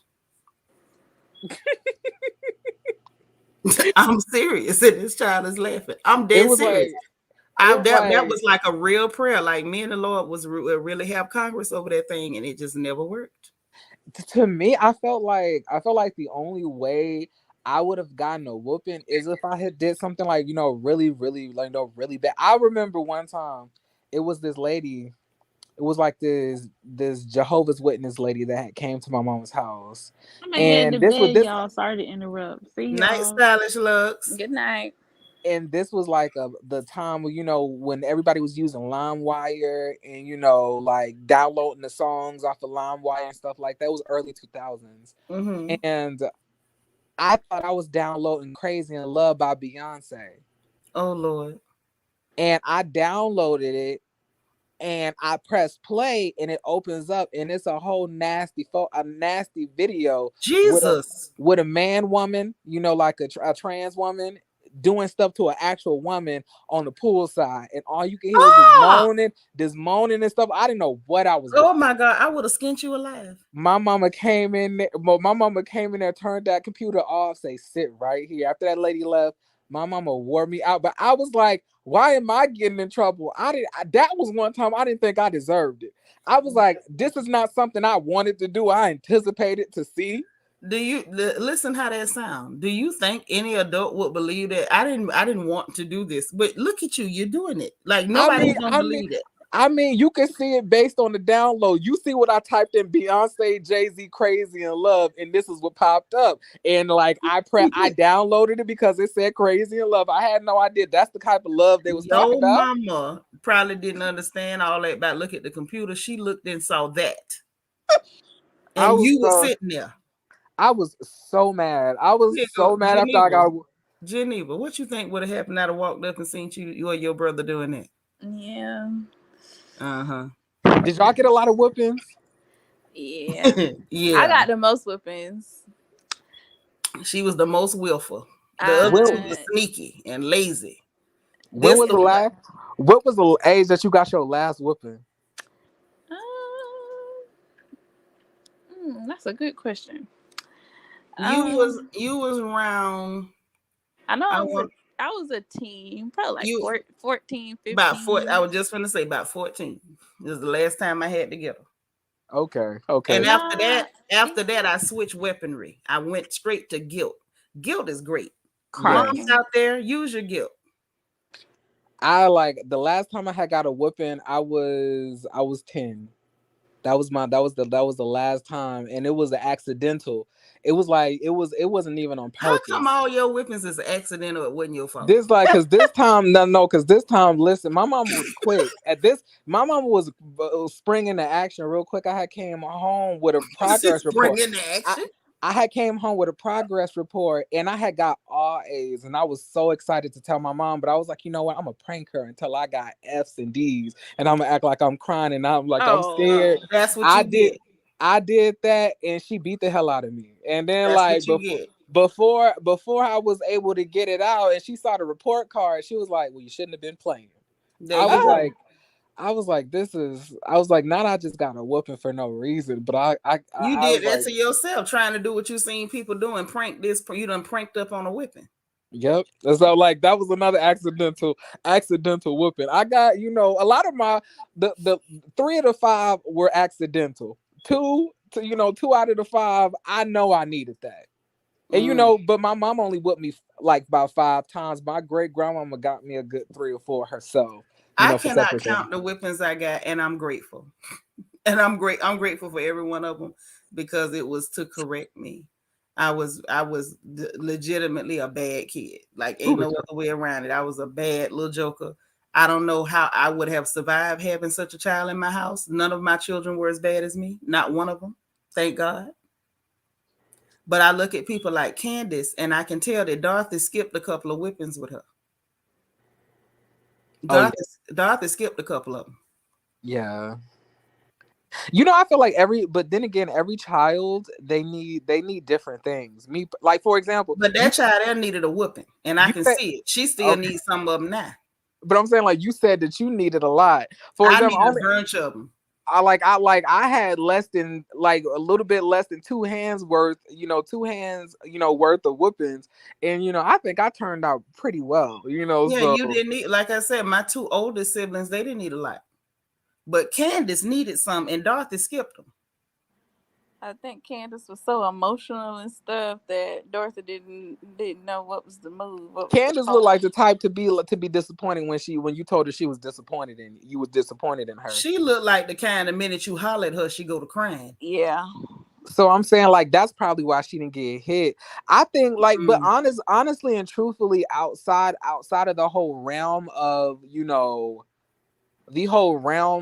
things, when I look at Candace, I see somebody who is well behaved. What I'm saying by that is like looking at the interaction with the other women. The only issue I've ever had with Candace is how she does not know how to control her anger when she does get that's there. okay. That's why I said I'm just saying she missed a few. But I'm saying like I can eyeball work.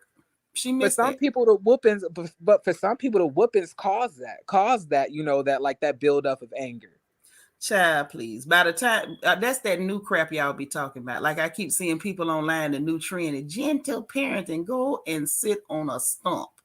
The bottom line is when people start talking about they got anger, it's because their mothers were not disciplining them, they were retaliating. There's a difference in discipline and waiting till you have a bad day and taking your anger out on your babies. I remember There is I'm just saying, like as a mother, as somebody who was raised by a real mama and raised around real mothers, that's the difference. Discipline is not, well, Monday and Tuesday it's okay, but Wednesday your boyfriend that upset you, now you want to wear this child out. That's when you got anger problems. Yeah, that is true. When there's no consistency and there's no love. Discipline does not mean a lack of love. Discipline is supposed to be a byproduct of I love you, so I'm going to correct you. Now, what if your mama did this when she pissed off with her man or she pissed off with other people? She tried to set you up to make a mistake so you can get. Oh no, that's a psychopath, and she needs therapy and a jailhouse. Like, what do you mean she tried to set you up?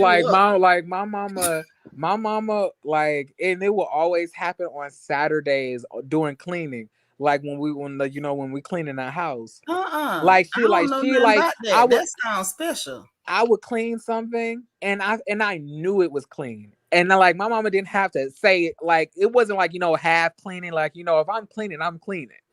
That's something I got from her really well. I love to be clean as well. But she'll be like, you missed the spot.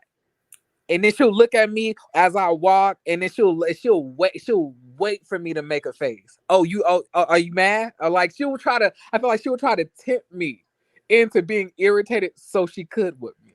But I never went for the bait. Well, I'm glad you didn't take the bait, but that, I ain't being funny, but maybe she needed some therapy or something because you having a problem with your boyfriend ain't got nothing to do with your babies.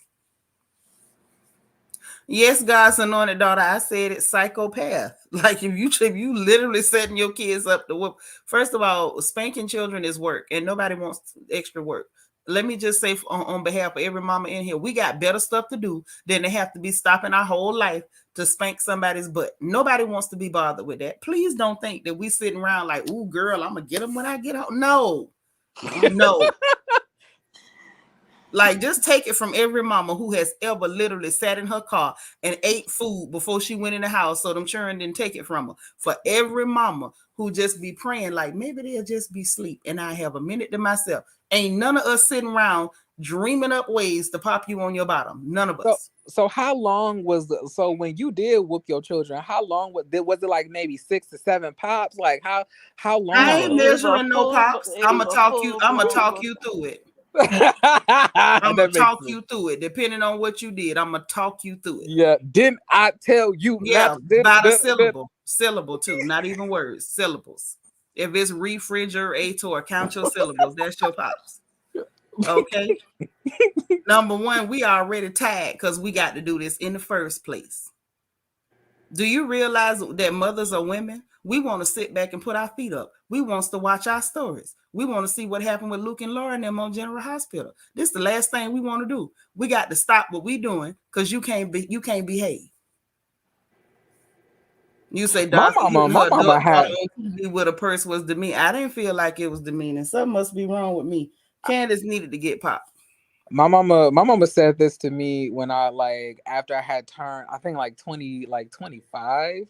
She had said, like, we had a conversation and she was like, you know what? Looking back, and like, God gave me a child that I really didn't need, because I couldn't have handled no child that I would have had to really correct like that. Yeah, because Because it's work. It's but work. she was like, you And people, definitely. and let me tell you something. People don't appreciate mothers. This is one of the most serious jobs you'll ever have, and nobody will ever appreciate your work. They're gonna sit around and critique and complain. You should have did it like this, but you should have did it like that. Meanwhile, there's no manual. Them ladies that's raising y'all, they doing the best they can do. If you really love your children and you're not a complete nut job, you love your children, you're doing the best you can do. Nobody on the planet is sitting up saying, I sure hope I get to spank somebody this week. Said no mother ever. That's not what we sitting up looking to do. Nobody. Mm-hmm. No mama in the world ain't ever said, I sure hope when I get up at 2 a.m, there's still dishes in my sink. Do y'all really think that's what we do? I don't think that's what y'all do. That's what I'm saying. So that I don't know if I believe you that your mama was trying to set you up, is what I'm saying. Nah, like I 100% believe that lady was trying to set me up, or like it's no doubt in my mind. Don't take away from his experience. It's no doubt in my mind. Believe that lady was trying to set him up. It's no doubt in my mind. Okay, so wait, so I'm just spout out a scenario. Okay. So I finished, sweeping and mopping the floor.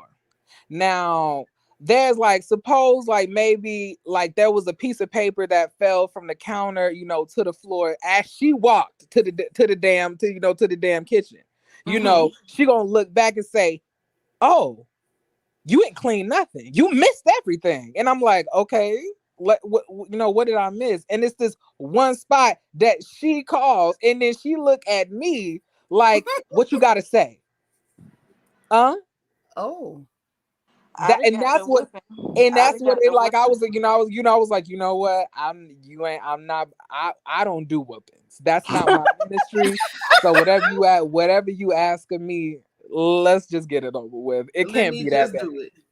You say I that's was not that. your ministry. Yeah, I'm trying to tell you, like that's what. But all of my elders, like in my family, they've said that I was an easy child to handle. You I don't. sound like you was easy to deal with. You don't I sound don't like I, there's a lot of I don't trouble. like pain. Like it hurt like and then like everybody was fat. It was too much. We all was Oh, fat. I couldn't run. I remember one time my great grandmama, she got up one time to whoop me and she didn't even have to run. She just walked slow and I'm running all around the house like she's sprinting behind me. And then she catches me in this one wore me. I don't like whoopings. I don't like them. Like I ain't never liked them either. I've never had one that I liked. I've never had one that I liked. but I just the way y'all was cutting up make me believe otherwise. Because when people talk now like you sound like my mama. See there? but the people like That's because what I'm my saying if mama. you That's what my mama used to say to me. Oh, you like it? You like getting your behind toe up? See there? You see how you flip that back on me? yeah, I told you I'm from Florida, but I'm just saying that, like, to me, what makes sense is like if you don't want a whooping, you would not do things that ensue whoopings. See, Like that's regard not fair. and I That's like not even the fair. gray areas. I feel like See, in this day and age, you know what they say now? They say, "Oh, they're just being kids." What happened to that? Why we didn't get into some of that? but These that's that new parents age that these you say days, don't yeah, exist. It right. don't work.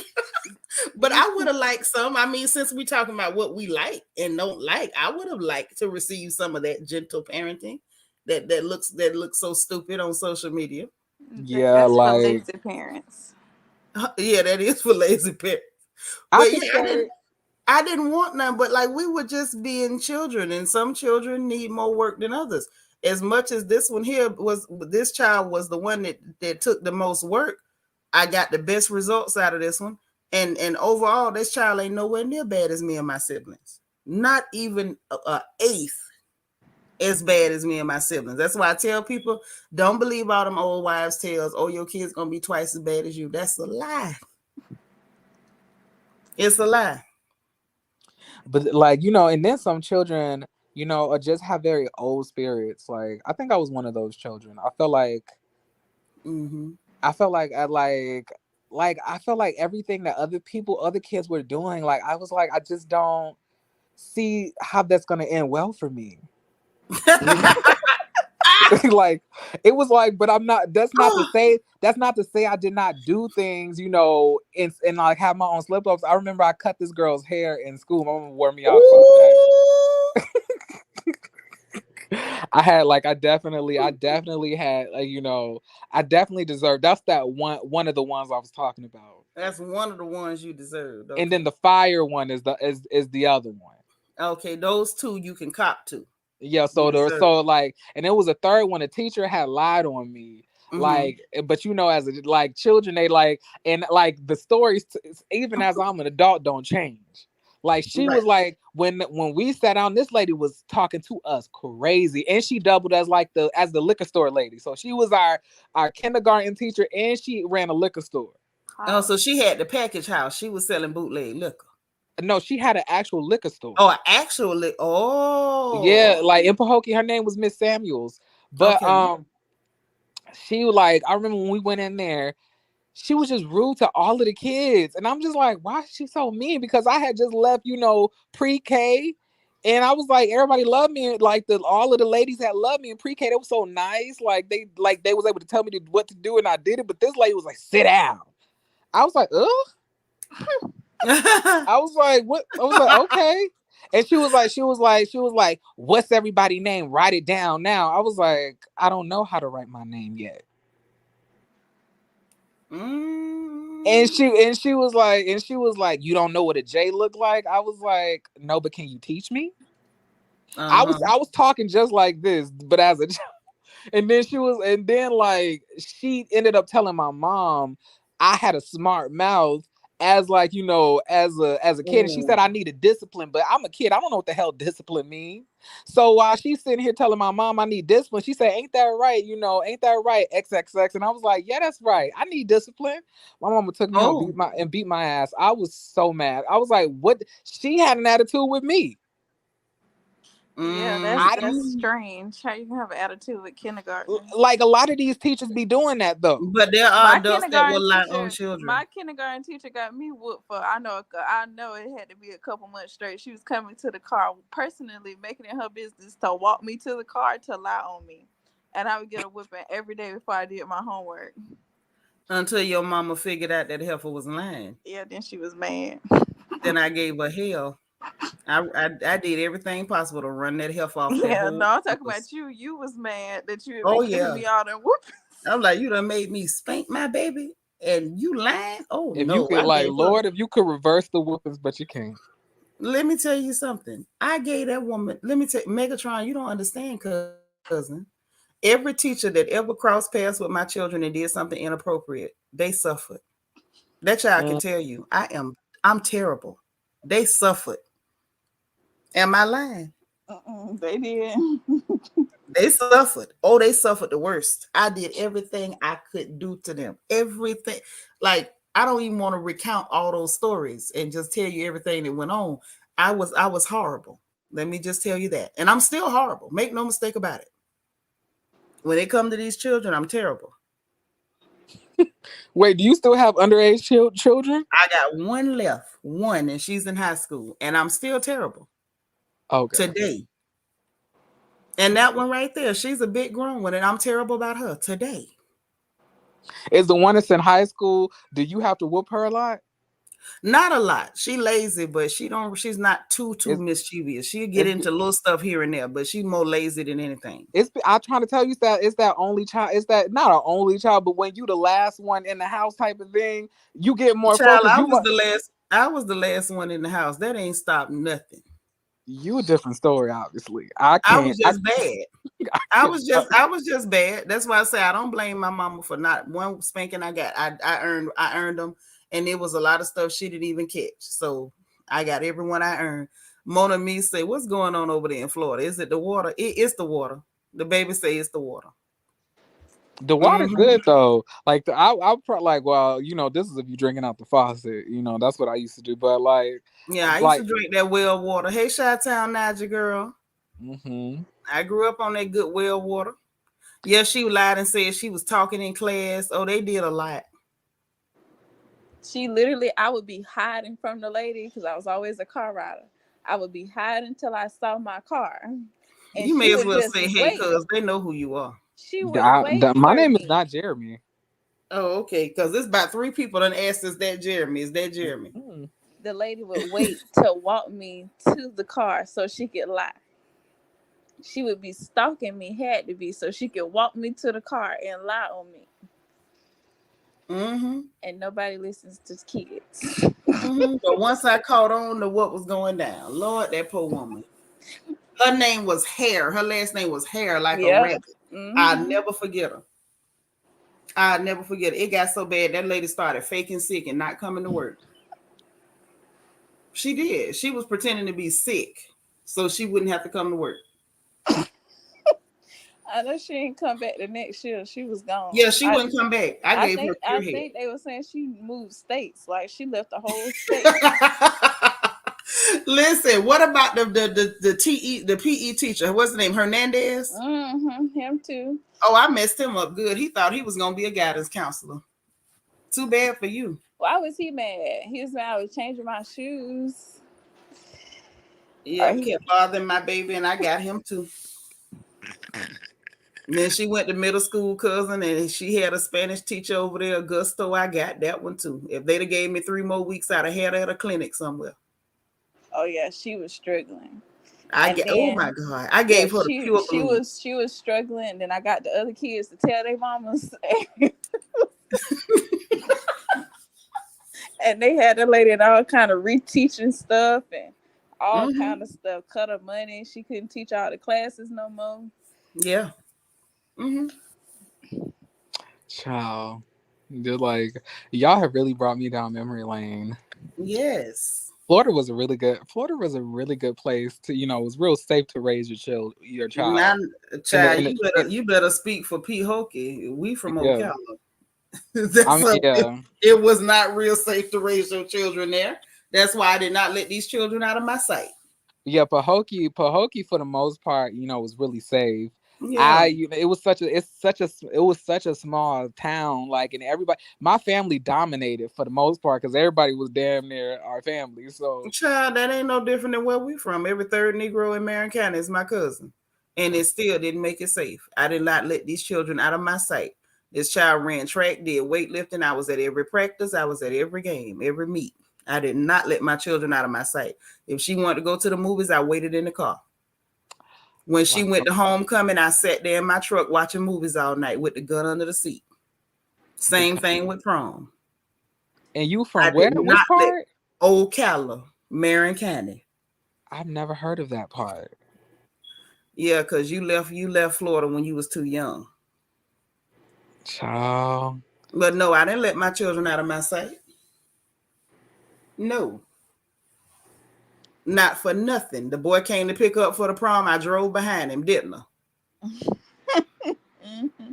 Chi-town. They was running late, and I rode behind them. I say, ride as fast as you want to, because I got you from the back. Ain't nobody pulling you over. I drove behind them and sat there and waited. When I told them, stay as long as you want. When you finish, bring her out here to my truck. I'll take her home, not you. Ooh, child. I love that. Like you sound like a great mom. So that's man. It I like protect mine. I protect mine. I just love hearing mothers talk about talk like this. Like it feels really good to. I love seeing black people who have great relationships with their moms, and it not be strained. So many of us have strained relationships with our parents. Mm-hmm. A lot of these parents was, I feel like a certain generation was cutting up. A lot of people. My mama had me in her almost in her 30s, so that's what I was so confused about. I was like, I would imagine that by this time that you would have kind of like been ready at this time, but I guess she wasn't. Every woman doesn't have maternal instincts and different things like that. That's just, it's unfortunate, but that's a fact of life. That's just, it's an unfortunate fact of life, but that's what it is. Bianca said her mama still don't. Your mama still don't play about you, huh? You say you got your location on as we speak. Let me not answer that phone. Yes, God. When we call, Girl, you just stopped calling everybody in Tallahassee when I don't answer the phone. yeah, when she didn't answer, I would call every friend she had. I didn't care if it was 3 in the morning. Where is my child? Right now, somebody better tell me where my child at. See, that's the thing. Like with my mom, I could never even do that. With my mama, don't even keep a stable phone number. Child. Listen, I'm afraid to lose the phone number. I'm afraid for a phone to be off. I have to at all times know where my children are. At all times. If you really want to see me lose it and turn into something from Creature Feature, let me not be able to lay my hands on my children. Like it things go wrong when I can't find my babies. It don't go right. Period. Yeah, it don't go right. And I think that's normal for every mother. And I would say, I would hope that's the normal response for every mother. You're supposed to be concerned with the well-being of your babies. It's not just the discipline and the rules. It's supposed to be, your children should feel protected and safe and covered. Yeah, that is very true. That's what's supposed to happen. And unfortunately, that doesn't always happen. Yeah. And my family is like that with most of everybody's relationships with their moms. Like the mom, it's obviously a disconnect in the mothering of like in the family, for mine at least, because like my mama, that relationship with her mom is wild. The relationship Okay. the relationship between my mama's mama and her mama it was even worse. Rest her soul. So it was definitely, I feel like, a generational It's curse. generational, yeah. Legina say my mama called the police because my niece didn't answer the phone and she 31. Listen, leave her alone now. That's what she was supposed to do. That's what she was supposed to do. Bianca say I'm 33 and I ain't have a choice but to indefinitely share my location with my mama. That's right. Tell her, Eva, it'll keep you safe no matter what happened. Your mama need to know how to get you. We have better things to do than to monitor your movements. But if something happens and we don't know where you are, we need to at least be able to say, okay, this is the last place my child was. We don't play that. Like that thing will mess with you. Chi-Town say, absolutely. I got 4 and I make sure they all good. I don't play about them. Thank you. Don't you do nothing to my babies. That's right. It's a blessing when you got when mama is kind of overseeing and watching over things. Mona me say a mother's intuition is insane. Mine has a 6, I guess a 6th sense for when I'm upset. She'll always call me when I'm crying. And with her being 8 kilometers away. Kilometers. Yeah, kilometers. Am I saying it ignorant? You say you miss having your personal bodyguard. I know that's right. Oh, I do. Me and Crash was like, man, it used to be kind of, it'd be kind of embarrassing. Boy, I'd be missing that personal bodyguard. Right. The original Suge Knight. So would y'all say that you guys have like a friendship? Like, how does that work? As you guys get older, it turned into a friendship. Like it's still a mom, but yeah, it turned into more friendly. Yeah, you can say most stuff now. Cause see certain stuff, when you're little, if you say certain things, your mama gonna snatch your tongue out and check it to see if it's really yours. Once you big enough, you can share things with your mama, and we not gonna freak out like, hey, you ain't supposed to know about that yet. When you're little, certain things you better not know about. Even if you know about it, you better pretend you don't. So once you're an adult, you can actually say, hey, mama, such and such happened, and I was wondering about X, Y, and Z. Or I was dating this person and they did this, that, and the third. So I think what happens as you get older, you can be more expressive with your mother. My mom was never come. My mom is still to this day it was never come. My mom made it very, very clear that she was never ever gonna be one of my friends. Well, I mean, it's like we not, as a mother, you're a mother. You can call it a friend. That's one of the best friends you'll ever have. That's the friend that's gonna tell you the truth. Right. Don't care if you like it, and will defend you with their last drop of blood. Like you really can't get a better friend than that if you want to call it a friend. Because some of these people y'all run around with that y'all think is y'all friends, they wouldn't take a bullet for you. Mm-hmm. They just talking. That lady that brought you on this planet, most likely mama will take a bullet for you. Mama will kill a dead tree stump about you. Ready to ride at a moment's notice. Mama will take a charge for you. Most mamas. So there's something different there. Yeah, man. I told somebody, I'm like, man, if I kill somebody, I'm telling my mama, she said she'll take the charge. Somebody said, my mama called the police on me and said, your mama is an op. Your mama is one of the ops. Your mama is an op. What do you mean? No. That's not normal. That's not normal. I wouldn't let my kid go sit if I could go sit. If I could sit it out, then I'm gonna go sit it out. You don't let your kid go. If you can protect your child from something bad, you protect your kid. That's just, to me, that should go without saying. Nobody should have to tell a mother to do that. That should be a natural response. That's why I say when I see mamas like Dorothy, mamas like Joyce, like I feel them ladies. They there for their kid. Like they don't really, whoever you marry, date your friends, them people don't matter. People date your children. It's a lot of Chris's in the world. All of them ain't clear, dusty men. Some of them is black, dusty men. Different colors, different shades. But they really get to thinking like, as a mother, you're supposed to have their best interests at heart. I would tell any man walking up on my daughters, understand, don't trust me. I'm never going to have your best interest at heart. I'm always for my kid. Always.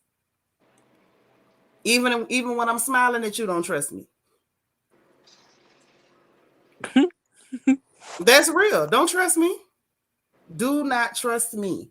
I don't care how nice I am to you. Don't ever trust me. Don't, because I'm here for my kid. And the day that your relationship with my kid is not in her best interest, I'm gonna turn on you. Don't even worry about it. It's gonna happen. It's gonna happen. She ain't gonna have to wait for her girlfriends to say, girl, go do this, do this, do that. I'm gonna be the one saying, look, go get a burner phone. Go do this. Move the money from here. Go. It's gonna be me. I'm gonna be the one. Don't trust me. Don't trust me. Don't trust me. Don't trust me at all, child. Never. Looks could be deceiving. Every day. Because when it comes to I'm always going to move in the best interest of my kid. That's why I ain't care nothing about Dorothy going off and talking about Chris bit. Who care? What business? You ain't got no job. You Tommy from Martin. You just got that job over at the W. She there for her kid. She ain't there for him. Who is he? But wasn't he already working as a chef when they had met? What as a fry cook? As a chef, but you remember when they came on the show, Candace was lying saying that he had a restaurant, but then it came out that he was just working there. Chef. Mm-hmm. No, and they was telling them people when they called to say he owned the place and child, please. No, but they said that he had sold it. He didn't sell it. He never owned it. Yeah, it came out. He never. That came out. He ain't never owned that. He a freaking fry cook. That is SpongeBob SquarePants. Maybe he baked too. I mean, like, I think he was just probably a chef that just worked there. Yeah, you are not a fry. He was not a fry cook. He was not a chicken chef. Why are you? I'm ready. I'm ready. No. No. Obviously, you don't want nobody that's just a chef. You want somebody that got a better job. You got to be doing better. Ain't nobody sacrificing to train their daughters to be excellent to give them to SpongeBob. But some of these chefs are really big, and they like. But when you're really big, then we can call you a chef. Yeah, you gotta be like Gordon Ramsay. You got restaurants in all these different countries, and one of them, it's a Wolfgang Puck, Emerald Lagasse. Hell, somebody give me something. That's true. Y'all funny. But like, can't be no fry cook, and then I got to worry about you. I don't care nothing about your best interest. You better call your mama for that. So Regina say that's so wonderful. I understand that kind of love. That's real. That's real, honey. Did you ever bring I'm talking so Geneva, did you ever bring like a guy home to your mama and then she completely roasted and toasted him because he was not worth it? He was not worth anything? Crying. I wouldn't bring nobody that she would have to eat up. But I only done brought one person to the house. Mm-hmm. But it was purely we both was sitting up, plotting on potential money. Yeah, to see what he could possibly turn into. But I told that boy off the rip, I have my reservations. Yeah, first conversation, she was I let him know that. Yeah, I got my reservations. I don't really know about you. He proceeded. I thought he was proceeding with caution, but didn't work out for him. How old are you, Geneva? I'm 24. And I'm 25. Stop. I was like, ain't no way, because she said that you older than me. You say you ain't but 20. I didn't say I was 20. You didn't hear me well. I said I was 29, but you was going on. 29. Okay, you still a baby. Okay, yeah, you a few years older than her. Okay. So if I was out there popping coochie with my homegirls, I still could have had you. Yeah. Because I literally waited till I was married to have her. Wait. I hope it's not a rude question to ask, but like, well, I ain't gonna ask you what's your age, but I said, what's your range of age? I'm 25. Did you not hear me say I'm 25? Okay, you're 25. I got it. Yeah, okay. It's not. She not telling. Okay. I'm 25. You want to know something funny? What? She tell that story so bad. The nigga had to call me one year and ask me how old she was. I forgot. Her man or your man? No. She's the nigga that I'm talking about. She had to call me and ask me how old she was. I forgot, because I say I'm 25. I've been saying I'm 25 for so many years. And one of my friends was on Facebook, y'all, and she was celebrating her birthday. And I know me and this half of classmates. And then the year that she put up didn't sound right to me. I say, she lying. I called Geneva. I say, how old am I? She said, are you playing? I say, no. I forgot. How old am I? And she told me, I say, oh, Jesus, I'm that old. Mess me up. You talking about her man? No, she is the nigga I am talking about. That nigga had to ask me how old she is. My bad. Yeah, I don't say my age out loud. That disturbs me. I'm like Dorian Gray with that portrait. He couldn't look at the portrait. I don't want to look at the calendar. Okay, I get it. The day I look at that calendar, all my years gonna catch up to my face. I'm gonna look just like Mia. Tired. Nah, like you gotta. You know, black don't crack, but you know that light skin really do droop though. So at the end of the day, it's not giving. Crack, but light skin droop. Ooh. It do. Look at everybody on the show. You're a savage. Listen, he might tell you a joke, but he'll never tell you a lie. Exactly. that light skin, every light skinned lady on that cast is drooping. Karen done pulled hers right and tight now. When Karen pulled them, she was like, she was pulled like right and tight. But when she first got on that show, that face was drooping. Yeah. She had to refurbish it. Yeah. And then Giselle neck stays in droop formation. So. Well, she pulled it up. Now you can still see the rings, but she pulled it up. I feel like until she do right by Candace and Wendy, God will continue to lower that neck right back down to the original location and swell them legs, huh? Them legs are still swole up. You see, she didn't take that blanket from around her. Baby, that lady had that blanket wrapped around them legs the whole episode. I was like, could that not be like a sign of her piety that she walking on water? Is that what that could be? Maybe, It's not. I don't think so. To be holding fluid, no. And maybe like in all of the dark skinned people, even the ones that we don't like, they looking good. Like for Cynthia Bailey ain't old, but she Cynthia looks great. But she ain't dark skinned though. But you get what I'm saying? She's not dark enough. She got enough. Yeah. She got enough melanin. It's got all that elasticity still in that skin. Cynthia looks great now. She boring as hell, but Cynthia looks fabulous. Yeah, you got like Cynthia. Nene's face still look good. Well, yeah. Whether you love her or hate her. But I'm saying like it's a lot of enhancements. Only thing that girl did to her nose was all she did was fix her nose. Cynthia done added in 12 new cheekbones. She done got them changed out like a NASCAR pit stop. Cheekbones. Did they look different? You got because she pumped them up. She added filler. They look different because those are not the original cheekbones. The original cheekbones was great, and I'm not saying the ones she added look bad, but I ain't blind either. All of the ladies, except Katani. Everybody done had a little touchy touch. But Nene still look good. Cynthia still look good. Phaedra still look nice. She was looking a little strange at one point. I think they might have, when they did the filler, I think once the filler went down, then she was back to looking normal. She still looked good. Mm-hmm. Kenya face still look good. Aside from the fact that she need to moisturize. I just can't stress it enough. I was scared to say her name, but she still. What you scared for? Because you know me. Well, I guess you don't know me yet. You gonna learn about me. Whether I like people or not, I don't lie on nobody. The lady's pretty. Ain't no way around it. The heifer's pretty, and her face is still holding. And I think all of the ladies. And I think all of the ladies from Escape, with the exception of Tiny, I think they all still look good and they look the same. Like facial wise, I don't think that. To me, I don't think Candy looks old. Like I want to look. No, Candy don't look old. Candy just look like Candy. Yeah. But now Latasha's sister Tamika look like Viola Davis. She look like a whole different person these days. I don't know who the hell that is. I'm like, wait, you mean Latasha? No, Tamika. Tamika look like Viola Davis to you. She look like Viola Davis. Especially when she put on that Mission Society wig.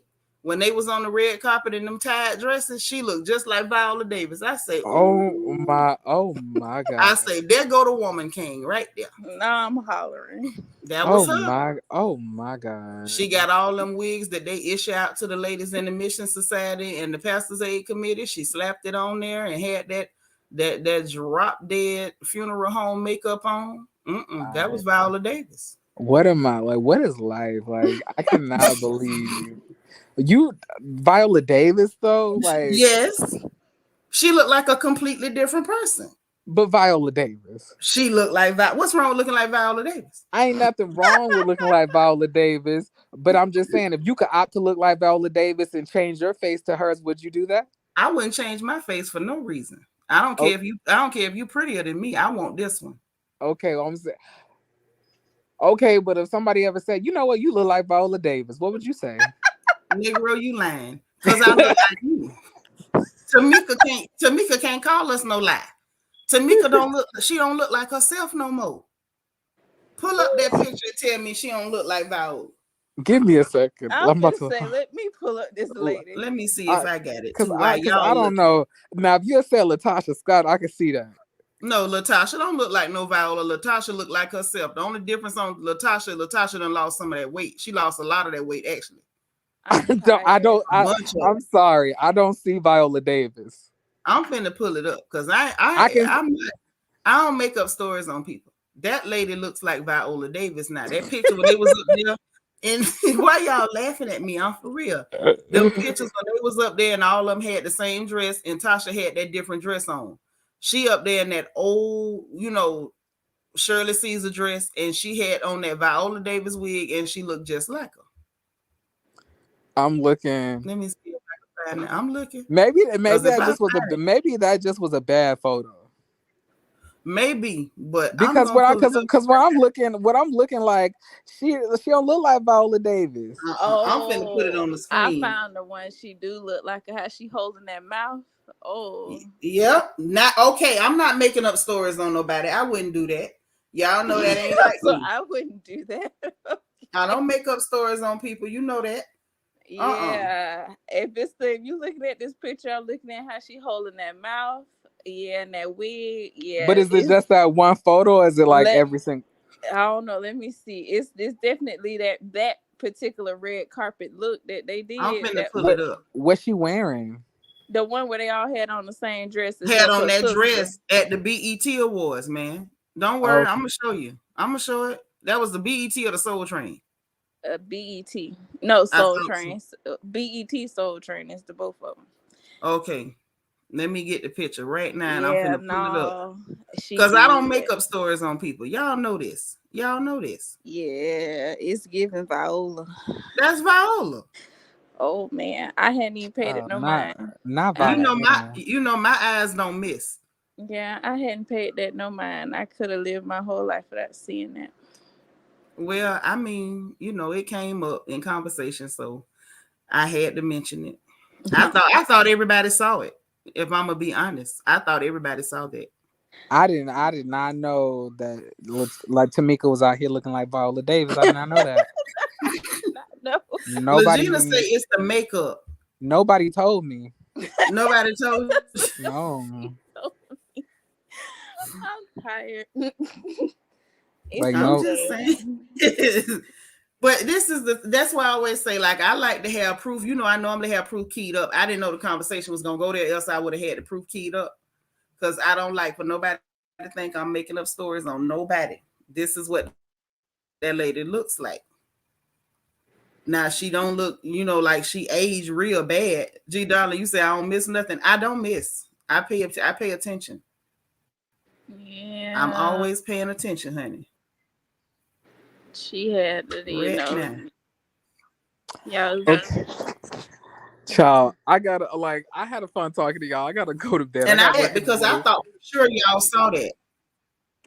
Don't go nowhere yet. Look at this first, because I'm gonna put it on the big screen. Okay. Give it 1 second, because I'm gonna let you see this. Okay? Because I need you to know I ain't making up nothing.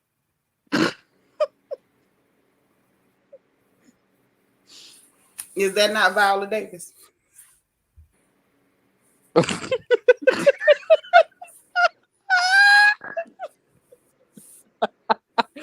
that not Viola? Yeah. Is that not the woman king? Escape. That's wild. The woman king. She's the woman king. She can do anything. Right. Okay. Bianca, it's how she was holding. You got to find the one where she holding that mouth like Viola. She, that's the one I found on the Google and took me out. I'm tired.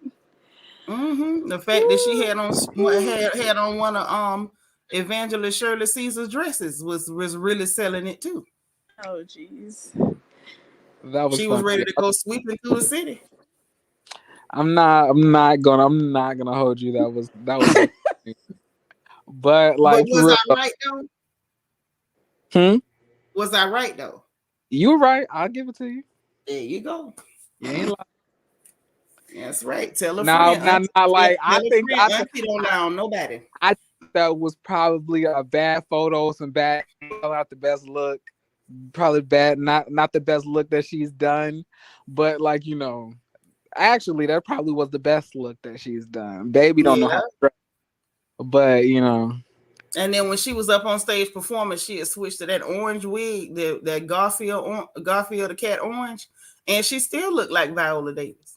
Okay, I gotta go. Bye, Seanitra. I gotta go. Good night. Bye, dear heart. You have a good night.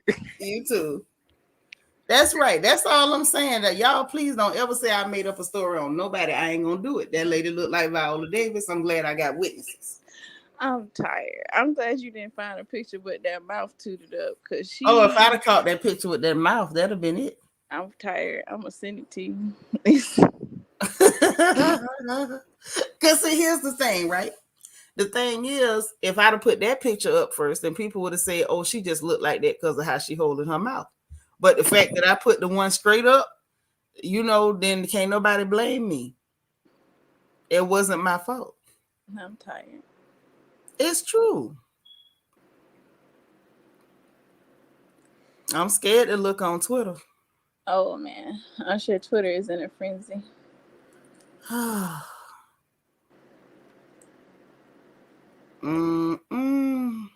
It's a lot going on here. Child, somebody say Ashley Good Conscience seemed to only last an episode at a time. Because girl, what the F was in that preview? I mean, I don't see nothing being wrong with what Ashley did because she didn't lie. As long as nobody. But why bring that up at Karen's birthday? So, like, what was the point of that? It looked like she was piggybacking off. But why would you piggyback? It's bad enough that the one of them did it. Then you jump in the co-sign. Like, that's not cute.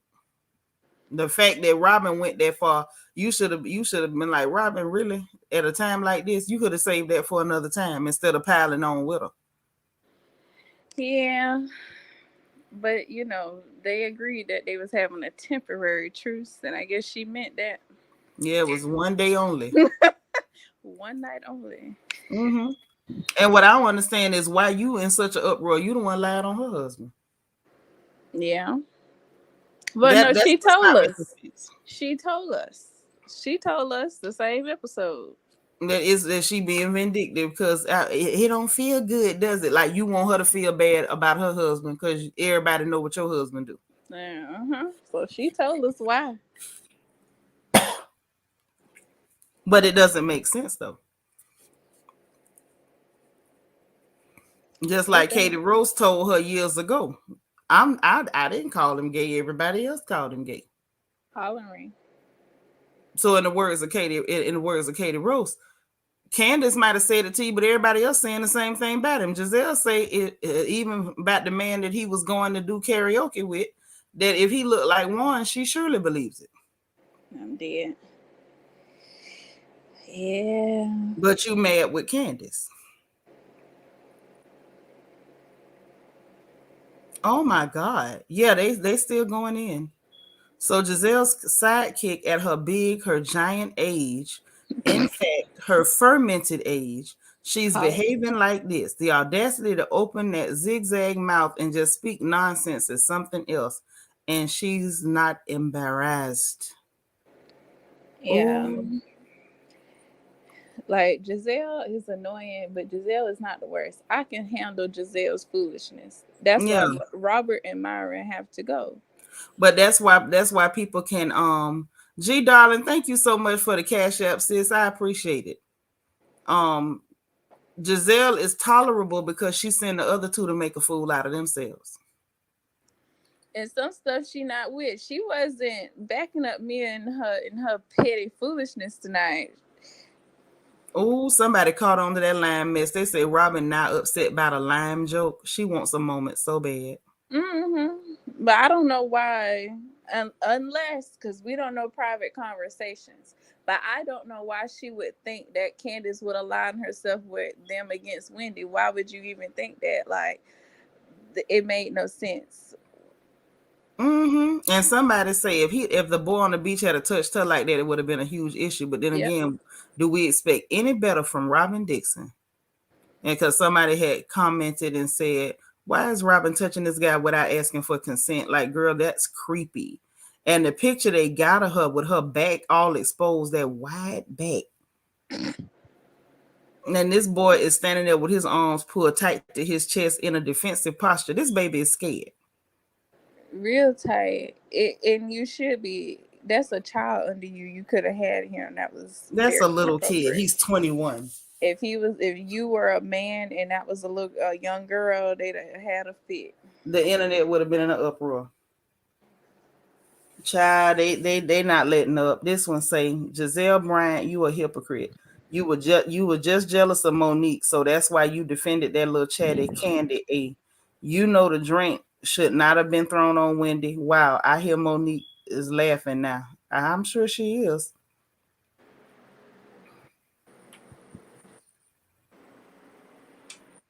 Mm-hmm. Mm-mm. Lord, this one say Mia gotta lay up under G till he croaks. That's karma enough for her. God dang. But Oh scared, Lord. listen, no, scared as Myron got, she got scared that she could get replaced. Yeah. Yeah, she say I had to fight too hard to snatch that man from up under his wife. Lord, this one say, Bravo, we had enough of Robert Dixon. Please wrap up her contract by the reunion. Yeah, she need to go. We need to start a petition on the little website so that they understand that Robert has to go. Mm.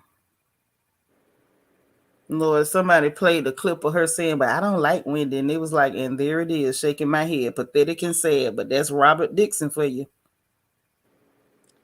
Yep. The producer said, well, it seems like you're aligning yourself more on Mia's side. Yeah, because I don't like Wendy. Right. So that Oh, lets us know what you was doing that season when Monique was there. It was about who you like, not about your principles, like y'all was lying and saying. right. Lord, LEL, you so crazy. I'm about to send y'all to bed in about 1 minute. Say, I'm sure Monique was laughing at Gizzard at Portia's wedding. Had the audacity to get them people traditional wedding dress like a flamingo stepmother. It was so bad. The way the bodice top of that dress was incorrect. Her breast was hanging and showing. Had that thick, usher board number 2 stocking mesh in the middle of them two sad bra cups. I don't know who. Well, I do know who they say made that dress, but they need to be whipped. That was terrible. It was bad. Like, why would you make a dress like that? How you find mesh that don't find match her color? What color do you think she And why is? did you get that thick behind me? Listen, that is support hose mesh. That's for Ted stockings, for people who got blood clots in their calf muscle. Like, why Right. would you put that on their dress? Yeah, it's confusing. It was bad. It was just bad. Like, pay somebody who knows how to, sew and design in that aesthetic. And then even her fan looked cheap. I didn't like her fan at all. I was like, oh my God, this poor lady. Look, Yeah, Legina says she dressed bad on purpose. I would hope, but I don't think so. What's sad is I feel like she thought she was doing it. Yeah, every time she step out, she think that she doing it. Why somebody called Robin Robrook and say she ain't got an alarm clock in her name? I'm through.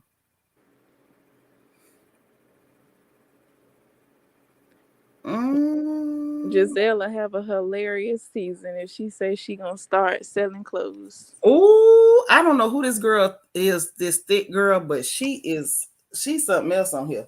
She said, I thought I was gonna read in this article where Robin Dixon said, I like Wendy.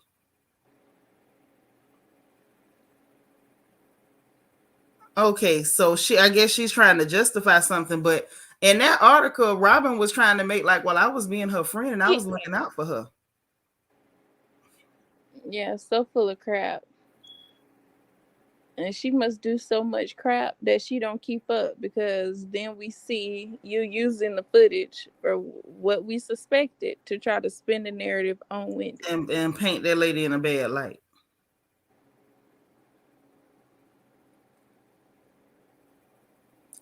Mm.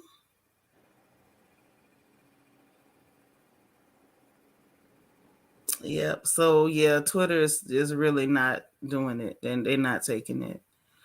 This person say throwing a drink in a purse and hurling insults are two very different things. When someone can't spar with words, they resort to getting physical. And I don't even think that should be the conversation, because that's not even what was going on. Well, she did throw insults after that woman threw a drink and Yeah, tried to get violent. but what they're trying to say is the drink was thrown because she couldn't verbally spar. There was no sparring going on. Y'all No, they were doing saying the pocketbook and the cell phone came because she couldn't verbally spar. She threw that drink and Wendy gave her the business verbally. And when she got scared and she couldn't keep up and her mouth wasn't on point, she was ready to fight. She turned to the She-Hulk.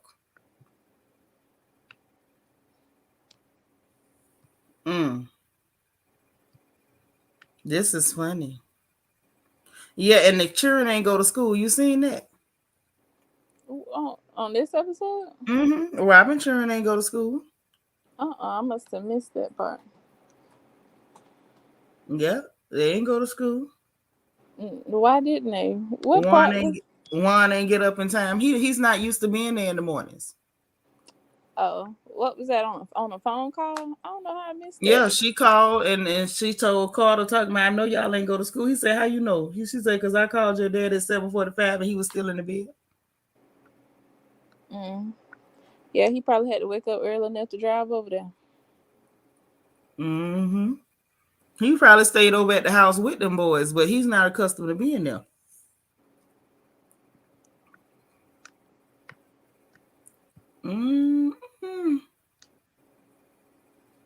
Listen, apparently nobody's ready to back off. This one say, does Mia pay one of Jacqueline's bills or something? What is this hold Mia has on her that she cannot hold Mia accountable for her wrongdoing? Well, she was brought there to back her up now. She can't be holding her accountable. Yeah, that's really how she introduced her. This is her backup and stuff. Yeah. So Robin felt like Karen didn't diffuse the situation with Mia and Wendy. Her sitting there egging on the fight while videotaping. That didn't diffuse the situation either. It didn't.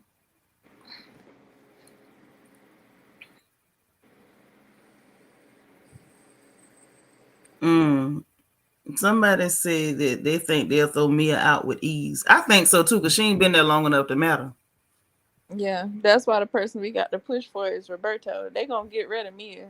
That ain't gonna be no problem. They just don't need to think that getting rid of him is enough. Yeah. Because even with her throwing the drink and all that, she's not the most problematic. Roberto is still the most problematic.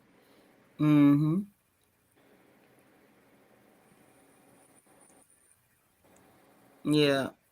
Well, look, I'm finna let y'all go to bed because here we go. We done been on here over 4 hours, caring for 5. Everybody in here, I am sending everybody to bed now. Y'all must go to bed now. It's time for bed. Get some sleep. I gotta get this girl up in the morning for school at 5:30, which means I probably won't even be going to bed. But y'all going to bed. If you don't go to bed, you're getting up off of here. Okay. Fine. Well, listen, I appreciate y'all. This has been fun as usual. Everybody who already hit the like button, I thank you. Everybody who sent a cash app, thank you so much. If you sent a super chat, thank you so much. I appreciate everybody. We had a whole bunch of real good laughs. I enjoyed y'all so much. Even Megatron with his crazy tail. Just had a good time with y'all. The Rebel Sunflower, you still here, pretty girl? All right. Well, look, in the meanwhile, y'all get some rest. Hit the like button if you haven't already. Hit the notification bell. Make sure you click all so you'll know every time we go live on this porch. If you haven't subscribed, make sure you subscribe. Please and thank you. Again, everybody is welcome here. Your point of view is welcome and appreciated.